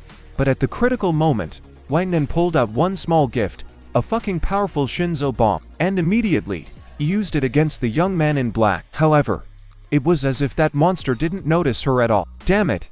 How much time is left in there? 50 seconds? Is that ray clock broken? Why is time going so slow? But eventually, this catching up was destined to end. The young man in black grabbed Wangnan by the scruff of the neck and threw him onto the sack. And immediately afterward, swung a pinch of Shinsu at him with his fist. The floor of the arena cracked from that impact. But Wangnan managed to get back up by no other means than a miracle. At this rate, he's definitely dead. He's also completely depleted his supply of Shinsu bombs. All he has left are a couple of lousy bombs. Then what should Wangnan do? He doesn't even know if the monster will even sense them. But still, there's no other way out. So let the guy in black choke on those weak bombshells. And to the surprise of all the test subjects, it worked. The man in black was coughing up blood. And Wangnan didn't understand why someone who was just spitting bombs at Shinsu was so bent on some friendly prank. But there's no time to think. You have to take your chance. And he used another weak bomb on the feud butcher. Wangnan doesn't know the reason, but don't let the young man in black hate him for it. Except that a couple moments later, the dust that had formed around the guy began to settle. And Wangnan saw a horrifying picture. His opponent was surrounded by some sort of blood skeleton. The blonde didn't realize what was going on. But suddenly, that strange image slowly faded away, and all the other test subjects suddenly realized that the guy in black just got completely healed. But at that moment, A loud alarm sounded throughout the arena. Half an hour has passed and the first round of the challenge is complete. The remaining participants are asked to take the elevator upstairs. Wang Nen finally exhaled. This time he could. But this monster's gonna ride the elevator alone. Oh, the hell with it. Who would want to get on the same elevator with him? And as the elevator door slammed shut, memories came flooding back to the young man in black. Once upon a time there lived a man who was very fond of a star. He loved her so much that he started building a tower to get to her. Everyone called him crazy, but he didn't care. He continued to build the tower alone. And in the end, he reached the star and received eternal life in heaven with his star. These words were once said to Bamu, his best friend. And then he asked her, wasn't this man lonely? After all, if he was alone, somewhere high up, wasn't he scared and lonely? However, that was all long time ago. Now Bam is awaiting the second phase of the challenge, and it looks like the people from his first phase got here first. This crowd is very interested in how many more people will pass. I wish more of the others would come out with at most one each, or none at all. However, Missing objected, even if one person comes out of there at a time, suddenly, there will be monsters like this type in black. By the way, the girl here brought chips. Do the rest of you want some? And everyone happily accepted the treat. Why not? However, the girl noticed that the guy in black is sitting off to the side all by his lonesome. So she walked over and immediately decided to give him a treat as well. Here, let the kid have some chips. They're delicious. And the other people from the first stage immediately started talking about how she shouldn't have done it. Doesn't she want to live at all? Why is she so kind? But the friendly chatter of the moment was interrupted by the door opening. A scarred man came out of there and promptly collapsed on the floor. In a weak voice, he asked the others to help him. He'll do anything. He pleads with everyone here. However, Wang Nen only asked for forgiveness. It's also the last chance for him, so it's nothing personal. Bam, on the other hand, remembered his best friend's response. Yeah, that man was probably lonely. Just him and the star. Why does Bam think this man built the tower alone? It's more fun to be with everyone, isn't it? But his musings didn't last long. After all, from the next elevator came the next people who had passed to the second stage, and among them, Wang Nan recognized the same courier who had recently brought him noodles. What a meeting! However, their dialogue did not take place due to the fact that Wang Nan heard a familiar voice. That girl, that's the same fiery girl who came out of her ordeal last time. And it looks like she's getting hit on by some major. Why the hell did that girl have to take the test again? What the hell is going on here? But something Wang Nen is looking too closely at this couple. Go Sankao, of course, noticed and immediately began to lecture the guy that all men are the same. When they see a pretty girl, they immediately fall for her and help her. Even during the trials, everyone hangs around the pretty girls. However, Wang Nen fundamentally disagrees. It's not like that at all. This particular girl is from the Yeon family, and Gozing struck her. Why would a representative, hang around? But Wang Nen had already turned his attention to the other contestant in the trial. Wait a minute, that guy. It's like he's seen him somewhere before. Wait, they've got to be kidding. It's that bastard Ambush. What the hell is he doing here? Only in the sense that he forgot. He's being tested, too. In fact, he wants to stop cheating already. Oh, correction, with business. By the way, does Ambush know the kid next to the girl in the Yeon family? And yes, he does. That's the son of the president of their company. Prince, he's only been chosen as a member a few years ago, and he's already on the 20th floor. They say he's been pouring a lot of money into bribing admins. They purposely rigged a list of participants. Those guys on the bench, those are their hired guns. There's even a famous contestant nicknamed Right-Hand Devil among them. Rapful. Rumor has it that he managed to take down the very same Hatsu in a fight. And that girl next to their junior boss, an even bigger shot. She was famous for making barbecue out of the contestants in the last test. Her nickname was Gien Fire Yang. Creepy. Ha. But in the heat of battle, she fried her entire team as well, so she failed and became a client of their company. Be that as it may, the Ambush is going to go up with this bunch. We can't pass up a great opportunity like this, so he's sorry. But all the other contestants must fail. But anyway, it's time for him to go. Let Wang Nan put in his full effort. And he, in turn, was shocked by this information. This is serious. If these guys join forces, the chances of him passing become slim to none. It turns out the type of the next test will be an important factor. And suddenly, the admin in charge of the test named Love appears on the stage in front of the participants. First, he congratulates everyone on making it through the first round. The 20th floor test consists of 2 preliminaries and 1 final test. They now face a second qualifier, and its essence is to determine the strength of the shinsu. The boxer apparatus will accurately help to detect this indicator, although to be honest, it's more like a slot machine. But to the point, if the contestants strengthen the body with shinsu and hit like Love did, then their scores and current place will appear on the scoreboard. Based on the results of this test, they will select 8 people who will be admitted to the next stage. This is the end of the briefing. The administrator announced the beginning of the second stage. Avangnan was just drenched in sweat. This is the most unfortunate test for him. And after a while he passed it and stood as high as 10th place. Shit. It's over. It's over. But why this particular test? Like, those who aren't gifted with shins, that's it. They should go to hell. But it's not his fault he was born that way. Meanwhile, the ambush and the prince were completely bored. So they made a bet. Whoever gets the highest score, they'll give Yan. And that angered the girl terribly, even though she owed a little money. But it was no longer any gate. She was not a commodity. The guys scoffed, yeah, 10 noble families aren't so great without their dough. However, at that moment, the big guy who was fighting with the few guy came up to the prince. He told him to shut up. Others are sick of him and his Ponzi schemes. However, the prince is not bothered by the losers who have already dropped out. That this sucker needs to remember, and he's going to have to stop somewhere. 2. With those words, Gromala smashed into Shinza's strength meter with all his might. Now let everyone see that Harang is not a good man. The prince, on the other hand, seems to have had a bad upbringing. Well, this should be an interesting matchup.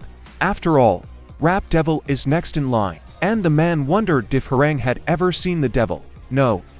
Well, he's gonna show him. And walking over to the vending machine, Rap Devil crunched his fingers, extended his right arm, and completely covered her shins. The rest of the participants were amazed. So that's what she is, that famous right hand of the devil. And at that moment, Rap Devil delivered a crushing blow to the force meter, thereby moving ahead in the standings. The prince was very pleased. It was lovely. Rap Devil is definitely worth the money they put into it. And how come it looks like it's Harang who's sewing and not the prince? The guys kept glaring menacingly at each other, and Yon realized at that time she was next. The prince immediately asked the girl snidely, can she handle it? After all, this test is quite difficult, but I think the guys really underestimating Yon. She's sorry, but they've got a lot of learning to do, because even though it was a clumsy blow to the force meter, the girl topped the list of the strongest, which surprised the prince greatly. 20,000 power. And she didn't even choose the Vikings. How could she hit like that? And the girl thanks the prince for letting her take this test for free. But it's not over yet, because the guy's going to take the test next, and he was sure he wouldn't jump above his head. That the scoreboard showed that Prince had scored 25,000 points, and took first place, and all the henchmen immediately started sucking up to the cocky guy. What a good boy. The prince immediately said haughtily that he was not the one carping at the expense of others' strength, and others climbing up the tower at his expense, so the girls should stop breaking down and join his good company. Let her surrender and jump into the arms of her prince. And Paleface, who had been watching this circus, laughed quietly on the sidelines. The prince noticed this, of course, and wondered, why the fuck is the bald man laughing? Well, Kempter just couldn't help himself. Cretins who'd only be second, bragging amongst themselves. Better have the guy look over there. After all, the strongest competitor in this test is moving towards the apparatus. Dom was completely focused, approaching the force meter. He leaned his palm against it and unleashed a huge barrage of shinsu on him. This spectacle amazed all the participants and even the admin of the test. After all, Bomb, an undercover Violi, took first place, gaining 134,000 power. The prince's eyes almost popped out of his head at those numbers. Olaf, on the other hand, tensed, for he had noticed the sign on Viola's clothes. This guy just did the fugue kick, the fluttering moth. So what is he? One of those. But anyway, Olaf announced the end of the test. All participants should come closer. Avanon couldn't get out of the tilt. He was ranked as high as 15th. Now all that's left of his body is definitely a skeleton. Viola should be pleased as he continues his ascent. Wang Non, on the other hand, still couldn't, even though he had tried dozens of times. He just can't stop crying. Same with Missing, Gossing. On the other hand, was getting sick of the whining company. But suddenly Love made another announcement. Mr. Viola has to choose 7 more participants for the next test. And this news stunned everyone in attendance who didn't pass the strength test. Wang Nan immediately became enthusiastic. The prince, on the other hand, didn't get it. What bald man? What was the point of the test he had just passed? Well, the admin will explain. To determine first place, he can change the rules any way he wants. That's why he's an admin. Now everybody shut their mouths. So, Mr. Viola will now choose 7 people, and Wang Nan will immediately grasp that straw again. But will Viola choose him? There are so many excellent candidates. No. Of course not. But Wang Nan can't give up so easily, so he immediately jumped up from his seat and introduced himself. He's a man in the prime of his life. The era of the 10 families will end with his arrival. If Viola chooses him, she will not regret her choice. He can also sing and dance. The best animator for the new era. The more you watch, the more he fascinates you. He's so cute. He's mommy's cutie. And his name is Wang Nan. The guy finished his clown act and got down on his knees. If Viola does it, Wang Nan will do anything. If he says bark, he'll bark. He says lick his feet, he'll lick his feet. All other participants immediately caught Spanish shame from this sucker. That's a wildly creepy thing to do. However, Wang Nan didn't care. That's right. They could try again and again for 100 days, but he's the one who's going up tonight. The Wang Nan's tactic was brazenly stolen by the pale-faced man and knelt beside the lad, but he improved it a little and lied that his daughter was waiting for him upstairs, even let out a manly tear. Van An's pissed as hell about this one. What the hell kind of daughter? Stop feeling sorry for yourself. But suddenly, Harang also joined this twosome. And then there's Missa. But this scene of pleading was interrupted by Yan. Hadn't they had enough already? The girl wants to give Viola some advice. She's sure everyone here has their reasons.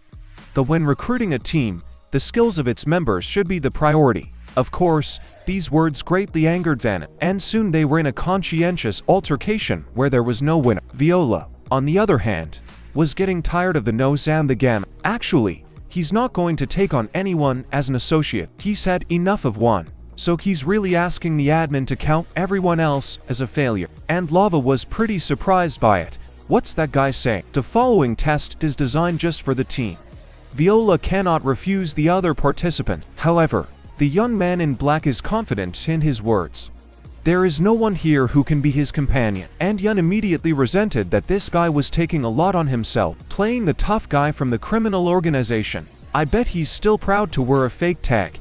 He has no shame. However, the girl is wrong. The guy's name is Viola Grace, and he's one of Fook's killer candidates. He lives for the death of Zahir and all his kind. That's why no one here can become an associate of the guy. Viola is an enemy to all involved, and well, Love understands the concern of the young man in black, but no matter who the guy is, the rules can't be changed. It's the unbreakable law of the tower, and some of the contestants are willing to move on, even if they have to make a contract with the devil to do so. So how about Viola and Love play one game? If the boy in black wins, he will be allowed to take the test alone, and Viola is perfectly fine with it. That's fine. In that case, while he's preparing for the game, why don't he rest for a while? Those who also want to take the test, let them also go through this door to the rest area. And after a while, in one such room, Wan Nan was comfortably seated. Phew. We can finally exhale. Anyway, it looks like he hasn't failed yet.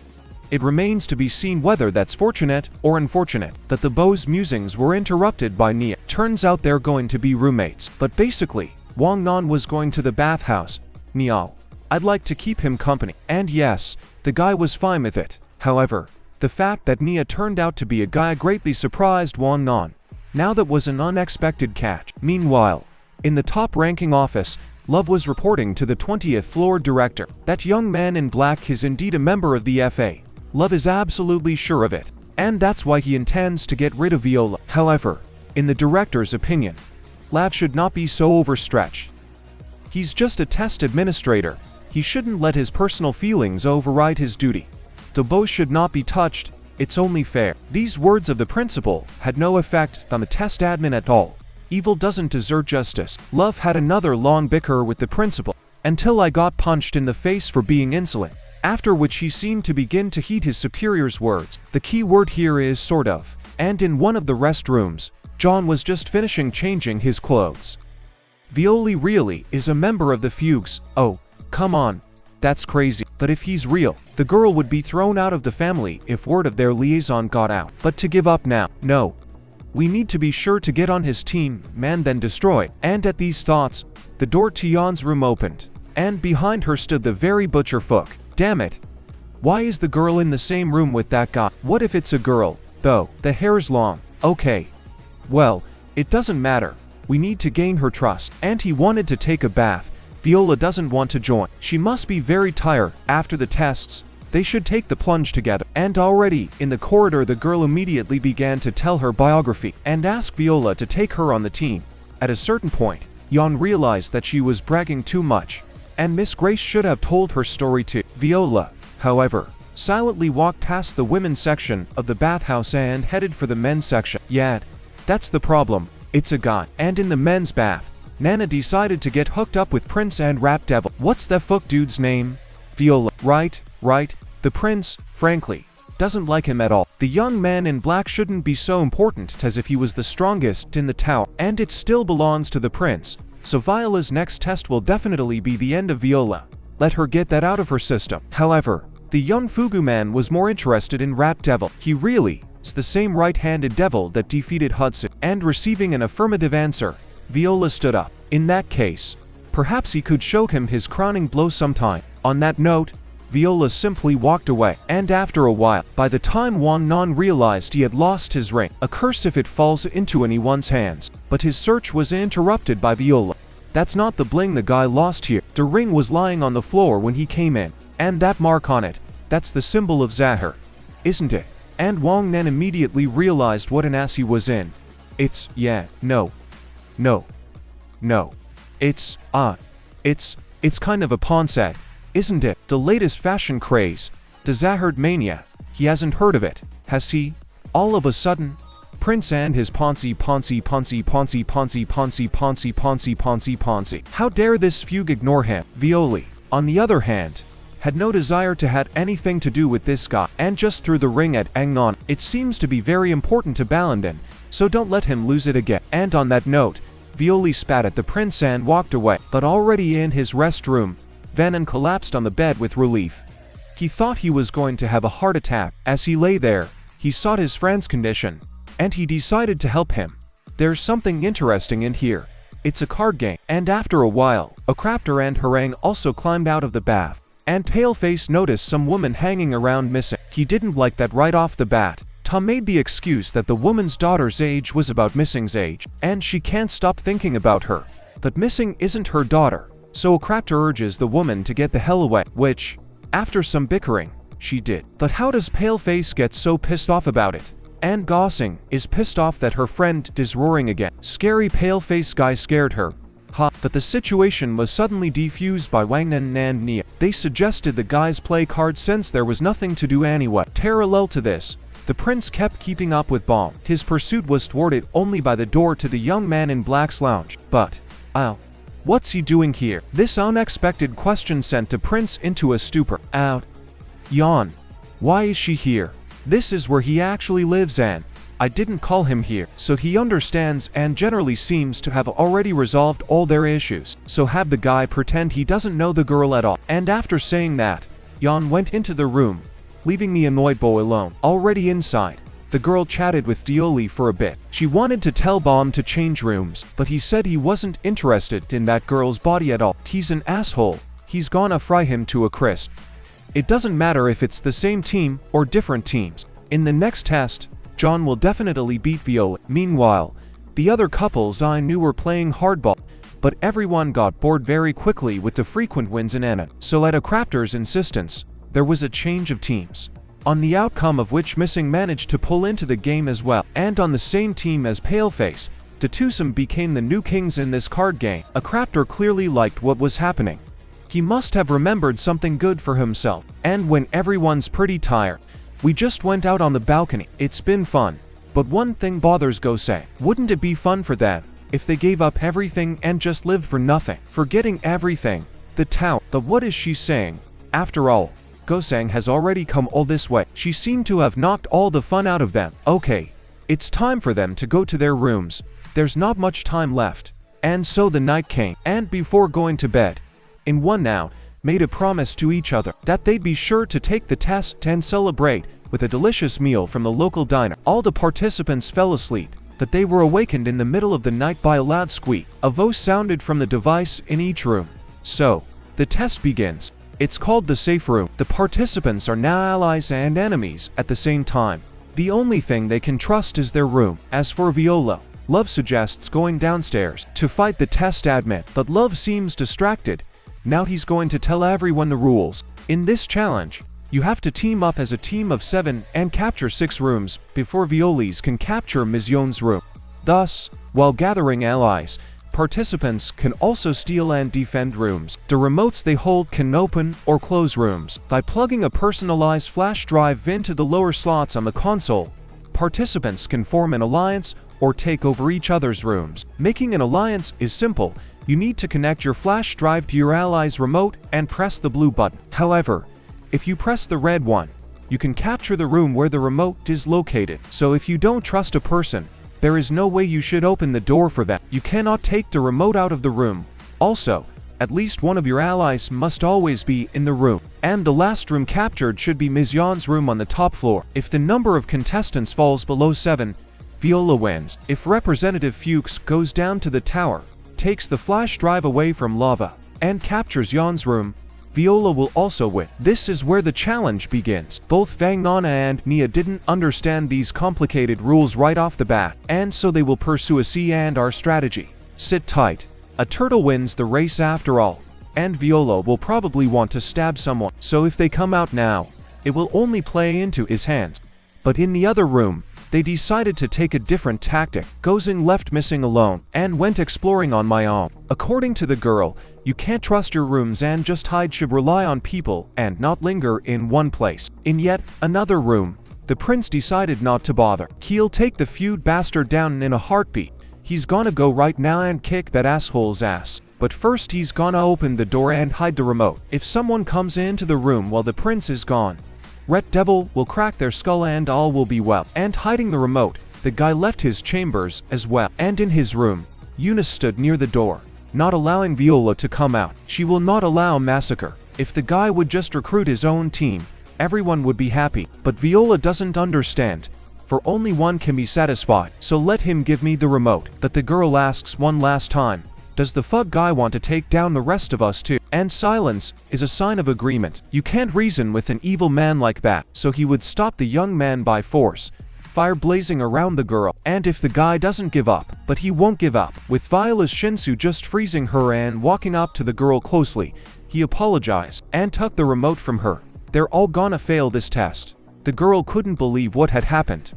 But it was simply impossible to make myself move. Viola had already opened the door and smelled hopelessness. But then the girl heard someone's voice. Where's that freak going? It was the prince who finally made it to their room to stab Viola. And before you go out, the few bows should beat him. The prince made a sharp lunge and was able to grab the remote, which he promptly activated and closed the door. Looks like Viola can't escape now. And stand. Somehow the prince was frozen in place, too, and the remote was broken in half. Viola, on the other hand, headed for the bathhouse unhindered. At the same time, there was a persistent knock at the door to the missing's house. Could it be that little sister Guseng is back? But the girl was wrong. It was a woman with whom they had recently been in contact. She offered her yogurt. Isn't that Aunt Yogurt? Yes, she did. A woman came to befriend the missing, and she really needs the girl to open the door. Besides, there's someone approaching the woman. If Missing doesn't open the door, the yogurt is gone. The girl clutched the remote control in her hands. Okay. Now, and in a crafter and Harang's room, the guys decided.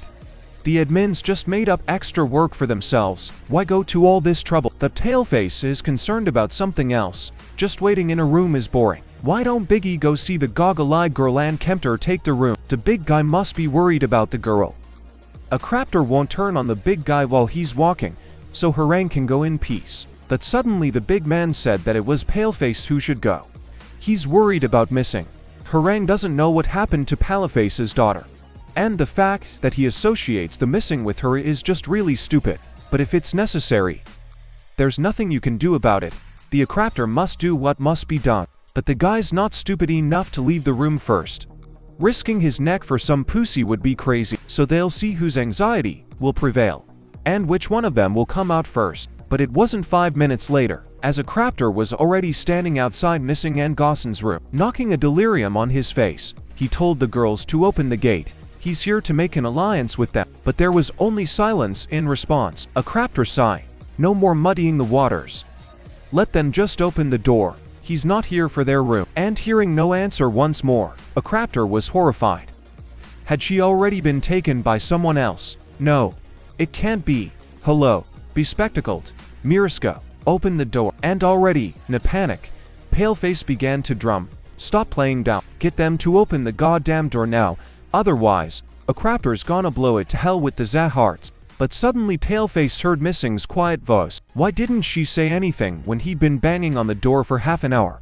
He thought her heart was about to jump out, and Missing, hiding under the bed, asked a crafter not to scream. She's scared. Actually, Sis Gozing told me not to open it for anyone.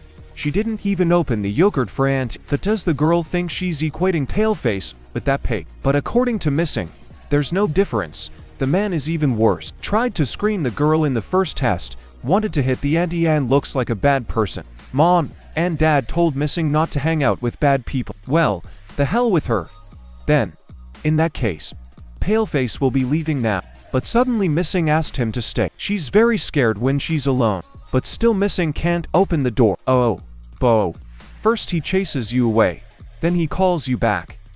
That's why a crafter DOESN single quotes T dot dot dot dot. And Paleface was suddenly silent. He decided to stay after all. Crouching next to the door, a crafter asked Missing why she had gone to the tower in the first place. She's such a coward. But Missing has her reasons. Mommy and Daddy said she could be something great if she climbed to the top. And why did Paleface come to the tower? Well, his reason is exactly the same. He wants to be the one who can at least protect their child. And since the man has decided to stay, Missing offers him a play on words. And after a short while of playing unwelcome, the figure of a woman appeared in the hallway. Yogurt clenched her fist, but she pulled on her bald head just as she'd thought. Paleface had set his sights on the cub. 2. The girl won't open the door. The woman thinks a crafter's got no business here. But either way, maybe they're joining forces. They seem to have the same goal. We could ambush them and attack the Missing. But it seems that this fraud doesn't understand something. It's not a crafter's policy to trust a woman who wears more than 2 rings. And the yogurt, I really don't get it. What's a man gonna do? Make an alliance with this little brat? She's fucking useless, and the woman's right. Except she's no better. But in that case, Paleface would pay for his words, you stupid goat. And pointing a hand at a crafter, a column of flame flew out of her rings, literally burning the man to the ground.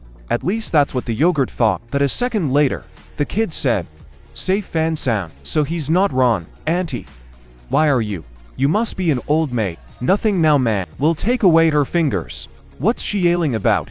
Does it hurt? And squeezing her jaw, the pale-faced man ordered the woman to be quiet, or the kids might hear it. Meanwhile, to the bored rat devil, someone came by the fire. Meanwhile, there was also someone knocking on the door of the Vanang. It was Gosang. Let them open it to her sooner rather than later. And the girl didn't have to wait long. But piling into the room, she saw the guys hiding. What the hell are they doing here? I mean, really, what's with all the hullabaloo? For guys, those two are kind of cowardly. But it doesn't matter. Let them give the remote control to Gosang. Although okay, a sign of good faith in your intentions. She held out a flash drive to Van Out. The guy can do whatever he wants to take her on the team, or break the flash drive to throw her off the test. To be honest, the girl went to the trial to fail it. She have no regrets. It was too hard to get to the 20th floor. Gosang is clearly not worthy of going higher. But watching Wangnan struggle, watching someone who is even more pathetic, and the girl herself have no intention of giving up, something in her changed. It's not much, but she wants to believe in herself. Therefore, they must unite. While Gusong and Wangnan were talking, an enraged prince ran down the corridor. That Fugue Violi escaped from him using some cheap tricks. What a jerk. Come back and fight with the prince. But suddenly the guy spotted Ambush approaching, who gave him the bad news. Ambush walked into the prince's room on the way and rap devil. He's lying there dead. In the meantime, a crafter tied up the yogurt and continued to play words with Missing. Just as suddenly, This idea was interrupted by Gusong and Wang Dian'e, and the latter at once began to make friendly jokes about Paleface. Missing blew him off. How sad daddy must be. After those words in the hallway, it was a nightmare. If Gusong hadn't noticed Viola's dark figure in the distance, it would have ended like this. So the guys started banging on the door. Their lives are in danger here. Get Missing to let them in. But the girl opened the door. Only after her friend spoke up. Phew. Lannon thought. Here out of death came his. However, it seems they were not Violi's target. Moreover, he was moving toward the bathhouse. It's quite in his spirit. And Gosling agrees. Violi got here too fast. And he ignored the lady at the front door, too. Which means that until he gets back, they need to compete with the people upstairs and assemble the rooms faster than they can. Meanwhile, the prince finally made it to his room, and Reptiville's bloody visage made him tense up. Dastard, what have you done? It must be Violet. And here he was just getting to the bathhouse. Now Bohm is going to get really steamed up. After all, the admin test awaiting him would surely be a serious opponent. And Love, who was sitting in front of the bow, finally spoke. To prefer a fight with him. An officer. Is Viola so sure of his victory? Or maybe he doesn't want to harm the other contestants. Love says for the last time, let the kid pick his own team. But the prolonged silence this time was not a sign of agreement. Does Viola even know? Love here heard something interesting about the last fuck assassin who took this test. Apparently, he was given certain assignments. Killing or helping a certain contestant pass the test. Or in Viola's case, take the test alone, thereby failing the other contestants. Each of these actions is a mockery of the rules of the test. And if the guy doesn't respect the existing order, then Love can't respect Viola anymore. He's going to give the FUB guy 3 tries. The pitching machine will launch the flash drive 3 times toward the big glove behind Violi. If he catches it before it touches the glove, Love will give the guy his flash drive. But if he can't catch it in 3 tries, he's out of the test. However, if Viola gives up during the game, he will still be eligible for the next test, but with the team that wins the game. And have the guy take note. In the heat of testing, Love might accidentally kill him. Viola still wants to continue, and having received an affirmative answer, Love announced the start of the test. It's gonna be first pitch now. 3, 2, 1, fire. Out of the car, the flash drive flew out with incredible speed. However, to the admin's surprise, Viola simply raised his hand and froze it in place. What's he doing? What is he trying to accomplish? But suddenly, the flash drive stopped in midair, and the admin marveled at this. This level of control from a normal contestant on the 20th floor. Looks like Love has underestimated Viola, which means it's time for a serious regimen. And with the help of the blue arc skill, Lava was at the guy's side in no time, and kicked the flash drive away from his hands, which made her slam into the wall. That probably counts as a foul. Meanwhile, the prince had already finally come to believe that Rap Devil's murder was Viola's doing. That sneaky bastard, attacking while the guy wasn't here. The prince will never forgive him. Ambush, on the contrary, suggested not to simmer down, for Violi could be useful. But the young gentleman would listen to nothing. Suddenly a voice was heard from inside the room. The prince wants to get to Bomb, but in this case, 2 uninvited guests might offer the guy a good plan. Meanwhile, in the bathhouse, passions were running high. Love almost let Viola win, but that's even good. Now he understands perfectly what the guy is trying to accomplish. If he stops the flash drive again, Viola will never be able to catch it again. Let the kid get ready for the second inning. 3, 2, 1, please. And this time, Viola used the same technique. How silly. It won't work a second time. And the admin of the test once again went to get close to the FUD guy. Viola seriously thinks Love won't be able to move a stopped flash, but the test admin clearly didn't expect the guy to actually beckon him closer to him. And now with a proper swing, he's gonna hit it right. And in the prince's room, the young gentleman still ventured to unite with the dubious twosome, which made the ambusher chuckle derisively. Already in the corridor, the prince asked his new companions to tell him the plan. But it's very simple. They'll hide in Ms. Yan's room, and when Viola returns, they'll attack him from underneath. But the prince wasn't impressed with that plan. This few guy can just immobilize his opponents, but the dubious twosome had it covered. Here, let him take this boom boom drink. This is no ordinary soda. This drink contains dozens of times more caffeine than coffee. If you drink it, it will greatly increase your resistance to shins. If the prince fights Violet under this vodka, he will surely win. and taking the drink. The young gentleman thought for a moment, what if these guys are lying? What if they didn't put something nasty in the drink? Oh, that's an idea. He can get that stubborn girl to drink from the tin can first. Meanwhile, Wang Nen and Missing were setting their team up to wait. While Viola is formidable and far away, it's a good time to take over other people's rooms and win. And now that everyone's ready, Crafter should go to the front of the line. Missing and Wang Nen are scared. When it's over, they'll be sure to take you to the most delicious dishes. There will be a meeting at Nia's after the test. Meanwhile, in the bathhouse, Viola's punch failed. Love struggled but managed to dodge. That bastard. He's aiming right at him now. But if that's what he really wants, the test admin has nothing against it. They'll flip. However, Violet's lava kick was able to block it. He stopped the officer, if only for a moment. That's incredible. What kind of amazing talent is that? But still, it's too early for a kid to raise his hand to his elders. The baseball officer has the appropriate receivers in reserve and dodging bombs attacks. He throws his punch. Viola seems to be blocking it, but he's not strong enough, so Love is typing it into the wall, and then he punches him in the second one, grabbing a flash drive and throwing it down the gauntlet. All the admin has to say is, "This time strike, Fug guy." And in Yan's room, the girl was pondering what had happened.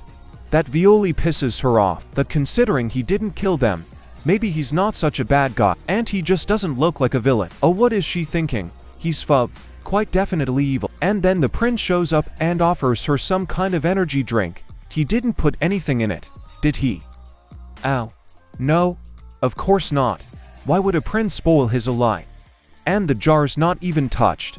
The guy only has one drink, so let Yan leave some for him, too. Alright, I'm in. And after taking a couple sips, the girl twisted her body in pain. There's something in there. And the dubious twosome are already here, and everything went exactly as they planned. The girl is one of 10 families and should be good enough for the lodge, right? Yeah. Well, of course, it's the best one there is. When the prince heard that, the bastards fooled him and he'll kill them all. Well, it's a shame, of course. But before that, the guy would have to kill Yan. For now she had lost control of her body and was getting ready to attack. And in the bathhouse it came to a revelation. Before Love entered the tower, his parents were murdered DW, right in front of him. And just like that, he entered the tower to take revenge on this group.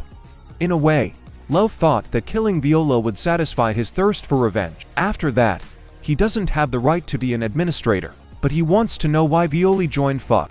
But it's just that there's someone up there that the young man in black has to meet. Lava is interested. Is this about revenge? That's a question Bomb doesn't know the answer to yet. He will find out when they meet. Well, the fuck guy has one last shot. He sure doesn't have any regrets. And getting an affirmative nod, Love said. Now it's going to be the third inning. This time the test admin won't give Viola time to attack, and he'll finish it himself, with one punch. However, Love certainly wasn't expecting it, that his personal techniques will be used against himself, and with the help of the magic that Viola recently saw, he could easily fight Lava on equal footing. He even managed to hurt him a little. That crazy son of a bitch. How does he do that? Meanwhile, the prince came flying out of Yan's room. That girl, she's gonna kill him. Those bastards. What did they do to Yan? Ouch. Never mind. Now I need to tactically retreat to my room. And once there, the prince immediately reached for the hidden remote in his light, dearly, but the guy managed to close the door just before he became a tasty KFC wing. Damn. That's a heart attack. What's he supposed to do now? Well, first we have to wait for this idiot to ambush us. But suddenly, directly above him, the prince noticed the figure of Rap Devil. So that's where the remote was. I'm getting tired of waiting for the man. The prince was startled by this sudden resurrection. How the man was alive. But what is he? There should always be at least one alive in the room. The guy didn't fail the test. So what makes him think Rap Devil's dead? That's why that brat should have paid more attention to the rules. The prince was furious, so the man decided to team up with these halfwits to fool him. No way. And the ambush. Too. Yeah.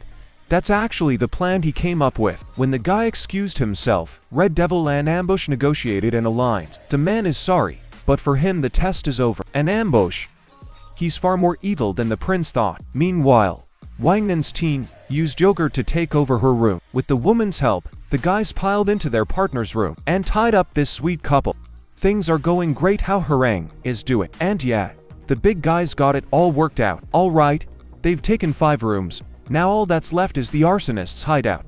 So Vangnan and Okrafter can get some rest. Poor thing must be bored in an empty room, right? So Vangnan's gonna dial it in now. That the guy on the other end of the wire wasn't answered by the person he expected to hear. It was an ambush. And the traitor Nia is doing just fine here. If Wangnan doesn't believe the guy is in cahoots with ambush, then let him verify it for himself. And when Nia came to the phone, he said he had deceived his friend. Wangnan, you just couldn't believe it. And the ambush cleared up. Nia owns the restaurant where he works.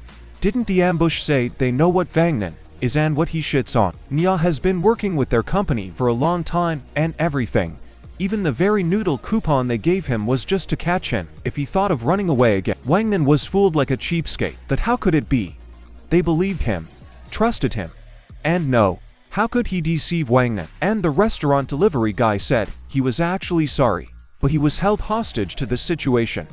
There's something in his life that needs to be protected. When Nia first arrived on the 20th floor, his comrades betrayed him and robbed him blind. And the person who helped him out was the owner of the restaurant where he works.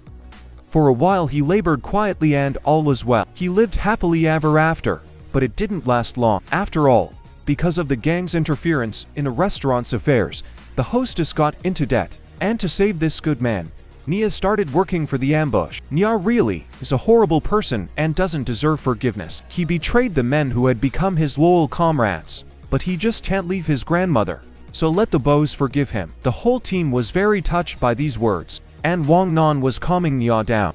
He's just trying to protect someone he cares about, so it's okay.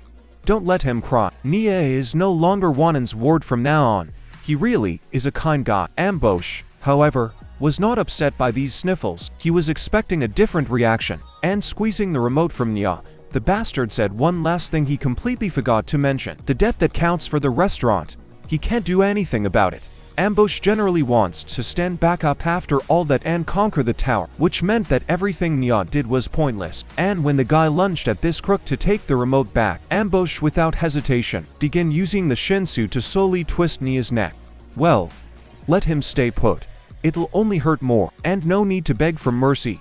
The banker will kill him anyway. Well, he's finally dead. He's a tough kid for a schmuck like that. I got my hands all dirty with that stuff. How are they on the other end of the line? Did they hear you? Yes, we heard. Ivan Non speaks. He's gonna kill that bastard no matter what. And Ambush is very curious as to how he's going to do it. They already have 7 teammates and 5 occupied rooms.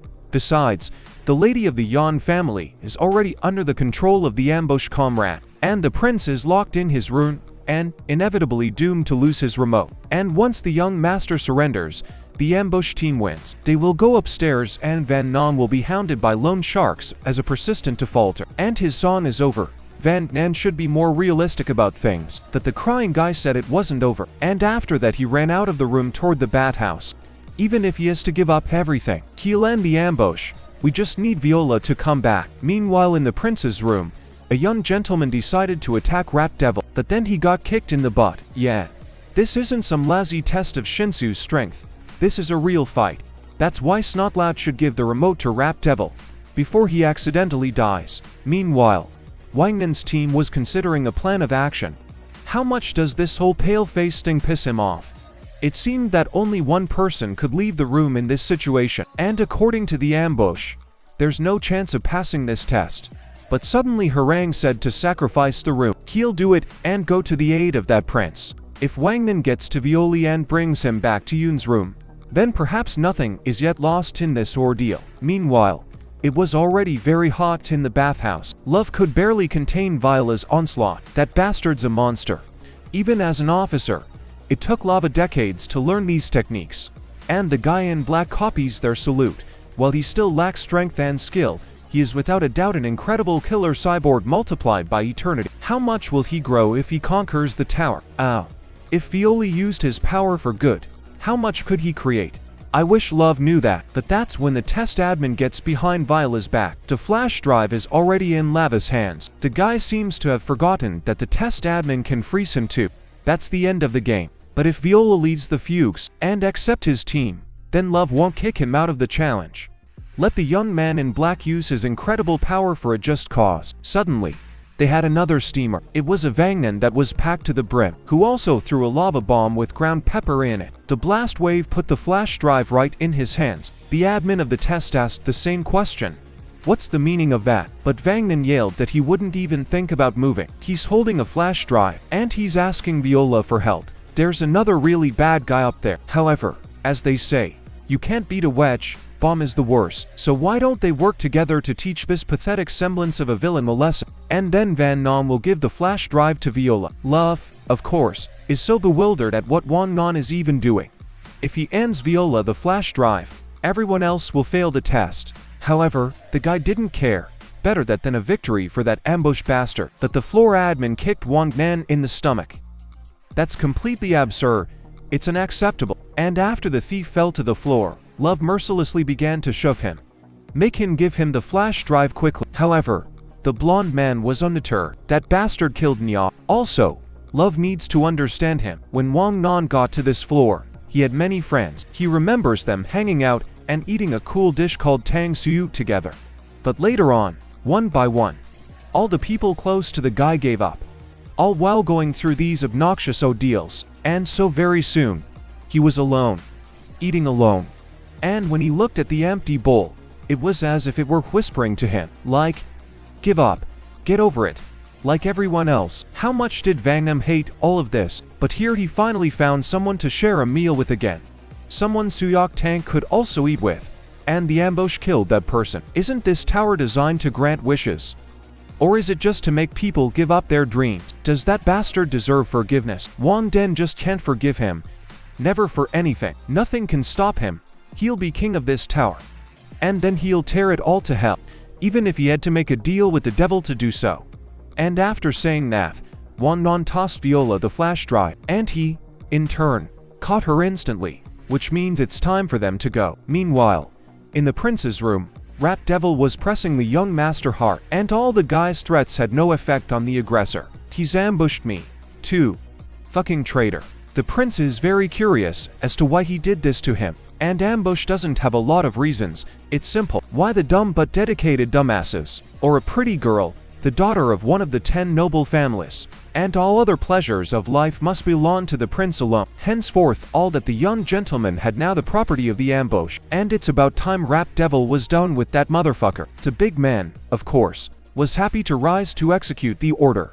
But when he swung, how someone broke the ambush guard's face with one punch, and that someone was Harang. He's ready to nail the ambush on the spot. However, he was prevented by Young putting a fire shield between them. Well, it's admirable that Harang came here for his team, but alas, the ambush is such a sneaky little man that he doesn't even bother to hide behind her skirt. And after saying that, the traitor ordered the girl to fry Harang to a crisp. As he held back Yon's onslaught, the man realized that he seemed to have no choice. He's gonna have to kill that girl. However, at that moment, someone throughout the hallway shouted for everyone to stop. In the same second, Viola got close to Yon with the speed of a bullet. He shoved something in her mouth, and afterward he ripped something out of her. That looks like mutated slime, and slammed it against the wall. The ambush was a real turn of events, but still immediately shouted to Rap Devil to get the remote control. That's when Viola came back. Inside the room, however, something had changed. The prince was still the first to reach the remote and open the door, which Harang immediately entered, the sight of which made Rap Devil shit his pants. And the big man from Wangnan's team asked the Gertie man if he's ever been in the form of the devil. What? No. Then the big guy shows Rap Devil the devil that resides in Harang's right hand. Now they're gonna find out who's the real deal. Meanwhile, the ambush managed to break away from Viola slightly. That's how he made it to his ally's room, and it seems like we can relax on that. However, for some reason, the closed door was no barrier to the Ice Foot Butcher, and Wang Nan ran in after him, who immediately ran into an ambush, and made solid contact between his fist and the face of Nia's killer. I thought he said he was coming under the douchebag soul. Meanwhile, in the prince's room, a brutal beating of the fake devil's right hand was taking place, and an exhausted Rap Devil begged the real owner of that nickname not to kill him. But if he really wants to, then let the man never tell anyone he dated a Harang. And of course Rap Devil agrees with this claim. Well, if that's the case, have the Prince of the Borgo get the remote control and give it to Harem. There was nothing left for the young gentleman to do but obey. When the remote was in the hands of the devil's right hand, he thought he was done for. But should he hurry to Viola's room? If the big man went now, he might be able to keep him from taking over the room. But on the other hand, it doesn't make sense. After all, the stuff Viola owns is very dangerous. At the same time, Wang Nan figured out the relationship with the ambush. However, as the killer was being beaten, the bastard started talking. Why the hell is Wang Nan here spouting off about revenge and justice while killing a man? Isn't that funny? What? The kid thinks he's better than ambush. He's just as much of a bastard. But Blondin would not argue with the lender with words. His fists would speak much better for him. And after a couple more savory punches to the face, the killer finally took off his mask of moral turpitude. They're the same. Ambush. He just borrowed money from the fucking president just like that. Just like Wang Nan. It was all about conquering the tower. However, when the ambush failed the test, he ran up a huge debt. He was fooled. When he went to the president begging for his life, he was offered a job. The ambush is no different from Wang Nan. He's the same victim. Does the guy know that the president once called Dambush to his office and said his son was conquering the tower? He asked Zasada to help his beloved Chad.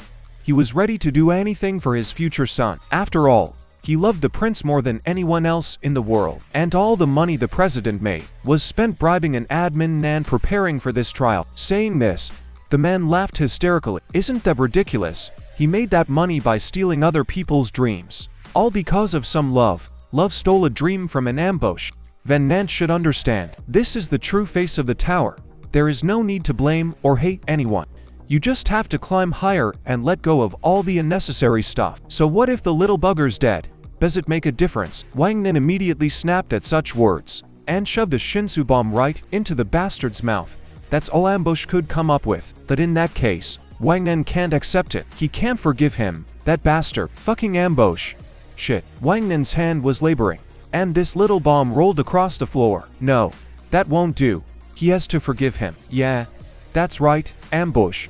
No, it's Wang Nan himself. They're all the same. Wang Nan is obligated to forgive the ambush so that those who were duped by Nya can forgive him. The guy is obligated to do so. But what's he talking about? What's his philosophy? Forgive. Let's not make fun of the ambush. Who is forgiving who here? From where does Wang Nan even have the right to forgive him? I'd rather have him kill her. That's all. However, Wang Nan simply once more punched the assassin with his fist right in the face. The guy is bound to make a difference. He's going to be king of the damn tower and change it. That there would be no other Nya or other ambush.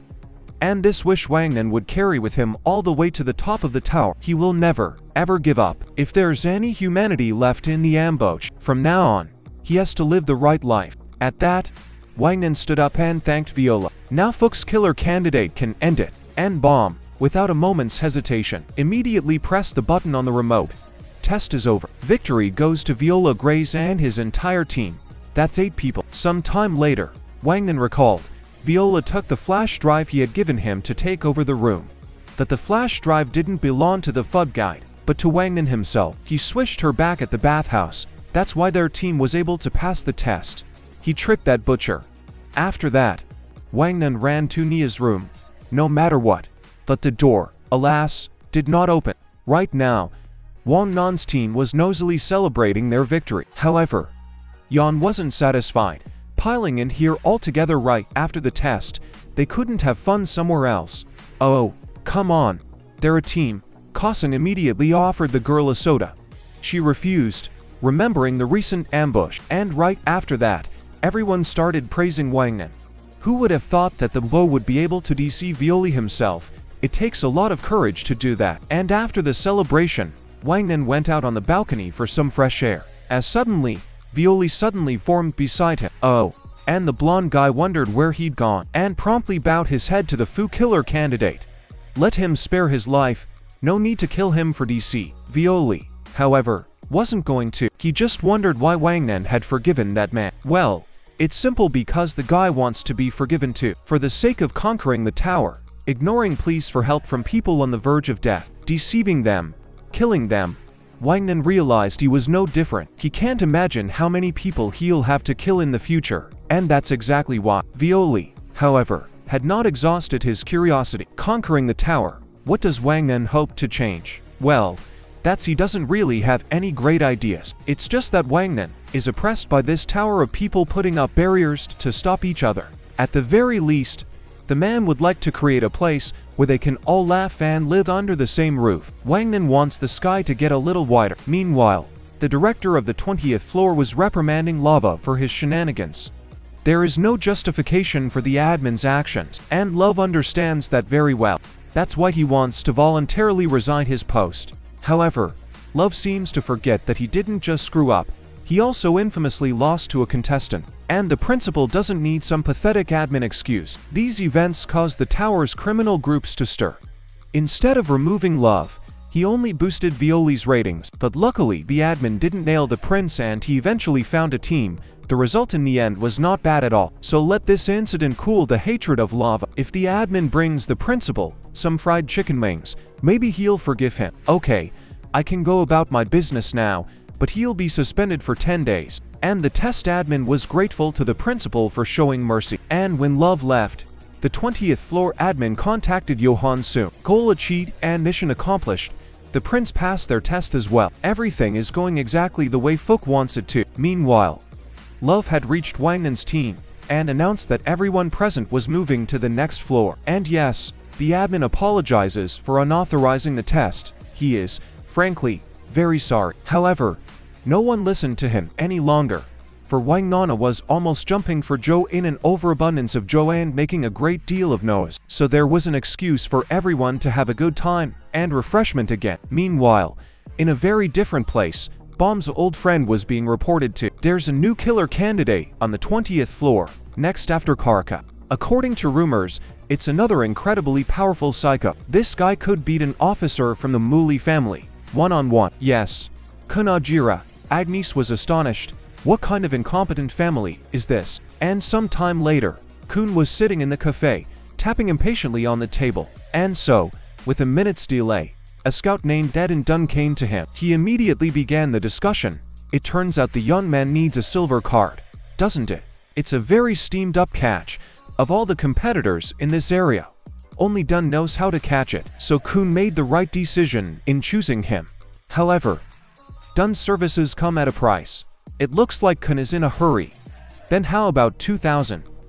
Well, 2,000, that's not even money for Kun. And while we're at it, how much would it cost to get Dan on the team? And the man was immediately upset. He thought something was going to happen, but Kun was recruiting him. If they didn't organize the meeting because of the fish, Dan went. He's not planning to conquer the tower yet. At that moment Ajera remembered the man's biography. He was a runner who had never once been detected by a rival's beacon when climbing to the 25th floor. Thanks to this talent, Den had received many offers to join forces, but he had turned them all down. And now the man makes his living as a hunter. And no matter how much Kun urged Dan to join, things weren't going right. So in the process of persuasion, the runner was asked to make a bet. If he can leave the cafe before Ajera catches him, Dan wins. And if it's the other way around, Ben Kun wins. If Ajera wins, Dan will join him. And if the runner wins, he gets this. And Dana was speechless. It's a suspension. Where did Kun get such a big chunk of it? Well, if it's so rare on Kunu, then Den agrees. He thought to himself that Kun must be an idiot to want to compete with him in speed. But that's fine. Except for one thing. Den needs to get away from all the people in this cafe and run away from here. The man didn't understand what was going on. It was only about Ager. But the thing was, Kun was prepared. And all the people in this cafe are his mercenaries. And there's a lot of people here. And the man was in disbelief that if he wants to, he can check it out for himself. Den even doubted himself for a second. However, Kun's Jahedic grin immediately brought back the runner's fuse. If that's the case, no problem, there's an emergency exit behind Ajera. Sounds like the guy's prepared. But still, quickly turning the tables, Ben said that Kun had a joint finish. And snatching the suspendium from the hands of the Adept of Light, the runner moved briskly toward the emergency exit. But once he was outside the door, he realized he hit a dead end. And Kun, coming up from behind, confirmed Don's fears. Yes, he was trapped. Strange enough that it didn't occur to the runner that he'd been lured here on purpose. What a dumbass. There's not a single person in the cafeteria who works for Kun. He lied to get the guy here. You should only trust trustworthy people in this life. So what? Don's giving up. However, the infuriated runner just instantly moved behind Major's back. The guy's plan was good, but he underestimated Dan. So, arrivederci. See you later. And the man will keep the money. With an easy stride, the runner advanced toward the main exit. Before leaving the cafe, the man tossed to the cashier that the guy with the blue hair would pay for Dana. However, instead of answering, the runner immediately got a tranquilizer dart to the neck, and immediately afterward, like a doll, collapsed to the floor. What? Did he just get shot by a cashier? What the hell is this? Why can't the runner even lift a finger? And why did the cashier shoot? Aguero said his mercenaries weren't here. Why not? Kun told him to trust only trusted people. There's plenty of mercenaries around here. A short while later, Kun brought a new member of his team to his comrade named Novik. The man in the black and green jacket should teach Dan a lesson. Novik only muttered melancholically in response that he would recruit another man by force. And Kun didn't even hear his comrade, and soon knocked on Rachel's door. He is allowed to come in, isn't he? In the meantime, Dan opened his eyes. Where is he? And who's that man with the blank face? And Novik, in turn, introduced himself. He's going to be a lanceman in Kun's team. He was very pleased to meet a new member of their squad. That's when it came to the runner's attention what really happened. And after going through all the stages of acceptance, Dan finally gave up. Well, fuck him. An argument is an argument. Novik, however, immediately noticed the change in the man's mood, and shook his hand firmly. That handshake gave Dan insight.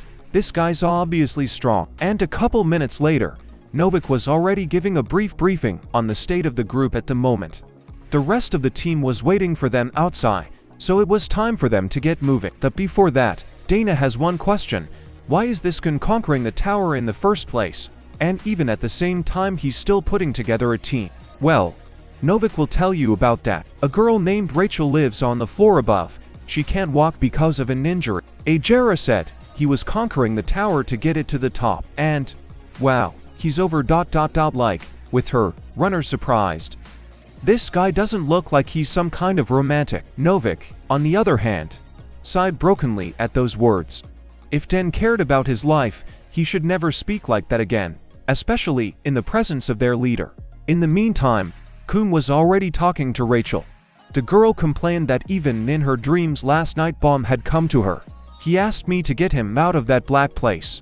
As if Bomb was still alive down there somewhere. It's been 6 years and the girl can't forget. He immediately wiped a tear from the girl's cheek. She needed to forget Bomb had died protecting her. He would not want to see Rachel's tears. The girl, on the other hand, looked tearfully at the guy and hugged Akun.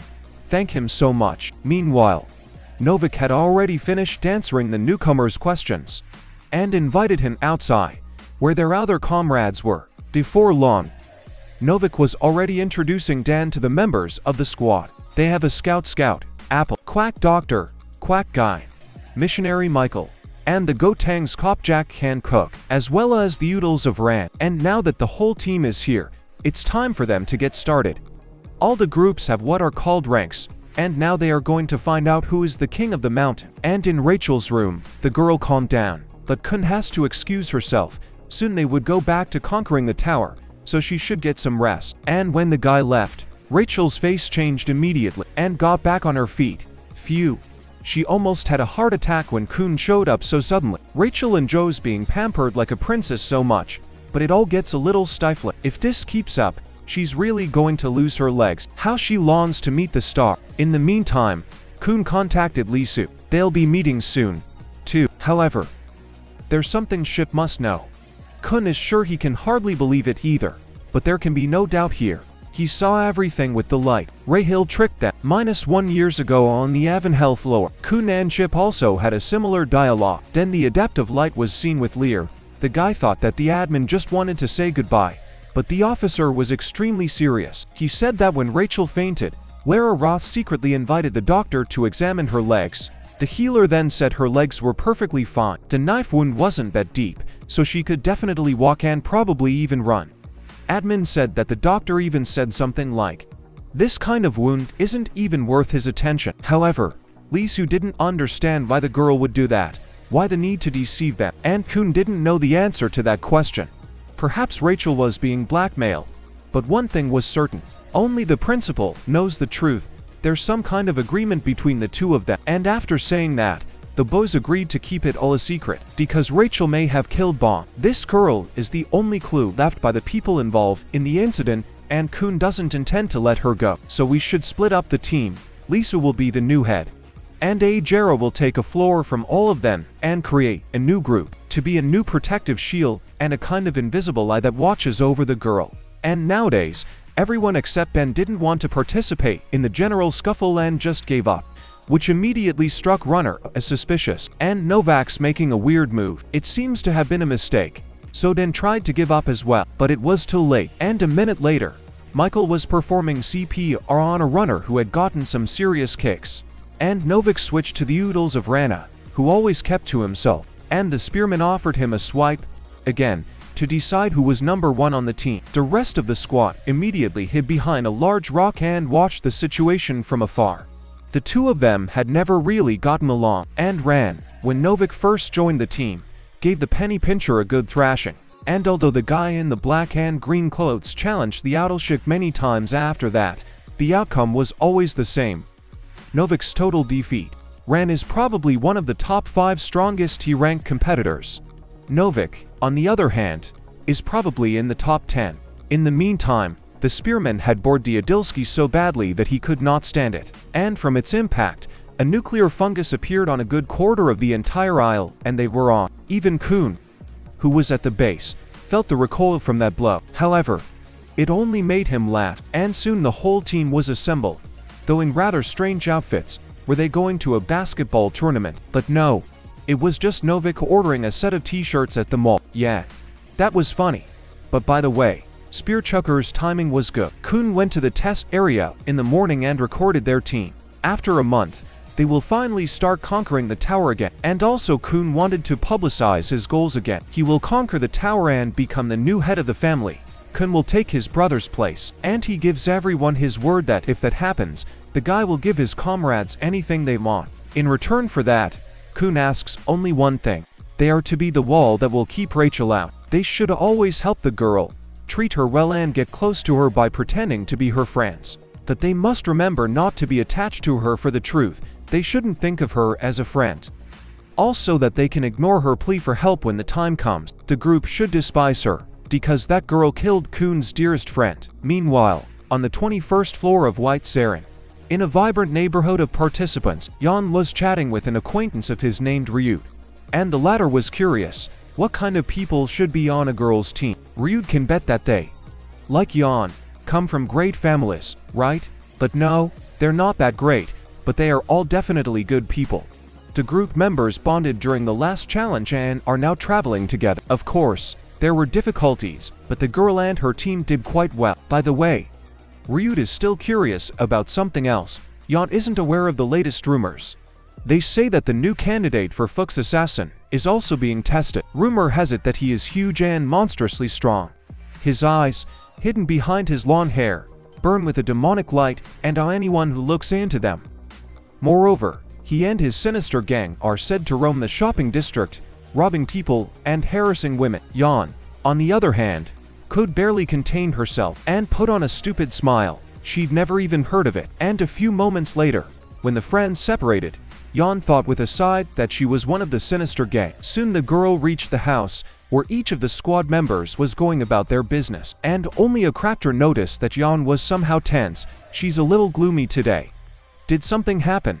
But no, nothing's wrong. Jan was more interested in where Viola had gone. And Paleface kinda heard he went out to eat with someone. I think they're meeting in the shopping district. And that made the girl even more tense. Maybe they should follow him. Well, Crafter said there was no need, to which Jan seemed to explode and began to argue with Tailface. And in the process of sorting things out, a sleepy Vangnam came up to them.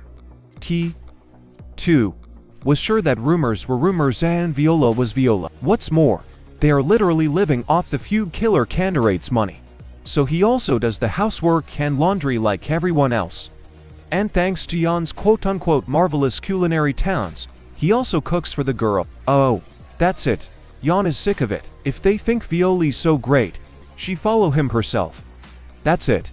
she's going to catch that few. And before long, an extremely angry Yon made her way to the shopping district, where she quickly found Viola, all thanks to her tracking watch. Wherever this guy goes, he can't hide from Yona. It's time for Viola to show her true colors. The what? He came to karaoke, and at a time like this, given his constant silence, it's unlikely he came here to rap. Maybe he's going to go to the owner for money. And upon entering the room, the girl immediately heard a scream. It's all because of some bumpkin posing as Viola. This tattoo banged up man came in here to rob. However, the big guy's thuggish speech was interrupted by a red-haired girl with an eye patch. It was the same brave Yoon. She was disappointed to see that Fook's new assassin candidate turned out to be the stinky hawk. Viola didn't like it anymore, and he immediately swung his bat at the girl. However, in the same second, he was knocked down by a powerful stream of shinsu. The real Viola is already in the building, so everybody, let's get out of here. But the art house watcher yawned immediately, and on the offensive and stepped out of the shadows. What the hell is Viola doing here? However, the girl also bumped into the incomprehensible stare of the fugue killer candidate, and the red-haired girl who also hesitantly said hello to Yon. And lighter girl didn't understand where this suspicious girl had come from. Is she an acquaintance of Viola's? And, oops, Yon suddenly felt that there was another person behind her as well. And turning around, the girl saw a young man named Jin-soon in front of her. That's when she realized it was a hot mess. She was definitely in a folk group meeting, and Jin-soon gave her an angry look. I think the man had seen her hairpin somewhere before. Isn't that the sign of the Yon family? Is the girl spying on 10 noble families? However, the hit and run on Jin-soon was interrupted by Violi. Yon is a lie. She is not a spy. And right after saying that, Jin-soon let out a grin. So she's Viola's friend. Well, in that case, he apologizes. However, the girl immediately rushed to ruin it. What a liar Violi is. She's not his friend. The guy lied to his team and set up a closed-door feud meeting. Surely the rumors about Violi weren't lying. It's so disgusting and despicable to pretend to be nice. However, a flurry of negativity and he hurriedly pulled Jin-soon down. Isn't this cutie a little too rough on the guy? And the girl wanted to switch to a man, too. But Bomb instantly tried to stop it as well. Jin-sun is an officer of the highest rank. However, when those words didn't work, the guy just squeezed Yon hard on her carotid artery and she passed out. After that, the Fugovites had a little chat and decided that the meeting really should be moved to a more comfortable place. For example, to Violi's room, and soon Jin-soon, Violi and Rya sat across from Wangnan, gossing and missing, and piled on the munchies. The Fugovians are here to see how Violi is doing. Jin-soon, by the way, was a martial arts mentor. And when the man heard that Viola had found a team, he was curious. And in the course of the conversation, the man realized that there was a very good spirit in this team. He was worried, because Viola was a gloomy kid, but maybe it was for the best. They're not bullying him. Little Viola. Meanwhile, in the dining room, Akraptor and Yon were discussing the protagonist. And the girl was as stubborn as a sheep. You can't trust the Fugovs. However, in the course of the dialogue, Akraptor noticed something that Yon did not want to admit. Only in this team could a girl feel complete. There are a lot of rejects in their squad, but at least Yon is useful compared to them. And as long as they have Violi, they can stop the girl in case of trouble. Yon, this guy, is a necessity. So it's about time we stop suspecting him of all the deadly sins. At the same time, Jin-soon had already had enough of Bomb's comrades. And having satisfied his curiosity, the man went to chat with his war. Just like gussing and missing, it's because they're tired. Therefore, only Hwaryeon and Wangnan remained in the room. And after an awkward pause, the girl told Wangnan that they were the lucky ones. It seems that Jin-soon has decided to let them live temporarily, which she's actually congratulating the guy on. After all, Jin-soon didn't come here to meet Viola. He came here to kill his entire new team and force him to create a new one. After all, in Fugue, many people don't like the current situation. The leadership of the group wants Viola to grow up and fulfill their dreams. Blondie is skeptical. The Fugs want to kill Zahard, don't they? But Zahard became king of the tower by making a contract with the Guardians. And according to that contract, the tower dwellers can never kill the king. And that won't change, no matter how strong Viola becomes. Yes, Wangnan is right about that. But 6 years ago, on the testing floor, they found a kid who could actually kill Zahard. And folk has been waiting for someone like Bomb for a long time. Someone who would open the gates of the tower himself. someone who is free from the obligations of a contract. The one who will pierce the king's heart and sprinkle the tower with blood. Bomb. Illegal. The moment he reaches the top of the tower, everything in it will change. And it was at this point that it dawned on Wang Nen just how much of a serious game he was in. Could Violi really kill Zahir? The Wang Nen can't figure out why the guy would want to do that. In fact, he was left no other choice. Fugen knows what's most important to Viola, and as long as they have it, he can't leave their group.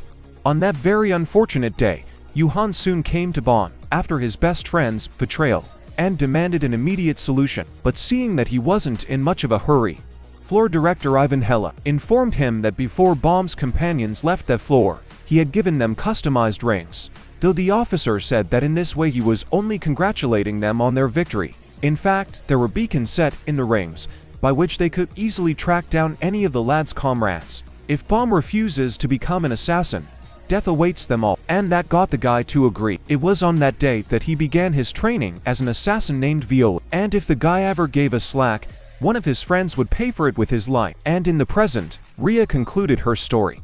Violi just wants to protect his friends at all costs, even if it means his own life, and it shouldn't be that shocking to Wang Nen. Did he really think that Fuchs had some nice guys in there? Meanwhile, Bomb got a visit from Jin Soon, who congratulated the guy on making the team. It's probably going to sound funny, but from that day 6 years ago, when he and Bam first met, Jin Soon wanted the guy to just be happy. The man doesn't know what his ward thinks of him. After all, it was Jin Soon who forced Bomb to take a path he didn't like. But either way, he hopes that the main character will be happy, at least as Viola. And late in the evening of that day, Wang Nen did not sleep. While all his comrades were sleeping, the guy was thinking back to the day's conversation with Ryan. Then, in a burst of feeling, he wanted to take on the burden of Bomb, but he was firmly rebuffed. This kept Wang Nen from sleeping peacefully, so he went out on the roof, where he unexpectedly met Viola. And standing next to Bomb, the guy realized if the person next to him failed the test, his friends would die. That's why Wang Nen just has to say it. He apologizes to Violi. Blondie thought the murder candidate was a disgusting guy, and he turned out to be so great. If Wang Nen were his friend, he'd die for Viola without regret. They'll definitely pass the next test. And for the first time in a long time, Bomb heard someone call him a friend. But their idea was interrupted by Yan, who also wanted to say a few words to Viola. But she was immediately met with Wang Nen's friendly jokes. Yeah. So Yan was worried about her rival in the form of a young red-haired girl. Spurred on by the appearance of her rival, Yan decided to put aside the image of an underdog and go on the offensive, right? Yeah. You shouldn't have messed with the Sunders like that. The disgruntled girl's shouts made Jin Soon laugh, who was watching the youngsters sitting a little higher up on the water tower. What a funny bunch of kids they are. Suddenly, however, the man's gaze was caught by a familiar figure on a neighboring rooftop, who was looking right at Jin Soon. Then he's already here, Karaka. And for days later, Tang Suyu's team, the name Wang Nen had come up with, stood in the middle of the examination hall, and in front of them stood the administrator of the 21st floor named Noma. However, Gosang didn't understand. Where was the other team? Well, regarding that, Team Tang Qiak's opponents have done the legwork. Noma believes that they were frightened when they learned that Mr. Violi would be among the participants, but the team should not worry, because the admin has a very entertaining test just for such cases. And before long, everyone present in the hall was already sailing a ship through the inner tower's border area. This area represented an entire sea, and most of the team was thrilled with the spectacle, except for the perpetually disgruntled Yon and the emotionless Akraptor. Soon, however, the joy of the majority turned to fear, for right in front of the ship floated their testing arena named Zygina, and it looked a lot like a whale and a hippopotamus, and whatever the hell else it was. Wang Dom immediately recognized the creature. Shinhei, are they going to take a test on this thing? Yeah. The guy's almost right. It's a legendary creature that the residents of the 21st floor revere as a deity. The team's job is to get inside it, and then find and bring back the flower of the Zygina. And such news couldn't help but shock the participants. Soon everyone was already dusting off on the dinghy next to this Shenhai. But damn, it can't get any worse. This test is definitely the worst. After all, they won't even get the stone from the flower, because it's very rare and only grows inside this animal. In fact, this flower, but in it grows a precious stone. Although not just precious, it is very valuable gemstone. All because with its extraction is a lot of trouble. In general, The team understood everything, and so Noma leaves. If they do not find and bring a flower, the test will be counted. And soon Vanan was climbing the Shanghai. Oh shit. Make the contestants do that. If they want that rock so badly, let them go get it themselves. But Gosen finds such a venture entertaining on the contrary. So many people have opinions. So after a fair amount of time, half the team got to Zaijina's windpipe. Just in time for the animal's coup de grace. So we'd better hurry, because Zijin has two breaths on her body, one on her back and one on her stomach. It would be safer to enter through those openings. And the team will probably find the flower faster if they split up and enter from both sides. By the way, Sagan usually pops up to bask in the sun for no longer than 2.5 hours. And every half an hour she turns over, so it's worth timing it carefully. If you hurry or hesitate, it's all over. Here, for example, in a team with Dioli, Harem, Prince and Yan, things went wrong because of the motor on the boat, which decided to go bad at a very bad time. And in the end, Zaina's giant carcass almost ended the main character's adventure. In one coup, the team led by Wangnan, on the other hand, is the opposite, was firmly and clearly making its way inside Zaijina. However, they had no idea that the flower would be closer than it seemed at first sight. And there was some man in a cap lying next to him, who sensed that someone was paying a visit to his shelter. Meanwhile, after an unplanned shipwreck, Yan was able to get out of the sea after all, right on Zaijina's belly. Phew. The girl thought she was done for. Good thing she made the junior swim team when she was a kid. So much for the power of a noble family's education. I just wonder how the rest of you are doing. They're not dead, are they? The girl immediately began calling out to her companions. But only the passing seagulls answered her.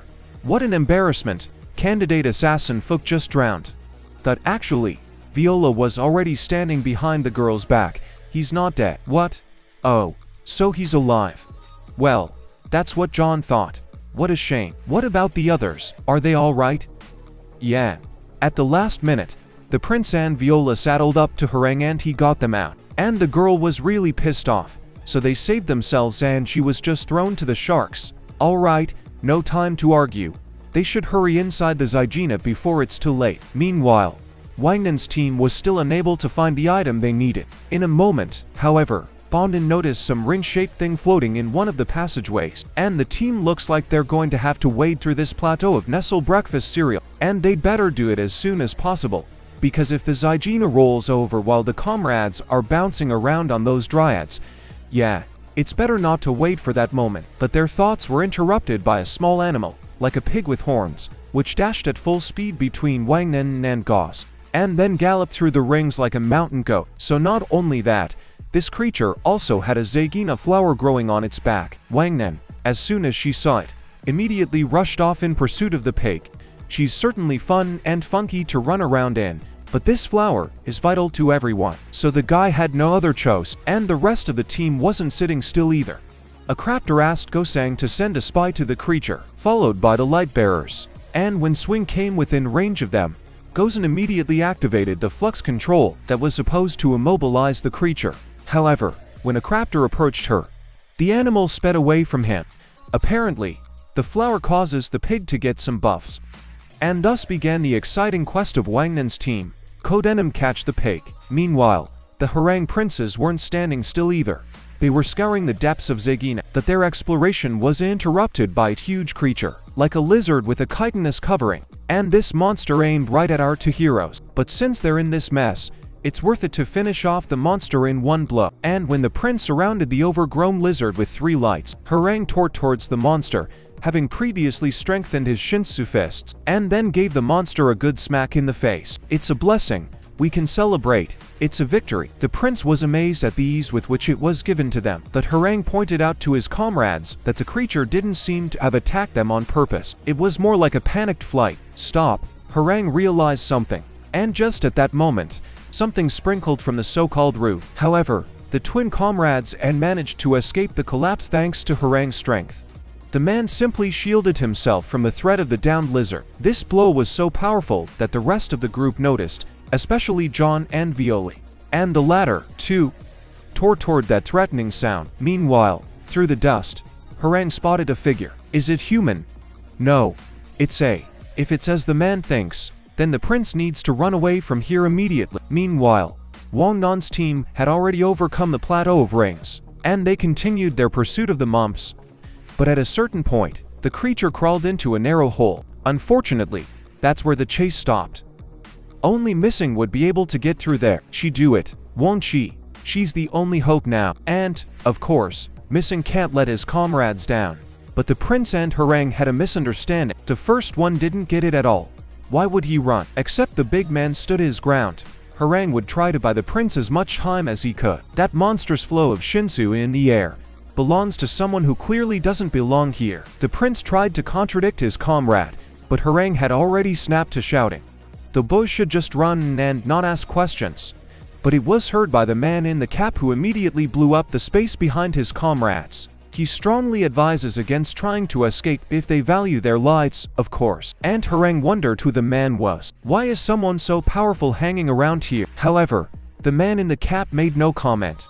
If word got out that he was here, the tower would be in an uproar. In short, all the man can say is that he is one of the strongest beings in the tower. But that's all right. I must say they're not doing enough. So many officers have died here. They keep sending new ones to the man. However, what is this cap man talking about? Harem and the prince are simple participants. They were given the task of finding Zagan's flower, and that information made the man laugh. Contributors, what? They got tired of losing officers, so they sent in contestants. That's just crazy. Guys need to realize that he killed everyone who came to his door. The man had already found the Zagan flower, but the time to leave this place has not yet come. So he gets rid of his boredom by fighting everything that comes his way. And since a bunch of officers were already dead, the admin just shoved the guys to the slaughter like cannon fodder. Those poor bastards. What did they do to the admin? And Harem immediately guessed that it was probably because of Violi. And John Doe was in good spirits today, so that's that. He's gonna let the woes live. Well, if they forget everything they've seen here, of course, they can go in peace. Zagan's flower, naturally. Baldy can't give it back, so the guys are going to have to give up the test. But at that moment Violi ran up to his comrades. Harem's going to take the head of the trap in a heartbeat. They have to go. And in parallel, Wang Nan's teammates waited for Misson's return. And Decraptor and Wang Nan decided to look around a bit for now. Besides, Paleface was just about to ask the bow, why such a sudden change in him? He used to score at practice, but now he's working like a damn man. Wang Nan hasn't been himself lately. And Blondin, in response, decided to reveal Viola's story to a Craptor, which at the moment simply refuses to give up. Harem and the prince must run away, and the guy will continue the test. And the man in the cap is interested. The guy doesn't want to give up, even though he knows he's gonna die. But for Viola, there is something he fears more than death, so he will fight to the very end. And what? The unknown man understood. Stepping out of the shadows, the man said, so be it. Playing with this little guy a little bit, it won't be long before the Zygons turn over. And it's no fun just to have a fight like this. Therefore, does Chiako, in the person of Viola, not want to play one game? The Zagan flower he's looking for is right below them. And when Shinhaya rolls over, the man and Violi practically pile up against him. If the guy can get what he's looking for before the unknown man catches him, the man will let Viola take the flower for herself. But otherwise he will take the protagonist's life. And since Violi agrees, then the game will begin. After the giant they are in has been overturned, the guard and the prince were strategically retreating at that moment. That the big guy had a plan. At the beginning of the fight, they used the momentum of the legendary creature's upheaval to pile on the caped man. Therefore, the prince should tell the others to move here immediately. And soon, Wang Nan's team received a message from the young gentleman with the coordinates of the hole. Viola is in danger, which means that a Craptor and Wang Nan are already rushing to the rescue. In the meantime, Baldy was getting tired of waiting for Zagan's coup d'etat. The little one doesn't want to tell tales yet. The man doesn't know much about the Woes faction.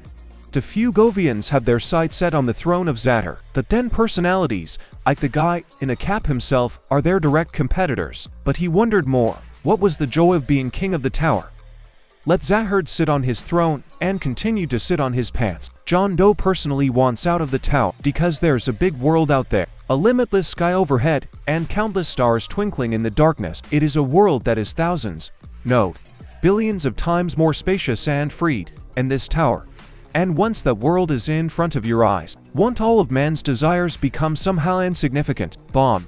However, doesn't know the stars, the throne, the heavens, the outside world. He doesn't need any of that. But if someone tries to harm someone dear to the protagonist, Bomb will fight. And after these words, not far from the head of the unknown man, a stream of chins of heated guy quickly slipped through. The man was surprised. For a toddler, he's pretty cocky, so he counts to 10 and starts hunting. Giving him time to gather himself is just a courtesy. And at the time of the report's inception, all of Bomb's new friends ran to his aid. On the count of 4, Missing caught up with the piggy with the cherished flower, and on the count of 10, Zaijina rolled over, which meant only one thing: game on. But at that moment, Harang immediately shouted to the prince that this cap man must be stopped, and preferably before he made his move. Except that in that very second, the man seemed to teleport next to the big man. If they wanted to delay him for even a tenth of a second, they should have gotten at least an opera, the most powerful light in the tower. And after saying that, the unknown man playfully launched Harang into the wall, and John doesn't understand what's going on. But the point is, this monster just has to be stopped, right? In that case, with her fire magic, the girl will have everyone's back. And the man at that moment was already flying toward Viola, so the kid decided not to run after all. That's great. Then Kepaknik will show him his legendary move, and pretty much, Viola had the same plan, but when their fists collided, they noticed Missing has something to say to them, but it was too late. A massive explosion formed inside Zygon, and when the dust had settled after him, the man stood before the wounded Violi, who at the last moment had covered Missing with him, and was surprised, unbeknownst to me, to discover that it turns out the feud team had found another flower. Well, now that there's another one, it's okay. The little one can basically take one flower, but only the older one. Also, have them tell Viola when it starts. This is his reward for bravery, for protecting a comrade, even in the face of the strongest opponent. And when the man turned around to leave, the protagonist's team realized with horror, a tattoo on the back of a man wearing a cap said this man's name was Yurik Mazina, and he in turn, with a piggyback, met the trial's admin and a couple of officers, and unfortunately for the latter, he wiped them out in just one blow. Nova should have been better prepared. At least gather 1,000 officers, for example. Otherwise Mason would be ashamed to even mention it. And lastly, stepping on the admin of the 21st floor, a man poked him in the face with the snout of a piglet. Nova knows what it is. The administrator knew that the legendary creature had offspring, but he must not have seen it with his own eyes. After all, Nova's gang had stripped all the flowers before the young could be born. They knew they were preventing the cubs from growing, but they continued picking flowers anyway. After all, if the Zygons proliferated, the flowers would no longer be a gimmick. The man, of course, would forgive Nova for this egregious incident, but this little one here, the Yurik will take it with him. And in a couple hundred years, when the Zaijine is no longer an endangered species, its flower will be a perfectly ordinary gem. Why is Nova yelling at him? Does she want to know who the man is? He's got Mazina written on his back. Yurik Mazina. If someone does not like what he is doing, let them tell him in person. He is not afraid of anyone. However, when the man reached his base, his servant noticed his master had a scratch on his face. He must have underestimated some officer.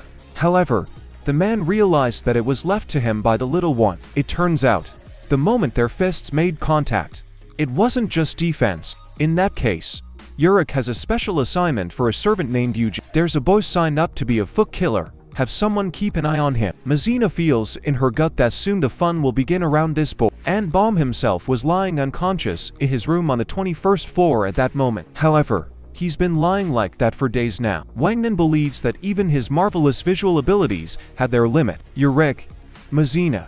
Yes, it's like they met in a tornado. The ordeal spiraled out of control, ending on an unexpected note when Yurik allowed his comrades to take the flower. The administrator then quickly left the testing area as if something out of the ordinary had happened. And that same day, all the lights in the tower broke the scoop about the Zaijina cubs, because of which the Yan family, ruling on the 21st floor, set a reward for the stolen offspring of the legendary creature. And some time later in the afternoon, Wangnan had already been spoken to by Jin Soon, who urged the lad to leave Violi alone. In return, the fugitive guarantees the safety of the crew if they leave the place tomorrow.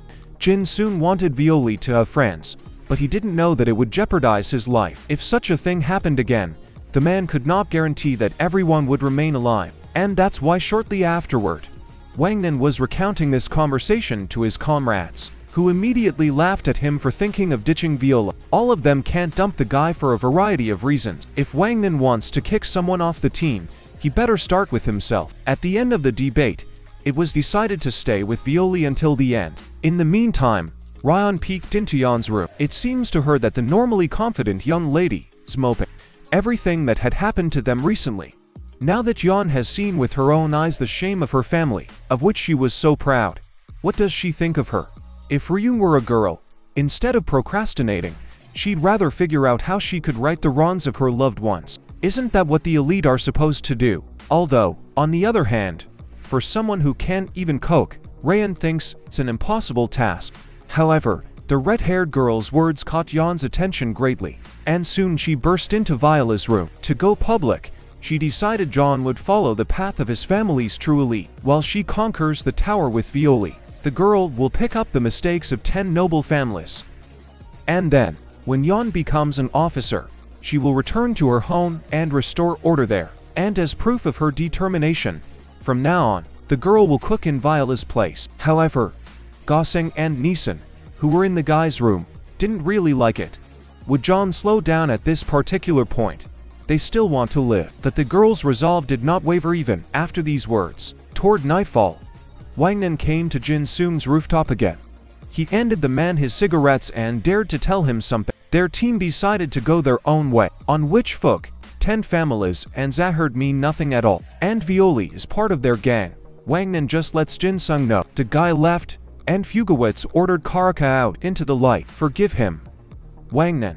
Jin Sung will have dinner somewhere else tonight. And after that, a kimono-clad figure wrapped entirely in bandages emerged from the shadows. Karaka is very happy to see the teacher. How's he doing?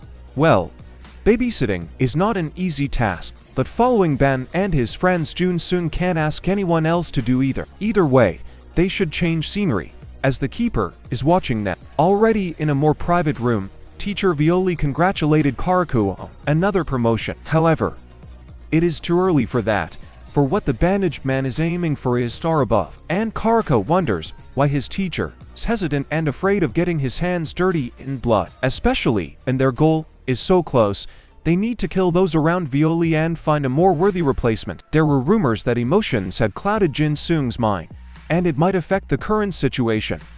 Even among the elders, there are rumors like that. And what a bunch of old geezers. Who else is there to distrust? They're funny guys. Jin Sung is the one who gave up his family for Fu. Since that day, the man had long wandered into the darkness for this moment. So why should his emotions have been abruptly turned on? Doesn't the fact that Viola has more friends mean that Folk now just has more hostages to blackmail? Jin Sung has everything calculated, so Karaka need not worry. Let her better pass the words to the man, the assassins, and the elders. And the student obeyed the teacher. But lastly, Jang Sung invited the bandaged man to have a bite to eat. The man knows just the right place. Karaka, however, refused outright.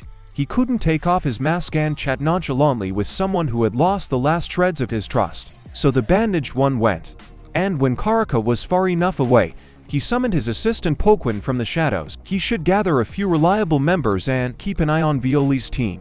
If there's anything suspicious within the group, then Pokwin should kill them all. Meanwhile, Viola's comrades were discussing how to help their sleeping friend, and Wang Nen was sure there was a way. If he had the determination, there was only one way. So before long, therefore, the boy came to Ryan's house to discuss something. Wang Nen heard the girl's escort. It is said that the guides lead only those who can walk the paths, and since Ryan told about the main character's secret, he probably thinks he can find Bomb's friends, right? Well, it really is like that. However, the girl wanted to ask, would Wang Nen do that for Bomb, or for his own purposes, since he is, after all, the prince of the red light district? But it doesn't matter. Ryan agrees to host it, and since the guy's a member too, she's sure he's heard of the workshop battle. The entire toolkit of participants is produced there, and every 5 years, they put up items created in the workshop as prizes, and there's a tournament, and the next battle is 2 years away. If Wang Nen gets there in 2 years, and takes part in this battle, he can meet Viola's friends. And during this story, Lee Su and Kun were just chatting with each other, and the first was encouraging the second to climb higher as soon as possible. They'll find out who's stronger now.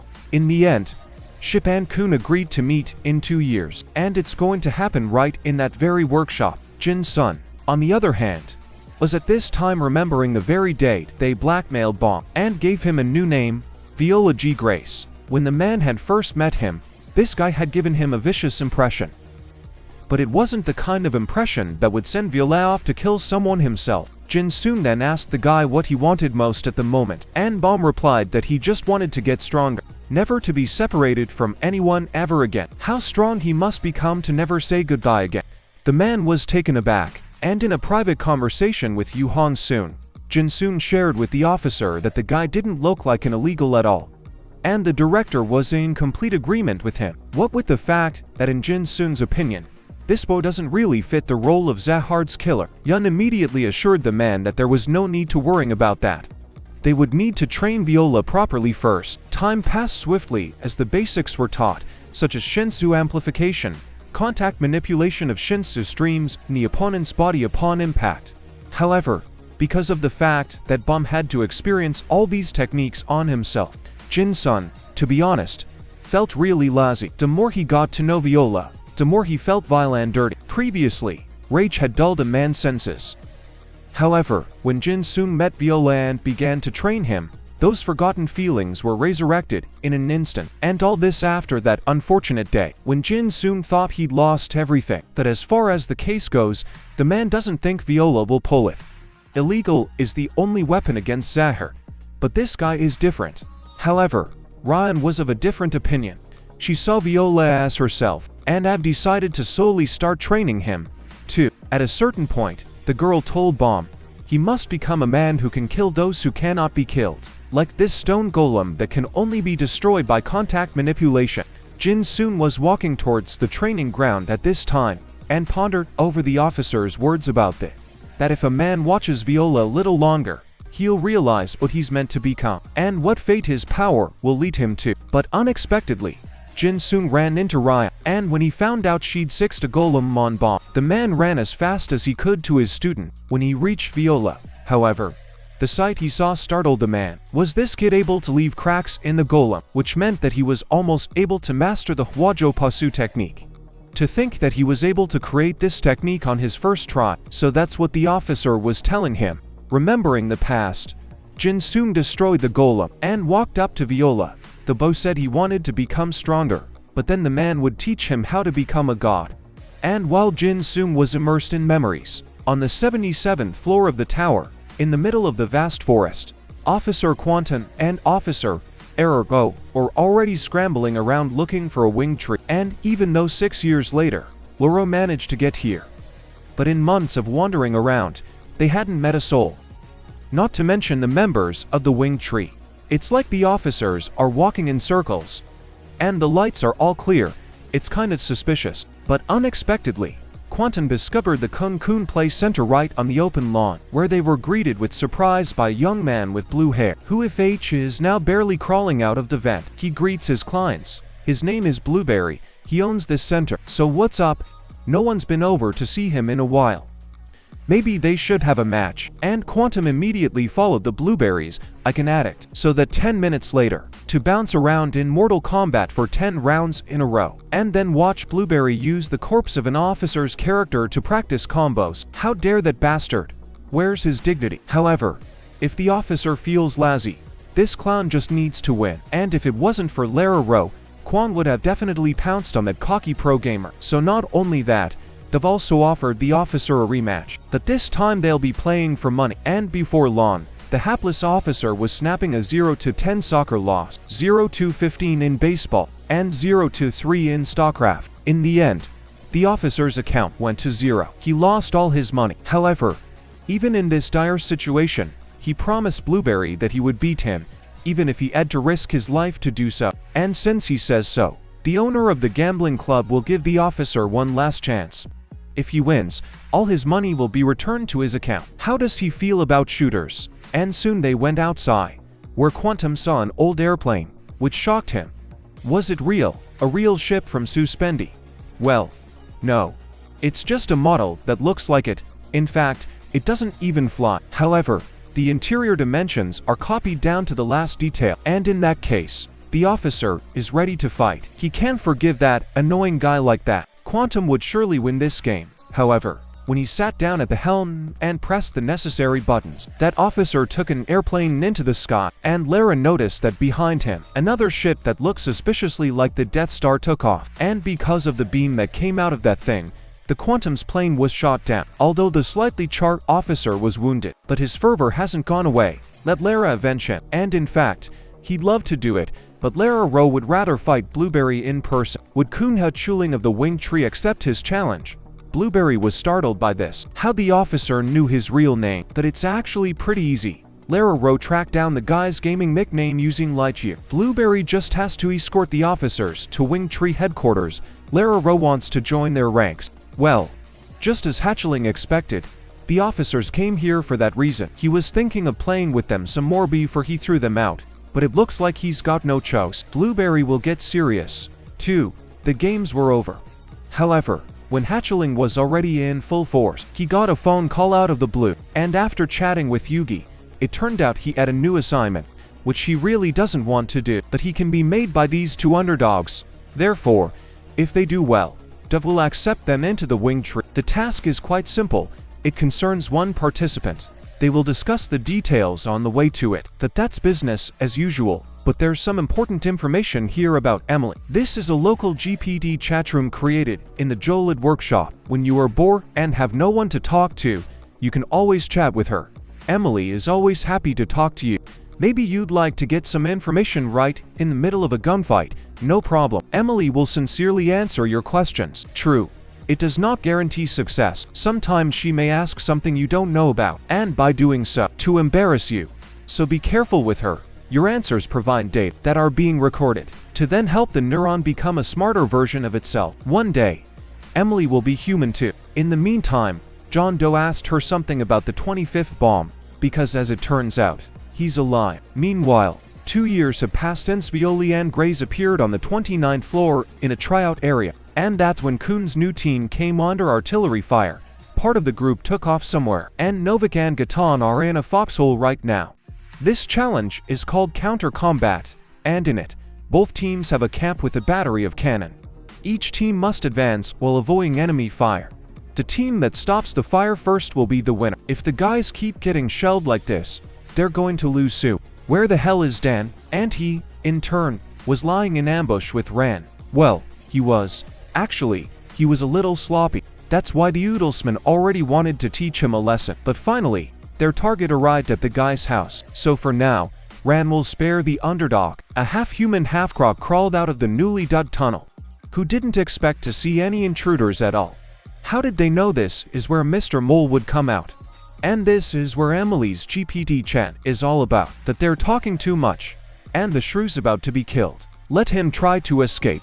The runner's ponces, however, interrupted by a four-eyed huge bold man with forearms, each carrying either a saber or a rapier. And Mr. Mole behind the thing smirked. It looked like the end was coming for this particular twosome. However, our heroes were not confused. Udilchik took on a pathetic semblance of Shiva, and knocked him out extremely quickly with a lightning bolt. This startled Mole, but it doesn't matter, because his comrades were about to reach the cannons of Kun's crew. But Ran didn't get it. So what? His friend will get to the Mole team's cannons faster. Plus Mr. Mole dug his own direct route to the base. This guy is terrible at everything, but he's really fast. So it's gonna be Kun's team that wins. And in that instant, the team's cannons were captured, so Kun and his brother pass on. And before long, the head of the team was talking to Dan. So Runner just took the word of this GPT Emily chat and he acted on his own whim without even informing the Adaptive Light. Well, yeah, but it was great. That's understandable. But what if Emily had made a mistake? Who would be responsible? Dana is worth remembering. They're not a rotten enough team to follow unverified info. Well, Runner had it all figured out. So he apologized to Kun and went out into the hallway, where he was met by Rachel sitting in a wheelchair. The girl is genuinely jealous of Dan. He is the fastest on their team. It would be great if he became her legs, but whatever. It doesn't matter. She's got to go. So she's off. Kun, on the other hand, asked the chatty GPT at this point, for the sake of interest, if the 25th bomb is still alive, and surprisingly, Emily wrote that he was alive. And some time later, on the 28th floor, in the third outside passing zone.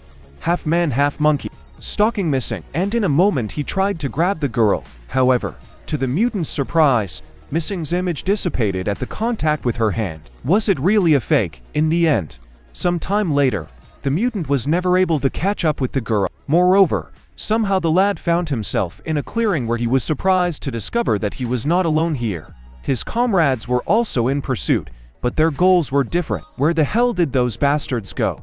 Meanwhile, the four aggressors were trying to get their bearings. Gosling, using centripetal pressure control, covered the hapless opponents with a dense shinsu barrier, after which Yan exploded the contents of this trap, and soon, part of the protagonist's team had tied the pursuers up hand and foot. But Croakter noticed that not all the people here are from the opposing team, which means the others are following Wan Non, so it's worth a visit to the guide just in case. In the meantime, the bomb enthusiast was trying to hide from a mentally unstable guy named Quatera Blights, who for some reason called Wangnan Chirik, to which the guy didn't understand at all why this madman was only after him. Had Quattro noticed he had the key to win? Though, you have to open that box next to the conductor, and we can't delay. So for now the Quattro Blitz is looking the other way. Wangnan quickly runs up to the box and it's a done deal. There, he's about to put the key in the lock, but an unknown force wrested the victory from the beau's hands. That KFC chicken freak wasn't alone. He was rescued by an angler named Chong Blairet. But Cotter didn't even pay attention to his comrade. This Chirik is just a goat. He wanted to open the box in the rat, right? Psycho only went after Wangnan because he reminded Blitz of a dead childhood friend. But now, alas, he would cut off that Chirik's hands. And here's the route. What do we do? There are no bombs left, but we need to buy some time. So it occurred to Wangnan nothing better than to remind Quattro of his childhood friend. The beau is that chicken. And this psycho was amazed. Chirik had grown up so much. This time, however, Quattro can definitely cook this grilled chicken right. Certainly not the reaction Blondie was hoping for. He ate his childhood friend, didn't he?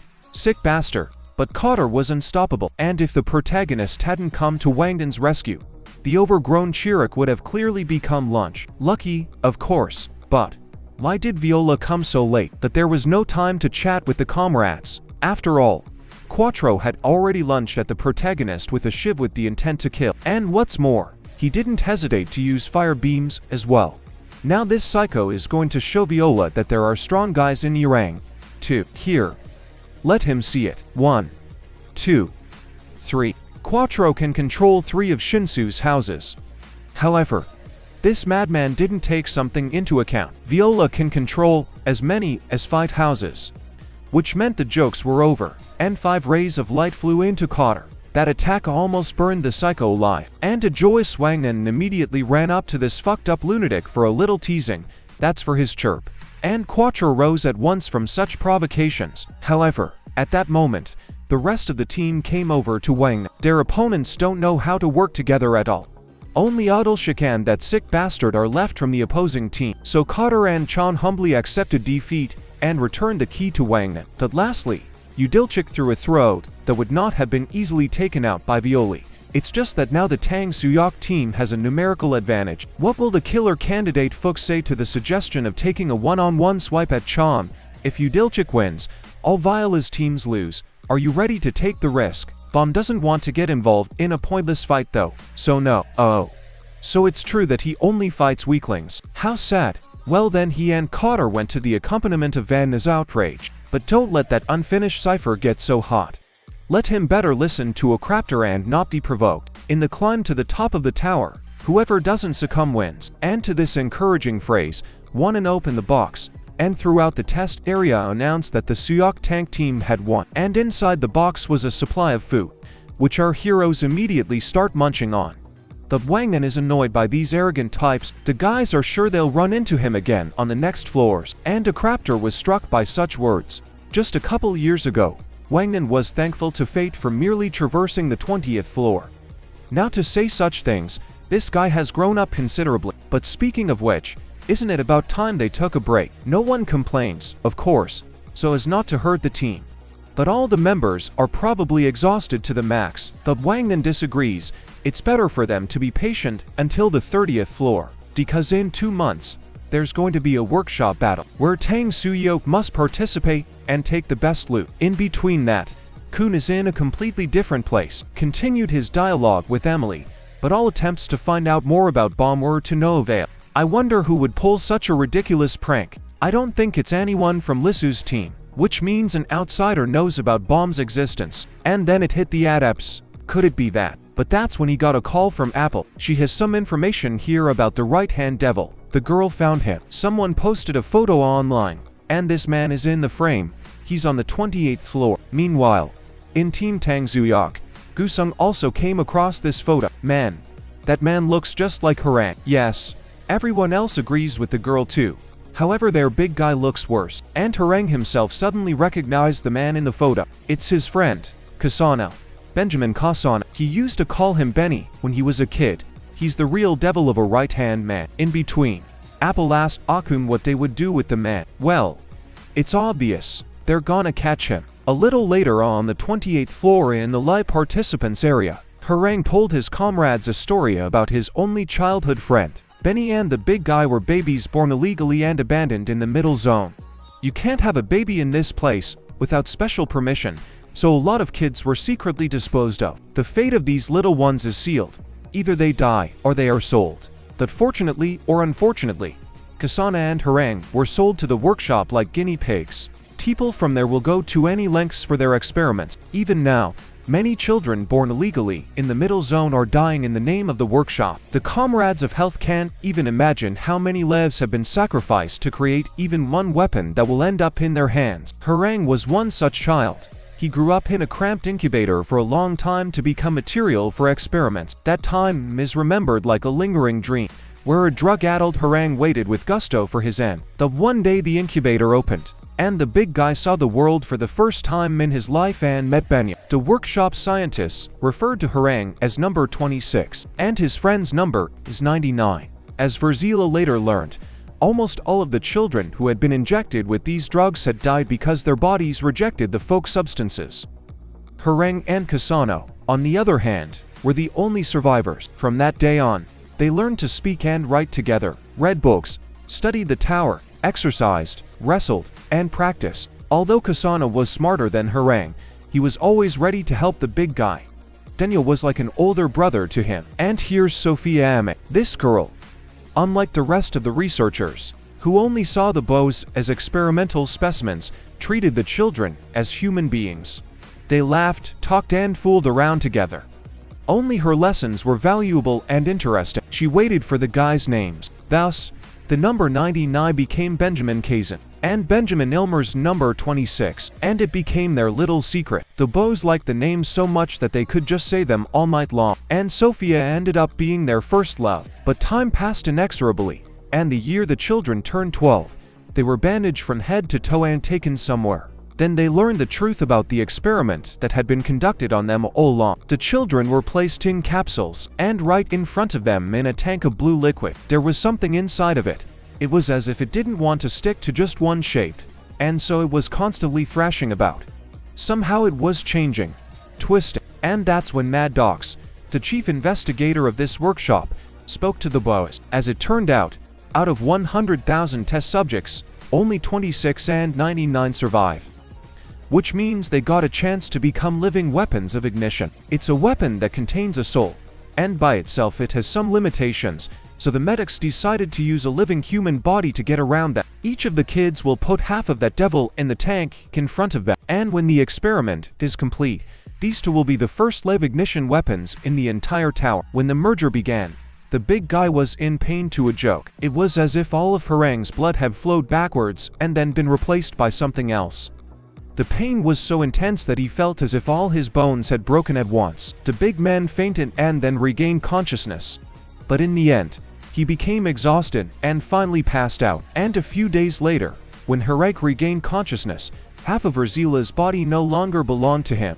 Each of the surviving children gained inexplicable strength and rage, as well as half of the devil, Kozan on the left and Harang on the right. But it wasn't just their bodies that changed.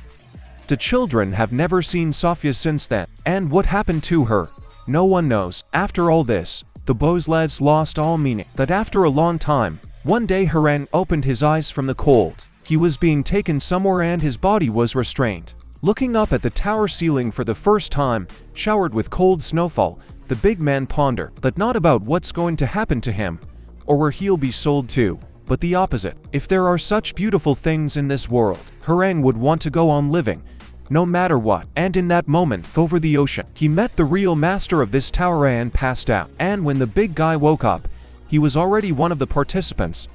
And then, Harang's comrades already know everything. Since then, the big man had been dubbed the devil of the right hand. However, he was ashamed to conquer the tower with the power gained by sacrificing someone else. So he stopped his ascent when he reached the 20th floor. However, some time later, Harang learned that someone had stolen his nickname.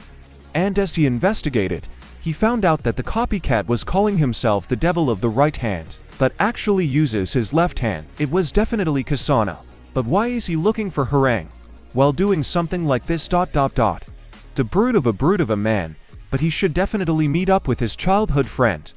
On that note, the right-hand devil ended the story, and was soon already sitting not far from the living area, waiting for the main character. And when Viola approached, he was curious to know why Harang had called him here. The big man responded by clutching the stone in his hand, turning it to dust and talking. Since it came to that, he had nothing more to hide. Harang doesn't know if Viola realized after his story, but the monster that Versila saw during the fight with the Fugovian, well, the man followed Bomb to reveal his identity, and he is eager to see if Viola is as much a living weapon of ignition as Harang himself. The big man wouldn't want to resort to that if possible, but now it was time for him to leave, so he should know for sure. And turning on the devil mode of his right hand, Harang continued, let Viola let him test what that entity is. However, the protagonist did not rush things. That Harang wants to find out even if he has to fight Viola is certainly respectable, but Bon can't tell his comrade that. Besides, they have no reason to fight. However, these words only agitated the big man, and he lunged at the protagonist, twisting the shins around his right arm. If Viola didn't show that essence of his own free will, the big man would make him do it by force. But all of Harang's blows missed the target. Viola was too agile, and so the big man screamed in impotent rage. If the guy is actually such an ignition weapon, if that experiment had anything to do with folk, then in the name of all the children sacrificed by this experiment, Harang has a right to know the truth. And these words struck the protagonist in the heart. Therefore, becoming another explosive attack by Mbao, Bon decided to talk to his comrades some more, and Harang insisted. Madax made it clear, he and Benyo were the first and only. Then what is the essence that Viola has? What does fuck have to do with these experiments? Why did they create the living memory weapon? And seeing the desperation in the other's eyes, the protagonist spoke up. 7 years ago, when he first got to fuck, a man told him, that will show you what it's like to be a god. The power that will allow Bomb to fulfill any wish. Change this world, or just deny everything and go his own way. That man shared only a small part of it, so that one day that power would help Yunsu determine his destiny. At the moment of fusion, Bomb saw a red light and a wave of pain came over him, and when he woke up, he felt the power inside him. Afterwards, he tried to find out more, but nothing came of it. The only thing they were able to find out was that the folks were very careful to hide it on the test floor. They even built a giant water tank for it, because the liquid inside was special. There were some strange phenomena going on. For example, Shinhao would grow to unimaginable sizes, or Shinkaio's control abilities would increase. After Bomb heard Harang's story, he noticed the similarities. But that, unfortunately, is all the guy knows. How to awaken this essence, or what it has to do with the experiment on the big guy, is unknown to the Fook god. Viola is very sorry, but it's fate, it's the power that was given to him. Just like in the case of the tall man, it's not what the guy really wanted. After all, it was something he had possessed before. And looking Viola in the eye, Harang finally exhaled and said, he knew Bomb wasn't involved, so it's okay. Now he can safely go to meet his childhood friend. To summarize, both Harang and Viola are just a victim, so Zdraviak hopes that Bomb finds what he is looking for and becomes happy. Let him inform the others, as well, for Harang, Team Viola has become family. And yes, it's a dangerous venture, and Zdraviak might not go, but somewhere out there, Harang has someone dear to him waiting, so now he'll fly away, but he promises to come back. And between that, Kun, Ran and Novik have just reached the supposed home of the devil of the right hand. which means the hunt is on. But behind this whole process, watched intently by some mysterious figure in the darkness, in the temporary headquarters of the protagonist, the whole squad was very curious to know where Harang had gone, because they all wanted to meet his friend. But anyway, everyone has to get up early tomorrow anyway, so I'd better go to bed. The morning's the wiser. Meanwhile, Harang has already reached Denny's alleged habitat on the 28th floor, and at this very second, Topsy was trudging through the living area in search of the tent he needed, and some time later, he found what he needed. Once inside, Harang saw a girl named Shasha, who was a part-time adept of light and an information merchant. So the big guy's not gonna beat around the bush. He's here to find someone, specifically the man in this picture, and Shasha knows him.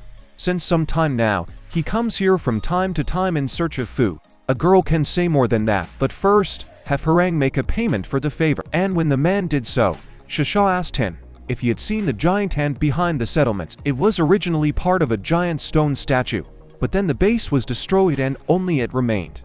Since then, this place has been called the Hand of Orlan. Today it is deserted and abandoned, and that's where the man in the photo lives. And since that's the case, thank you, Shasha. It's time for Harang to move out. However, lastly, the girl told the big guy to beware of the traps and monsters in the nearby ruins directly to the arm itself. Traveling there would not be an easy walk. He could use a team. Okay, Harang would take that into consideration, but he would still go there alone. And soon the man got close enough to the hand, which was clearly a mistake. For once he passed the 2 stone columns, he activated the trap, who turned out to be a decidedly unfriendly golem. He attacked the big guy at the same second. At the same time, Kun and company also wandered into the ruins of Orlan's hand. The adept of light couldn't believe that the right-handed devil had accidentally glared at the photo. It can only mean one thing. The picture of him is a message. No one knows who. It follows that an intruder might come in here. And by the way, there are traps all over the place.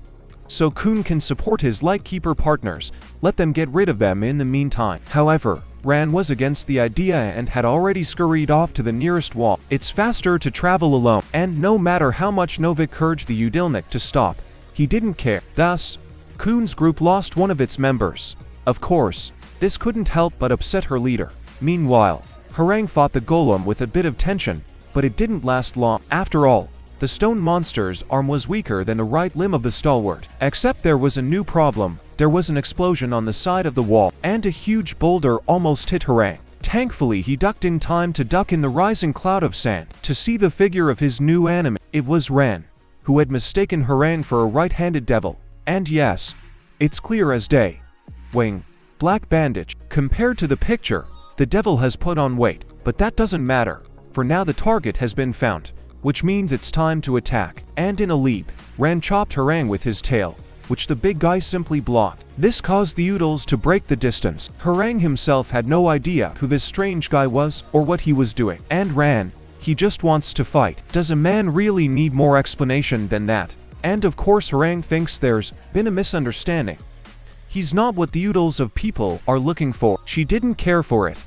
Ran's attacks were getting more and more assertive, which means Harang is left with no choice. With a wing change, the big guy gets behind the back of the Oodles. If he chose to stand in Harang's way, you're gonna have to crush that bastard. At the same second, the big man enlarged his fist and tried to flatten Ran. Men don't know what the hell the devil this Oodles of money is for, but he doesn't have time for silly games right now. Well, since that's the case, Ran promises to end this fight as quickly as possible, but in words, of course. He's a fat lion, and in fact, all of the Udilmic's counter punches were blocked, and even the lightning spear technique that Ren used to blow up the entire area around Harang didn't make a difference in this fight, because this man's resistance to Shinsu increases when he changes wings. The devil of a right hand is too strong for a Noodles of power, and since that was the case, Novik was just in time. T2 had come for Harang's head, and in between, there's a 28th floor in the participants' living area building. The protagonist was trying to sneak off to rescue his comrade. However, he was noticed by Missing, who was also worried about Harang. Her little sister Gozing had been waiting for the man all this time too, but fatigue had worn her down and she fell asleep. It's not like Harang was kidnapped by bad people. What if they experiment upon him again? However, Bomb told the girl not to worry. Nothing like that would happen to the big guy. He'll come back safe fan sound. And after calming Missing down, the protagonist realized something. Bum only fully realized his loneliness when he first met Rachel, so he can't leave his comrade in the same situation. The protagonist is sorry, but is forced to bring Harem back. And soon Bum had already reached the rooftop, where he had seen the last parked flying machine. Suddenly, however, the figure of a crafter appeared out of the darkness. He was curious to know where their leader was going at this late hour. The pale-faced man was alarmed that Harem never returned, so he decided to wait here. And since Viola's here, it's for a reason, right? Sighing heavily, the protagonist replied that their acquaintance had gone to the rescue of a childhood friend alone. As a crafter suspected, however, it is his choice. They wouldn't have been able to hold him anyway. But our hero disagrees. The big man said that Violi's group has become like a family to him, and Bum understands his feelings. He too was lonely from birth, and if he were a man, Violi probably wouldn't want to leave this place. But he simply had no choice. Perhaps now Harem is just waiting for someone to come after him like Bum did in the past. Violi doesn't want the big guy to be lonely, so he's gonna go and get it back. And Actraptor of course tried to stop his leader, but here just taking off on his own come on the last suspendolet. And when Paleface told the rest of the group about it, everyone was just shocked. However, Yon can take care of transportation. If they're going to catch up to Violi, the girl can get the suspendolet, so Bum's group will be on the road right now to bring Harem home. Meanwhile, looking at the map, Kun lamented. He couldn't even imagine that his assholes would tear down the lighthouse right away. What the hell are they doing in there? That was exactly why Kun didn't want to take only those two with him. But the others had their own good reasons, so there's no choice. I guess Kun will have to direct his last light there. He's really hoping Ren and Navi are catching on. However, his hopes would be dashed. He saw a picture of Harem fighting with two assholes. These smartasses are getting all cocky, realizing that Brazil is for another. So what's Harem to do? There are two of them, and quite skillful ones at that. Will the big guy be able to use his power for the second time today? Suddenly, however, Arambo heard a familiar voice calling his name. Could it be Kasana? Yes. There was a holy spy hovering behind the big guy, which Harem immediately ran after. And Ran and Novik rushed off in pursuit of the devil. And soon the trio found themselves at the very entrance to Orlanzar. And inside her, Harem suddenly realized that the spy had led him into a dead end. And then there's the oodles of it coming at me from behind. The big guy's reflexes are top-notch and he was able to dodge. But this time, Ren had gotten him after all. How does a man get pissed off with these dumbass stalkers? But suddenly a voice boomed across the room, ordering everyone to stop. It belonged to the black figure that sat on the walled-up statue.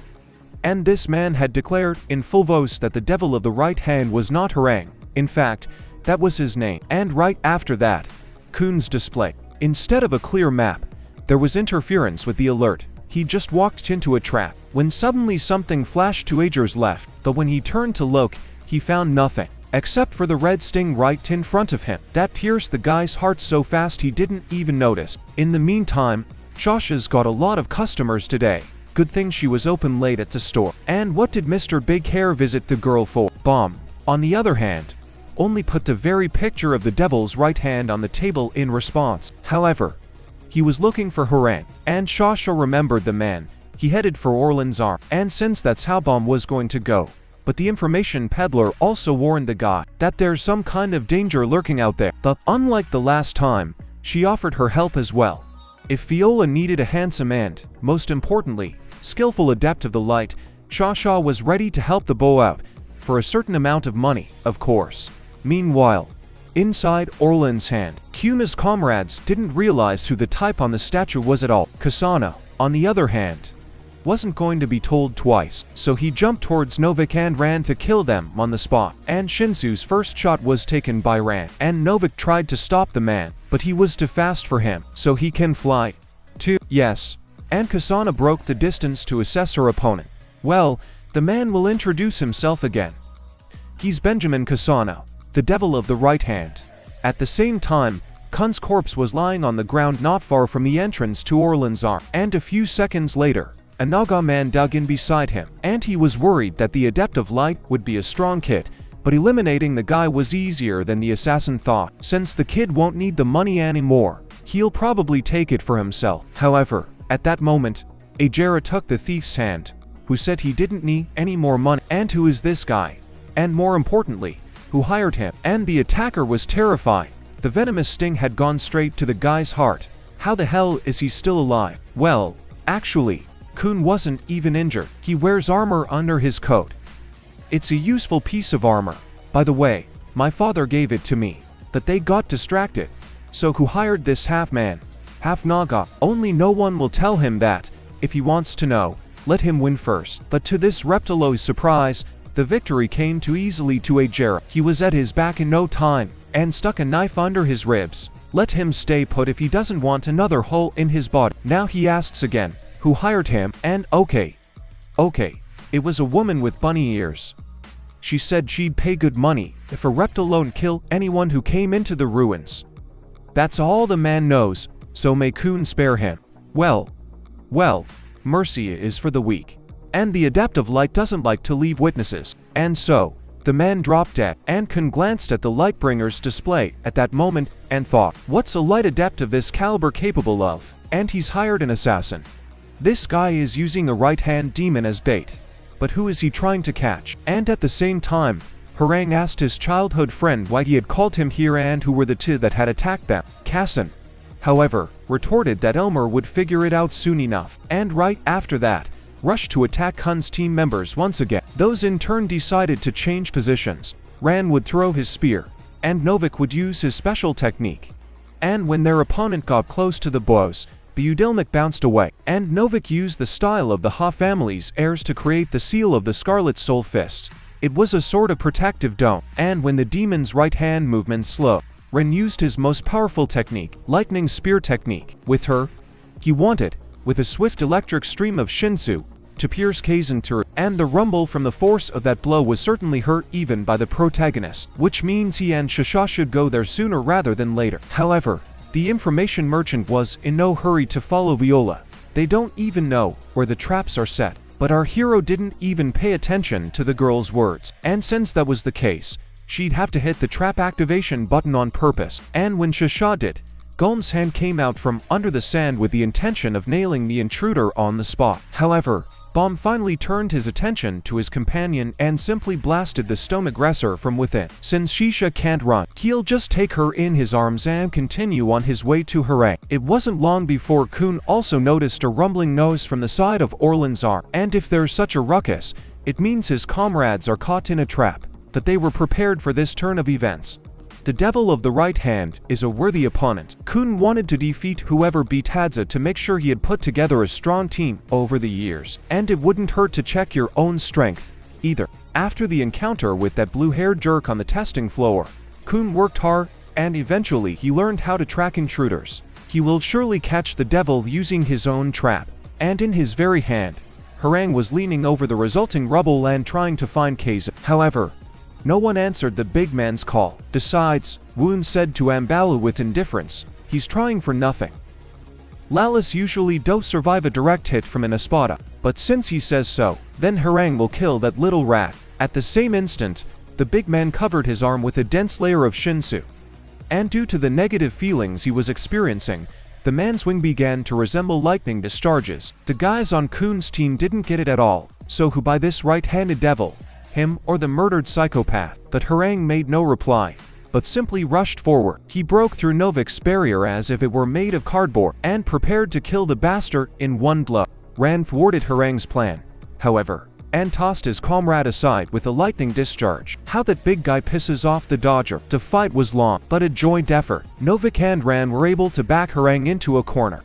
Even so, however, Ran's attacks couldn't get to the big guy, but when Novik took over, for some reason Harang's body was struck, but not by his hand, but by the hand of his best friend, Etsukasan. But why? Why did he do it? And that was the big guy's last thought, before he passed out. And the members of Kun's team didn't realize what had just happened. But it seems they are not alone here. The main character also dropped by for a visit, who sought his friend in a pool of blood, changed in his face and menacingly asked the bows what they had done to Harang. All this time, Kun had been trying to find out who had hacked into his light. And just under Harang's fatal blow, the guy saw the username. It was Apple, a member of their team. But why? Why would she do that? What is she trying to accomplish? More importantly, What the hell is going on in Orlan's hand? And there were some truly terrible things going on. The man lying in the blood is not breathing at all. He's dead. And that pissed off the protagonist even more. These guys in front of him. Did they do it? Novik only blanched in response. Shoujo was the opposite. She pointed her finger at the two and said it was obvious. These guys attacked Harem and killed him. The girl saw it all from her light. Why the hell are they interrupting Novik? He just didn't have time to get his bearings. Yet, they're the ones who attacked the tall man, but the ones who killed him, though, shit. It all looks too suspicious and no one will believe it. So it's easier to say they killed Harem. So what? But you shouldn't have said that. For immediately after these words Bomb rushed to Novik. However, his shot was blocked. But then there is no choice. Viola uses her power to make this guy suffer with 3 swords of diamond light. However, Ran wasn't going to stand by and attacked our hero from the back. He threw his lightning bolt at him, which, barely out of the Udal's hands, for some reason abruptly changed its trajectory and crashed into the wall. Holy shit. They're fighting the guy. And with the strongest bond, with an adept of light. Looks like this guy's on Quater's level. How this situation is already pissing Ran off. But we can't delay. First we have to take down the Lightyears. And the guys certainly tried to do that. Ran was even able to get almost close to Viola. However, his resolve vanished when he saw his opponent has 5 houses in the Shinsu. And in the same second, the swords of diamond light pushed the guys far away again. The newcomer was amazed that such monsters even existed among the E rank. Where did he even come from? This fight can't go on much longer. They need a plan. And Rana has it. The sinker can use a similar technique again. All he needs is one good punch. And since that's the case, Novik will hold off Viola. He uses the style of the heirs of the Huck family to Purple Soul Fist. And while Bomb was slowed down by this adventurous technique, the wound needs to be done away with. He already knows that. Here, the Udilchik has already used the machine style to summon the lightning spear and immediately threw it right at Bomb. However, the protagonist simply connected his 3 houses into a triangle and dispelled Ran's attack with ease. Now it's his turn to show what real power is. From the 5 houses of Bomb, swords of diamond light erupted, and they nearly buried Kun's allies alive. Meanwhile, they lay helplessly in a pile of rocks. Violi will ask them again, why did they kill Harem? The big guy had a place he had to go back to. There were people waiting for him, but now, because of a couple of freaks, they'll never see their family member again. Why did those guys kill Harem? Why did they kill Harem? Hell, okay. Novik knows this is going to sound weird, but they fought the big guy, but it was a completely different person who killed him. The one hidden under that rubble, the other demon of the right hand. Viola can see for herself if she takes apart the rubble, but suddenly, Shasha took the floor again. These speeches are pure lies. She's seen everything through the light. These 2 killers, they're just stalling. Bomb can't trust them, so before they wake up, the guy needs to finish these 2 off. However, at that moment, a rather familiar voice was heard from the side of the entrance to Orlenda's arm, and it belonged to Kunager.